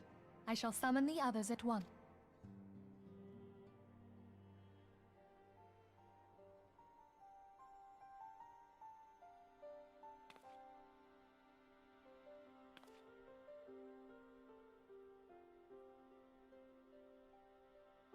Iceheart used her own body as a vessel for a primal soul? Master Louisoir's writings make no mention of such a possibility. Can we be certain this entity was a primal? As certain as we can be that good King Mogulmog the 12th was a primal, I should think. Both were ostensibly summoned. Let's not quibble over definitions. Of more concern is the implication that Iceheart retained her will, even after she was possessed. We are talking about a mortal, wielding the power of a primal. It can't possibly be that easy, can it? There must be some sort of sacrifice required. Or maybe she's just special? What qualities this woman possesseth, I know not. But full sure am I that she was groomed for this role. Few are privy to the secrets of summoning, and but a single party standeth to profit from their dissemination. Well, I wouldn't presume to comment on how the lass came to know about summoning, but I will say that what she summoned was a primal. The readings were the same, or near as damn it. Strange as it all sounds, it's really no different from what you've faced before. Then mayhap it is time that we re-examined our previous encounters. Pack your things, Ida. We're going back to Gridania. Yes, sir.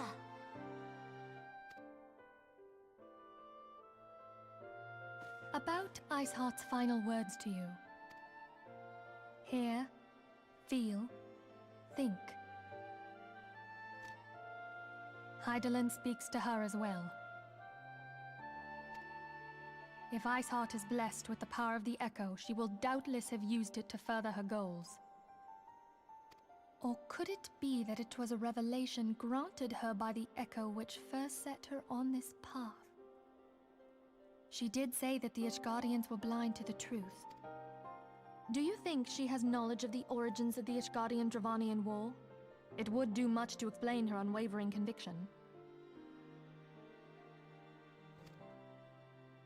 Did not the Lady Iceheart implore thee to seek the Keeper of the Lake? And did she not imply that in so doing thou wouldst come to see with eyes unclouded? Garlean was a king amongst kings who reigned for centuries on end.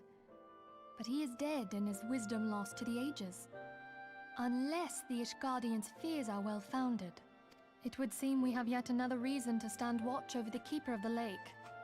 For a mercy, we are well positioned to do so. Iceheart, Shiva, Ascians, and Midgard-Zoma. I shudder to think how they're all connected.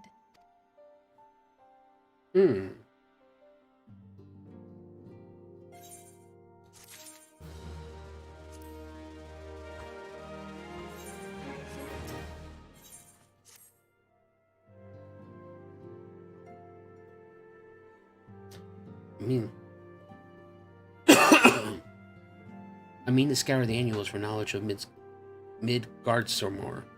Given his great age, I dare say he appears in more than a few. You hear that? Commotion outside? Would you see if aught is amiss? Of course.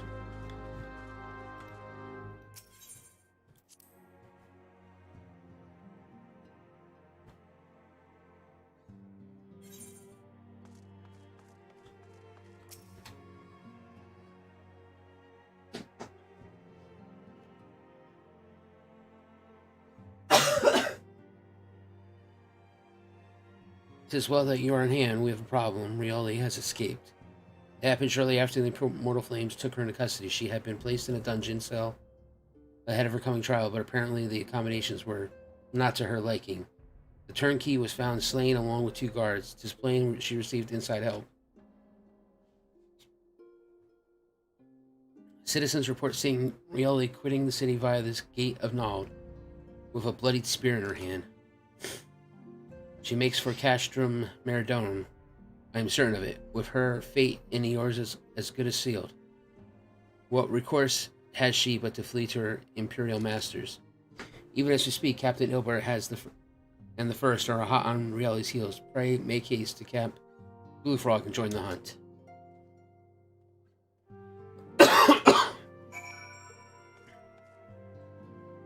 Okay. Is this going to lead to a massive, like, dungeon again, or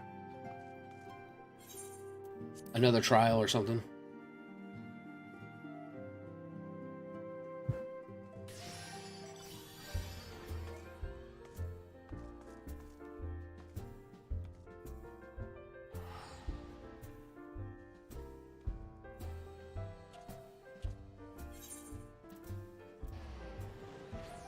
It's a solo instance.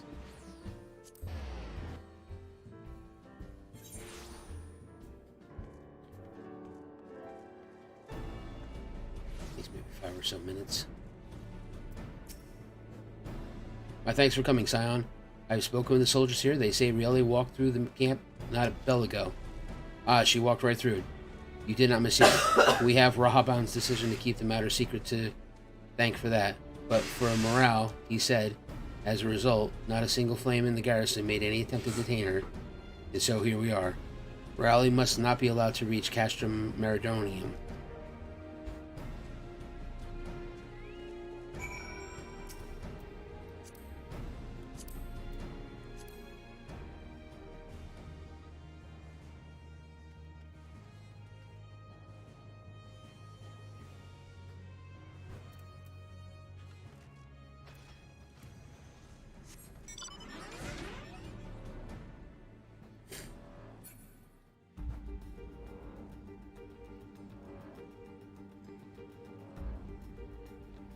Damn it. There's Bastos I need to kill.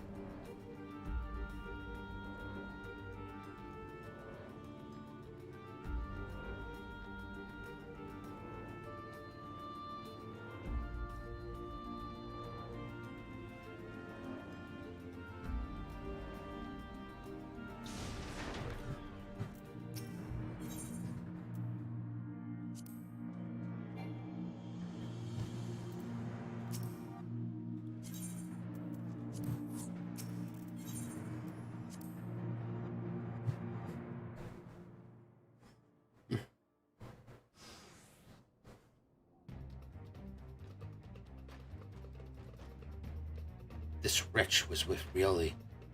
He threw herself at us, that his mistress might escape. She didn't blink when we cut him down, not even when he started screaming, no loyalty even to her own. Goddamn harpies. With me, Scion, we almost have her.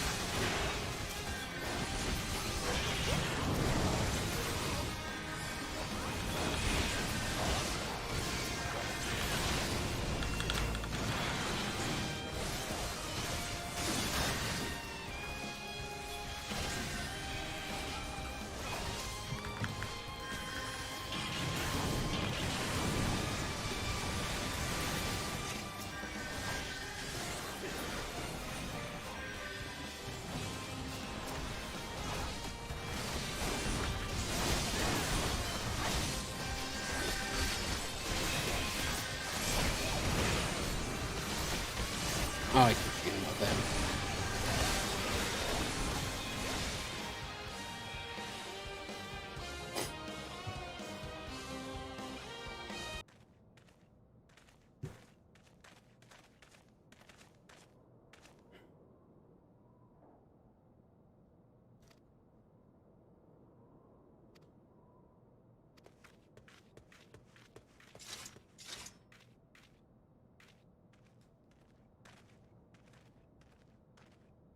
Good work, men.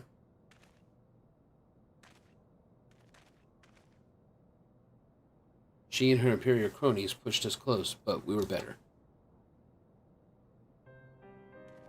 Behold, a respected officer of the Immortal Flames. People looked up to you as one of the Order's founding members, one of its pillars. It saddens me to see you fallen so low. What would you know of low? You spoiled little lordling who has never known any want. I? People such as you take wealth and birth for granted. You think it's your God's given right to rule over others? You know not of our plight, the injustice that we lowborn and guardians must endure. To the noble lords and ladies, we are but not people, but resources to be consumed.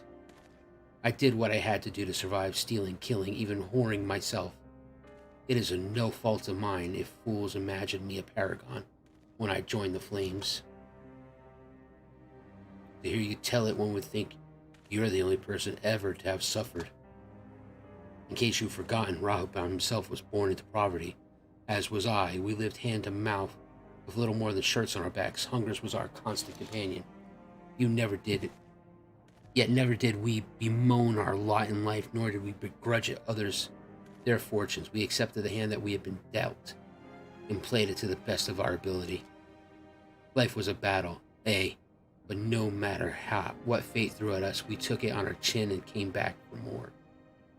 Everything we have, we fought for.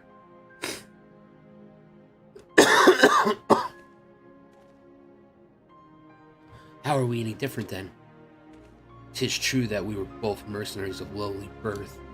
It is true that we both had our fair share of struggles. But whereas I sold my sword, you, Marshal, sold your comrades. If life has taught me one thing, it is that you never betray your own. I would sooner cut off my own arm than raise a hand against a friend. But enough talk. We will return to Ul'dah to face justice and the people whose trust you have dragged through the gutter.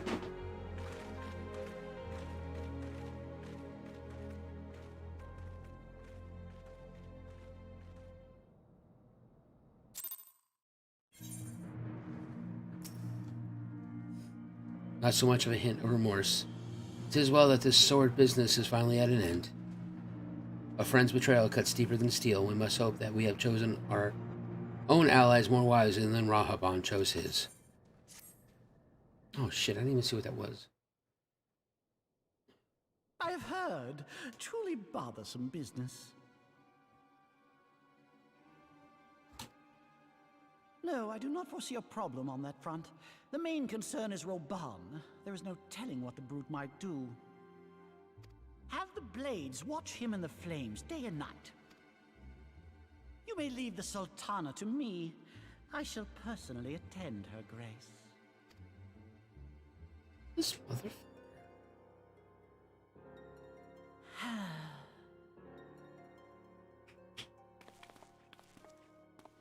Another one of the East Aldenard trade routes. That ought to keep Lolorito occupied for a while.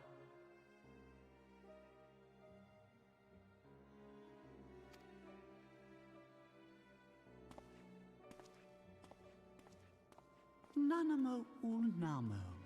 For my sake, pray be a good little Sultana to the last. This fucking ash jacket.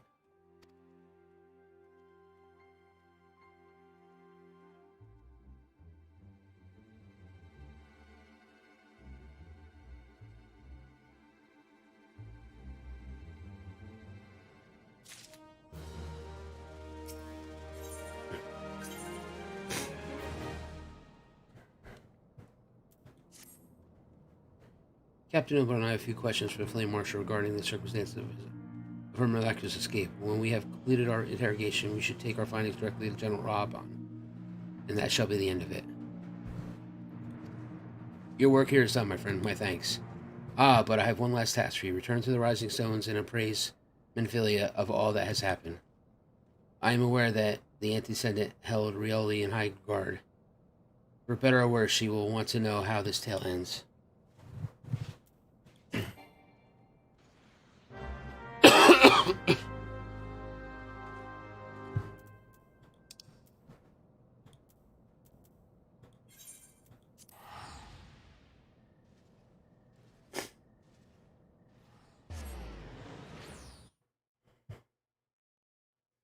Oh, yeah, Talaji, man, he's such a douche canoe. Like, I just want to punch him in his face. Repeatedly. Non-stop. Until his fake mustache falls off. And he dies from it. I mean, not so much problem, really.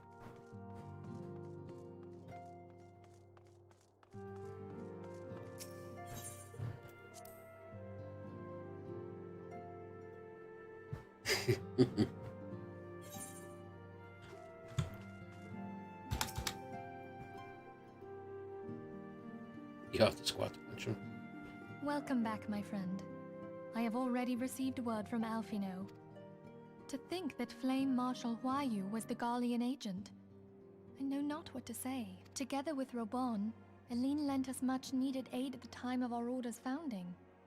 She was particularly passionate about the need to tackle the primal threat. When we discussed the subject, her eyes fairly shone with determination. Whatever else she may have been, I choose to believe that it was her true self with whom I spoke then. But now is not the time to dwell on such matters. I have an important announcement to make regarding our effort to defeat the Asians. We shall begin as soon as everyone is... Oh my god.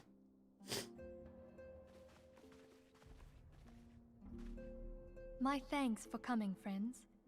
Moonbreeder, the floor is yours.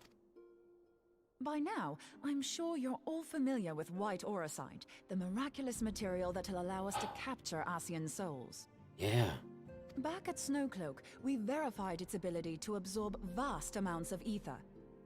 Alas, it leaves something to be desired in the area of stability. The stone can only store ether for a short while before expelling its contents. In addition to auracite's inherent limitations, we must needs be wary of our enemy's strength.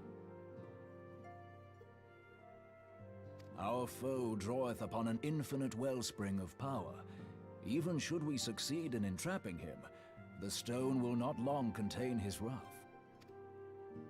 Meaning that, if we want to kill the swine, we'll have to be quick about it.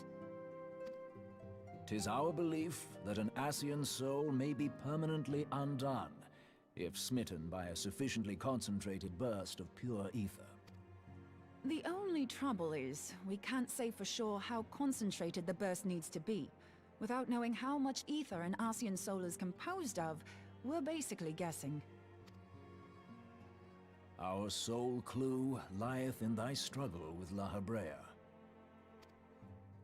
During that encounter, Heidelin bid you forge what she called a blade of light, a weapon which took the form of a luminous stream of energy.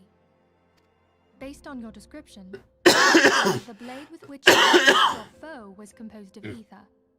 Admittedly, your victory proved ephemeral, as La Habrea was able to use a crystal of darkness to flee into the space that lies between our world and the void.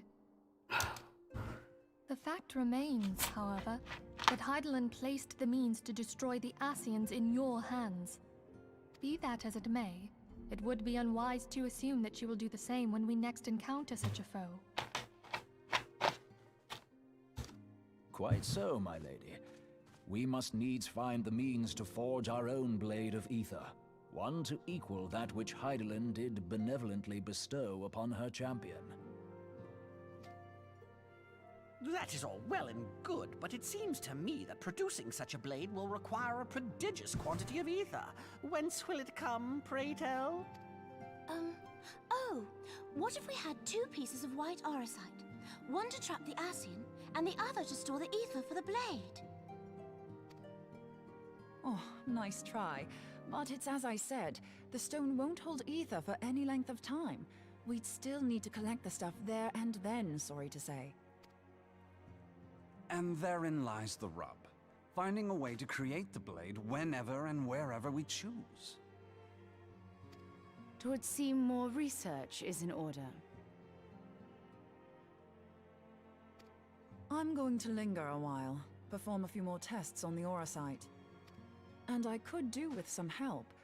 Ranger, why don't you lend me a hand? Mine apologies, but I am required at the Waking Sands.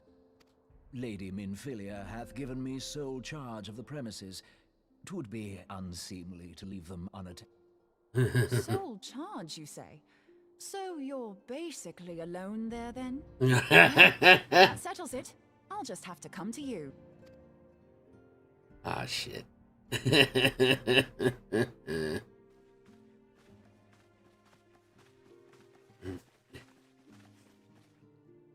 While you were afield, word arrived from the Garlean motherland. You will recall that a survey party was dispatched to investigate the incident at the Isle of Vow. What they discovered was troubling, to say the least. According to the report, the Isle has been erased from existence. 'Twas as if a hole had been torn in the very fabric of reality. Aye, yet the mystery endeth not with the Isle's disappearance. It hath come to light that a number of scholars in various other locales were reported missing at a similar juncture. What's more, they all had something in common with the head of the students of Baldessian. Every last one of them was researching a phenomenon called dimensional compression, or the rejoining as the ancient texts call it. I'll be damned if that's a coincidence. All indications suggest Ascian involvement, but I sense that a force greater still is at work. The entity the Dark Beings call the One True God. We must pray that my dear friend Kryl regains consciousness soon. If she bore witness to the Isle of Val's final moments, she may be able to shed some light on this mystery.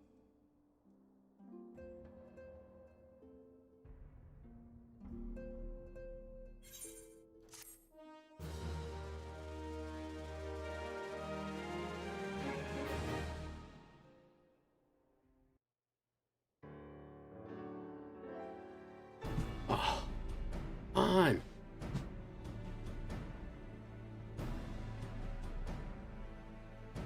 Following the Calamity, the forces of the 14th Imperial Legion entrenched themselves in strategic locations across Eorzea.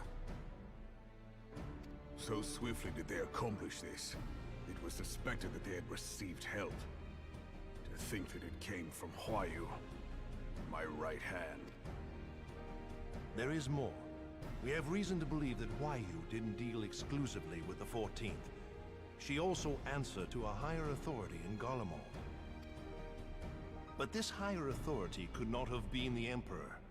By consenting to the Media Project, Solus Zos Galvus showed himself to be more concerned about preventing the spread of primal influence than claiming Eorzea for the Empire. He would happily have seen the lot reduced to ash. We believe a number of high-ranking figures within the royal household were against the decision, but that they knew better than to oppose the Emperor openly. Of course, this didn't prevent them from making clandestine provisions, in which Huayu played a part. Alas, these provisions did not prevent Dalamud from falling, and the ensuing chaos changed the face of the realm forever. Yet Eorzea survived. To all intents and purposes, the Meteor Project had failed, and the Empire was left to rue its lack of a decisive means to eliminate the primals. Until, that is, it stumbled upon the Ultima weapon. Even before the accursed thing was dug up, it seemed to me the 14th had the might to overwhelm our weakened armies. Yet they chose to hide behind their walls. Why? The Black Wolf was wary of making the denizens of Eorzea desperate, lest more primals emerge to bleed the land. The discovery of the Ultima weapon, however, emboldened him to resume his war of conquest in earnest. But there was one in Garlemald who believed that Van Belsar's actions were premature. One who stood higher in the Imperial Army's chain of command. He ordered the Legatus to halt his advance, only to find that the Black Wolf had slipped its leash, and that the 14th now acted alone. In a bid to bring Van Belsar to heel, he used the agent he had planted in Ul'dah prior to the Calamity to undermine the Legion's efforts. A man who outranks Van Belsar, yet opposed the late Emperor's decision to annihilate Eorzea. This could only be the former High Legatus of the Garlean army, now known as Emperor Varys Osgalvus. So he was Huayu's true master. But one of several in actual fact. We've learned that even as Huayu served the Empire's interests, she sold Imperial secrets to a certain faction in Eorzea. In so doing, she helped to maintain the status quo, thus prolonging the conflict. Considering who stands to profit from war, it isn't hard to imagine who her other masters were. Seven hells! You mean to say that she was a double agent? Triple, if you consider her services to Van Belsar and the new Emperor as separate. As neatly as these pieces seem to fit, one aspect of the puzzle remains unclear to me. By whose will was the Marshal feeding intelligence to the Heretics? And try as I might, I fail to see how aiding their cause would profit either her Imperial or Monetarist masters. Could it be that another hand is at work here? If so, Huayu must be made to reveal whose it is.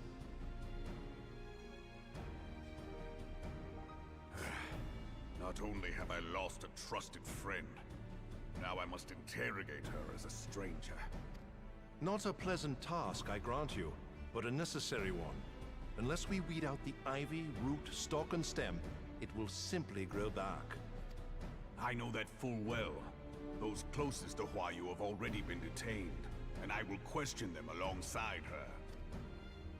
General, pray keep in mind that there may be unwitting abettors among them. All will be treated fairly. On that you have my word. Those who are innocent have no cause to fear. You have ever been a friend of truth, General. I hope the unpleasant task of weeding out falsehood will not detain you too long. Though it be for the sake of Eorzea, doubting one's comrades is poison to the soul. And with that, I take my leave.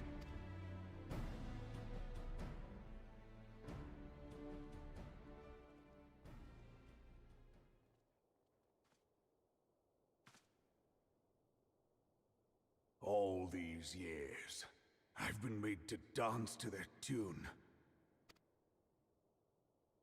How could you, Huayu? How could you side with them? Those cankers who take from this land and give naught in return, who use their power to disempower and grow fat while the people starve. I know you can hear me, monetarist scum! Your crimes will not go unpunished! Today I will purge this land of your sickness! Before the eyes of the 12, I swear it!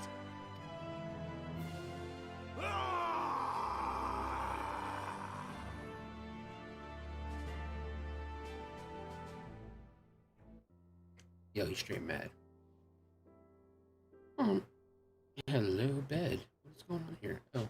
I shall have no further need of you this day. Your Grace.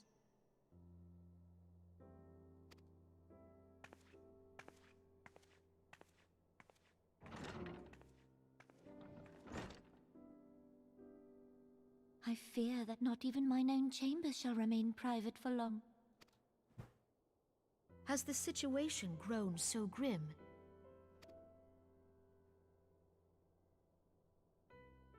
Ever since he proposed the Cartiner Reclamation Bill, Teleji Adeleji has risen to greater prominence upon the backs of impoverished refugees.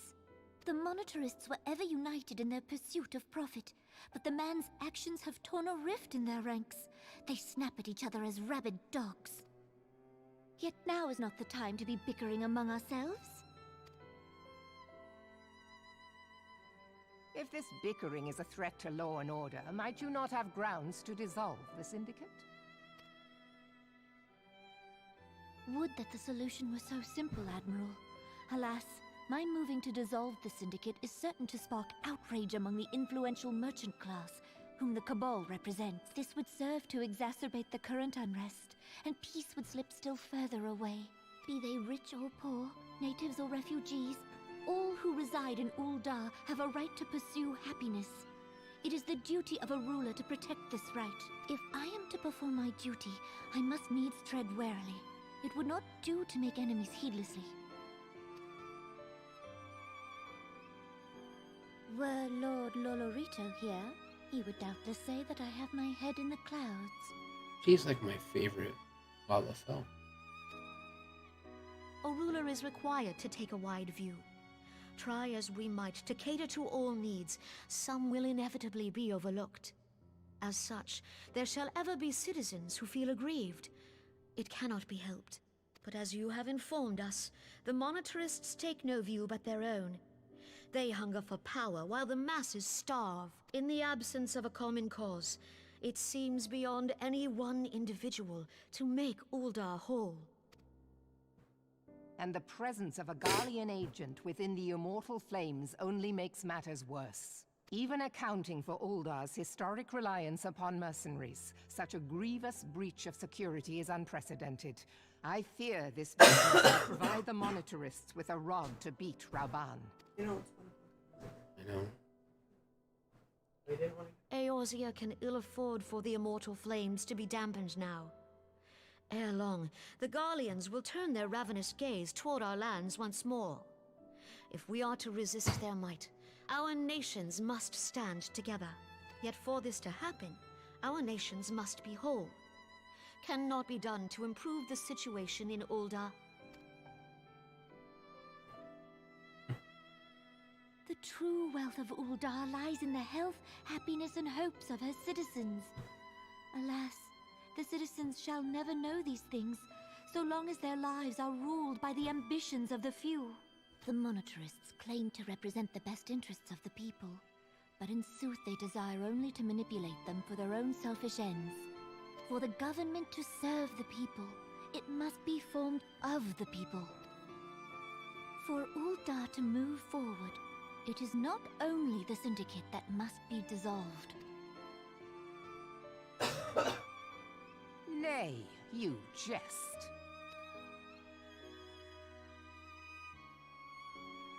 My friends, it was for no other reason than to make known to you mine intent that I requested your presence here. When I make my declaration to the people, chaos shall inevitably ensue. As the last monarch in the line of Ul, I make unto you this request.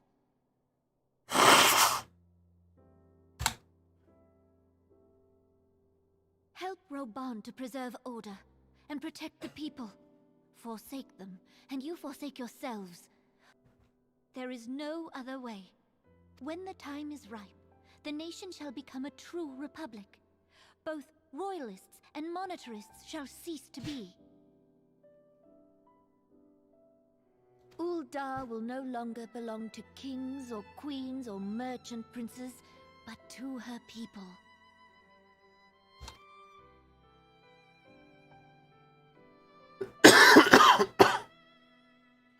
She's gonna sit down.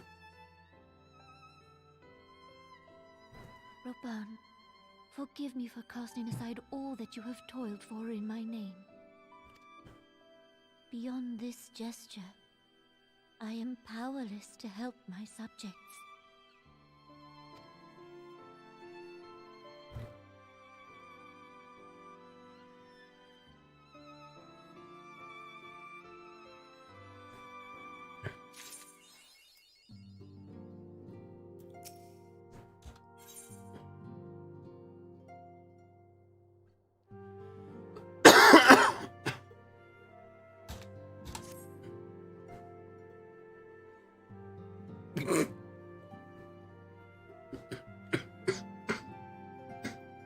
Ron. am most eager to address the Ecesian threat, however, we dare not neglect our other pressing concerns. We both know full well Saint Shiva will not be the last primal we face, and our relationship with his guard is still tenuous at best. To think that the resolution of the primal threat was once the sole priority of the Scions of the Seventh Dawn, some days I wonder if it was wise for us to take so many other responsibilities.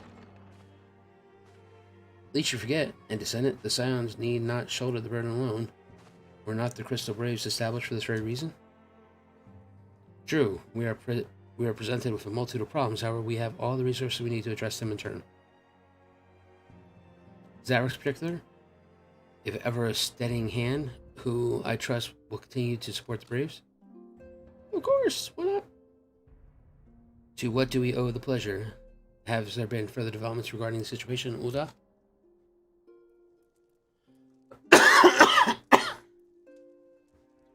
As expected, the Immortal Flames have been struggling to cope with the revelation that one of their highest-ranking officers was a Garlean agent. So I say, Talanji and Nalanji and his monarch Silk have wasted no time attempting to turn the situation to their advantage. Coupled with ongoing arrests, the Flames are finding themselves hard-pressed.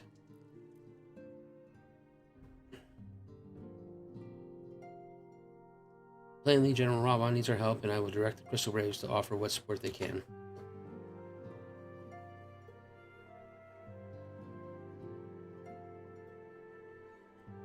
If I am to stay abreast, you better grow a pair, of the latest developments and issue effective orders. However, I cannot afford to waste time traveling back and forth. And so, for the foreseeable future, I think that would be for the best if I were to remain in Ul'dah, unless you have an objection. None whatsoever. We have matters here well at hand. Moan's research is proceeding as planned. So she tells me, though I'm not familiar with the details. Yuri is poring over his tomes at the Waking Sand, and the others are contributing in their own ways. Alas, the key problem here, how to form an ethereal blade at will, remains unsolved. Needless to say, it is only a matter of time. Zaverax, while we focus on the task, mayhap you could assist Alfie and his Braves with theirs? It would do much to restore faith in the Immortal Flames if the Warrior of Light was seen working on their behalf. Never forget that your esteemed status allows you to act in ways that those more tightly bound to organization and nations cannot.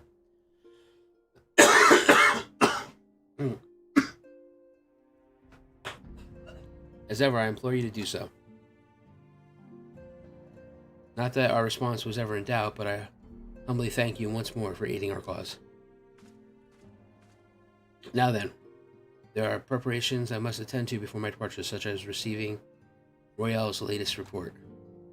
He has proven to be quite skilled at gathering information others wish kept secret, hence why I placed him under my direct command and ordered him to investigate the Ul'dah riots.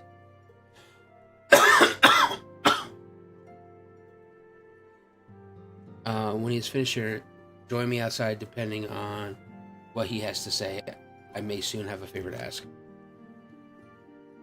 If there's any other development on our front, I shall inform you at once in a usual fashion.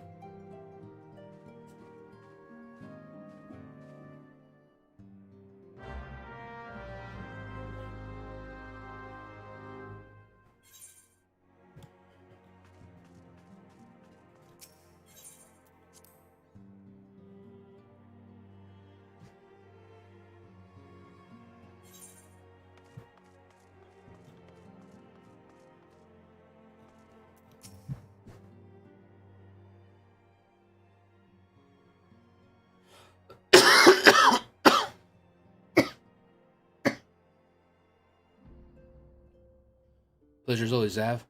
You'll be escorting the commander to Ul'dah, I take it? Actually, I had another task in mind for him. If you'd be so kind as to repeat your report for his benefit, right then. Me and mine might have been making inquiries into the source of the weapon that found their ways to the refugees' hands a way back. So it happens we caught wind of something promising, a rather large purchase of sharp, pointy things by a black marketer holed up in near High Bridge. I doubt that this man would have secured such a quantity of weapons if he did not already have a client waiting. Clients that, for whatever reason, would prefer for the transaction to remain secret. Brings to mind that merchant that caught an arrow while talking to Zav, don't it? Generous fellow he was, doling out swords and spears to the downtrodden and disgruntled. Which isn't to say that these clients have the same mischief in mind, but if we want to be sure, it might be prudent to intervene before they collect their goods, savvy?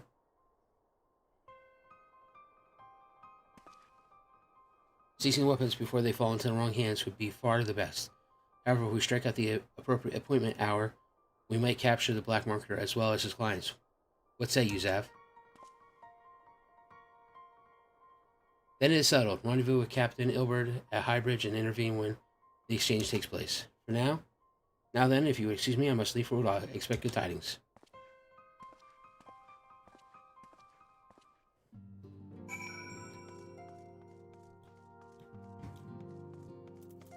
Where the hell is Highbridge? Camp Tribone. Okay. We are going to return to Ul'dah real quick.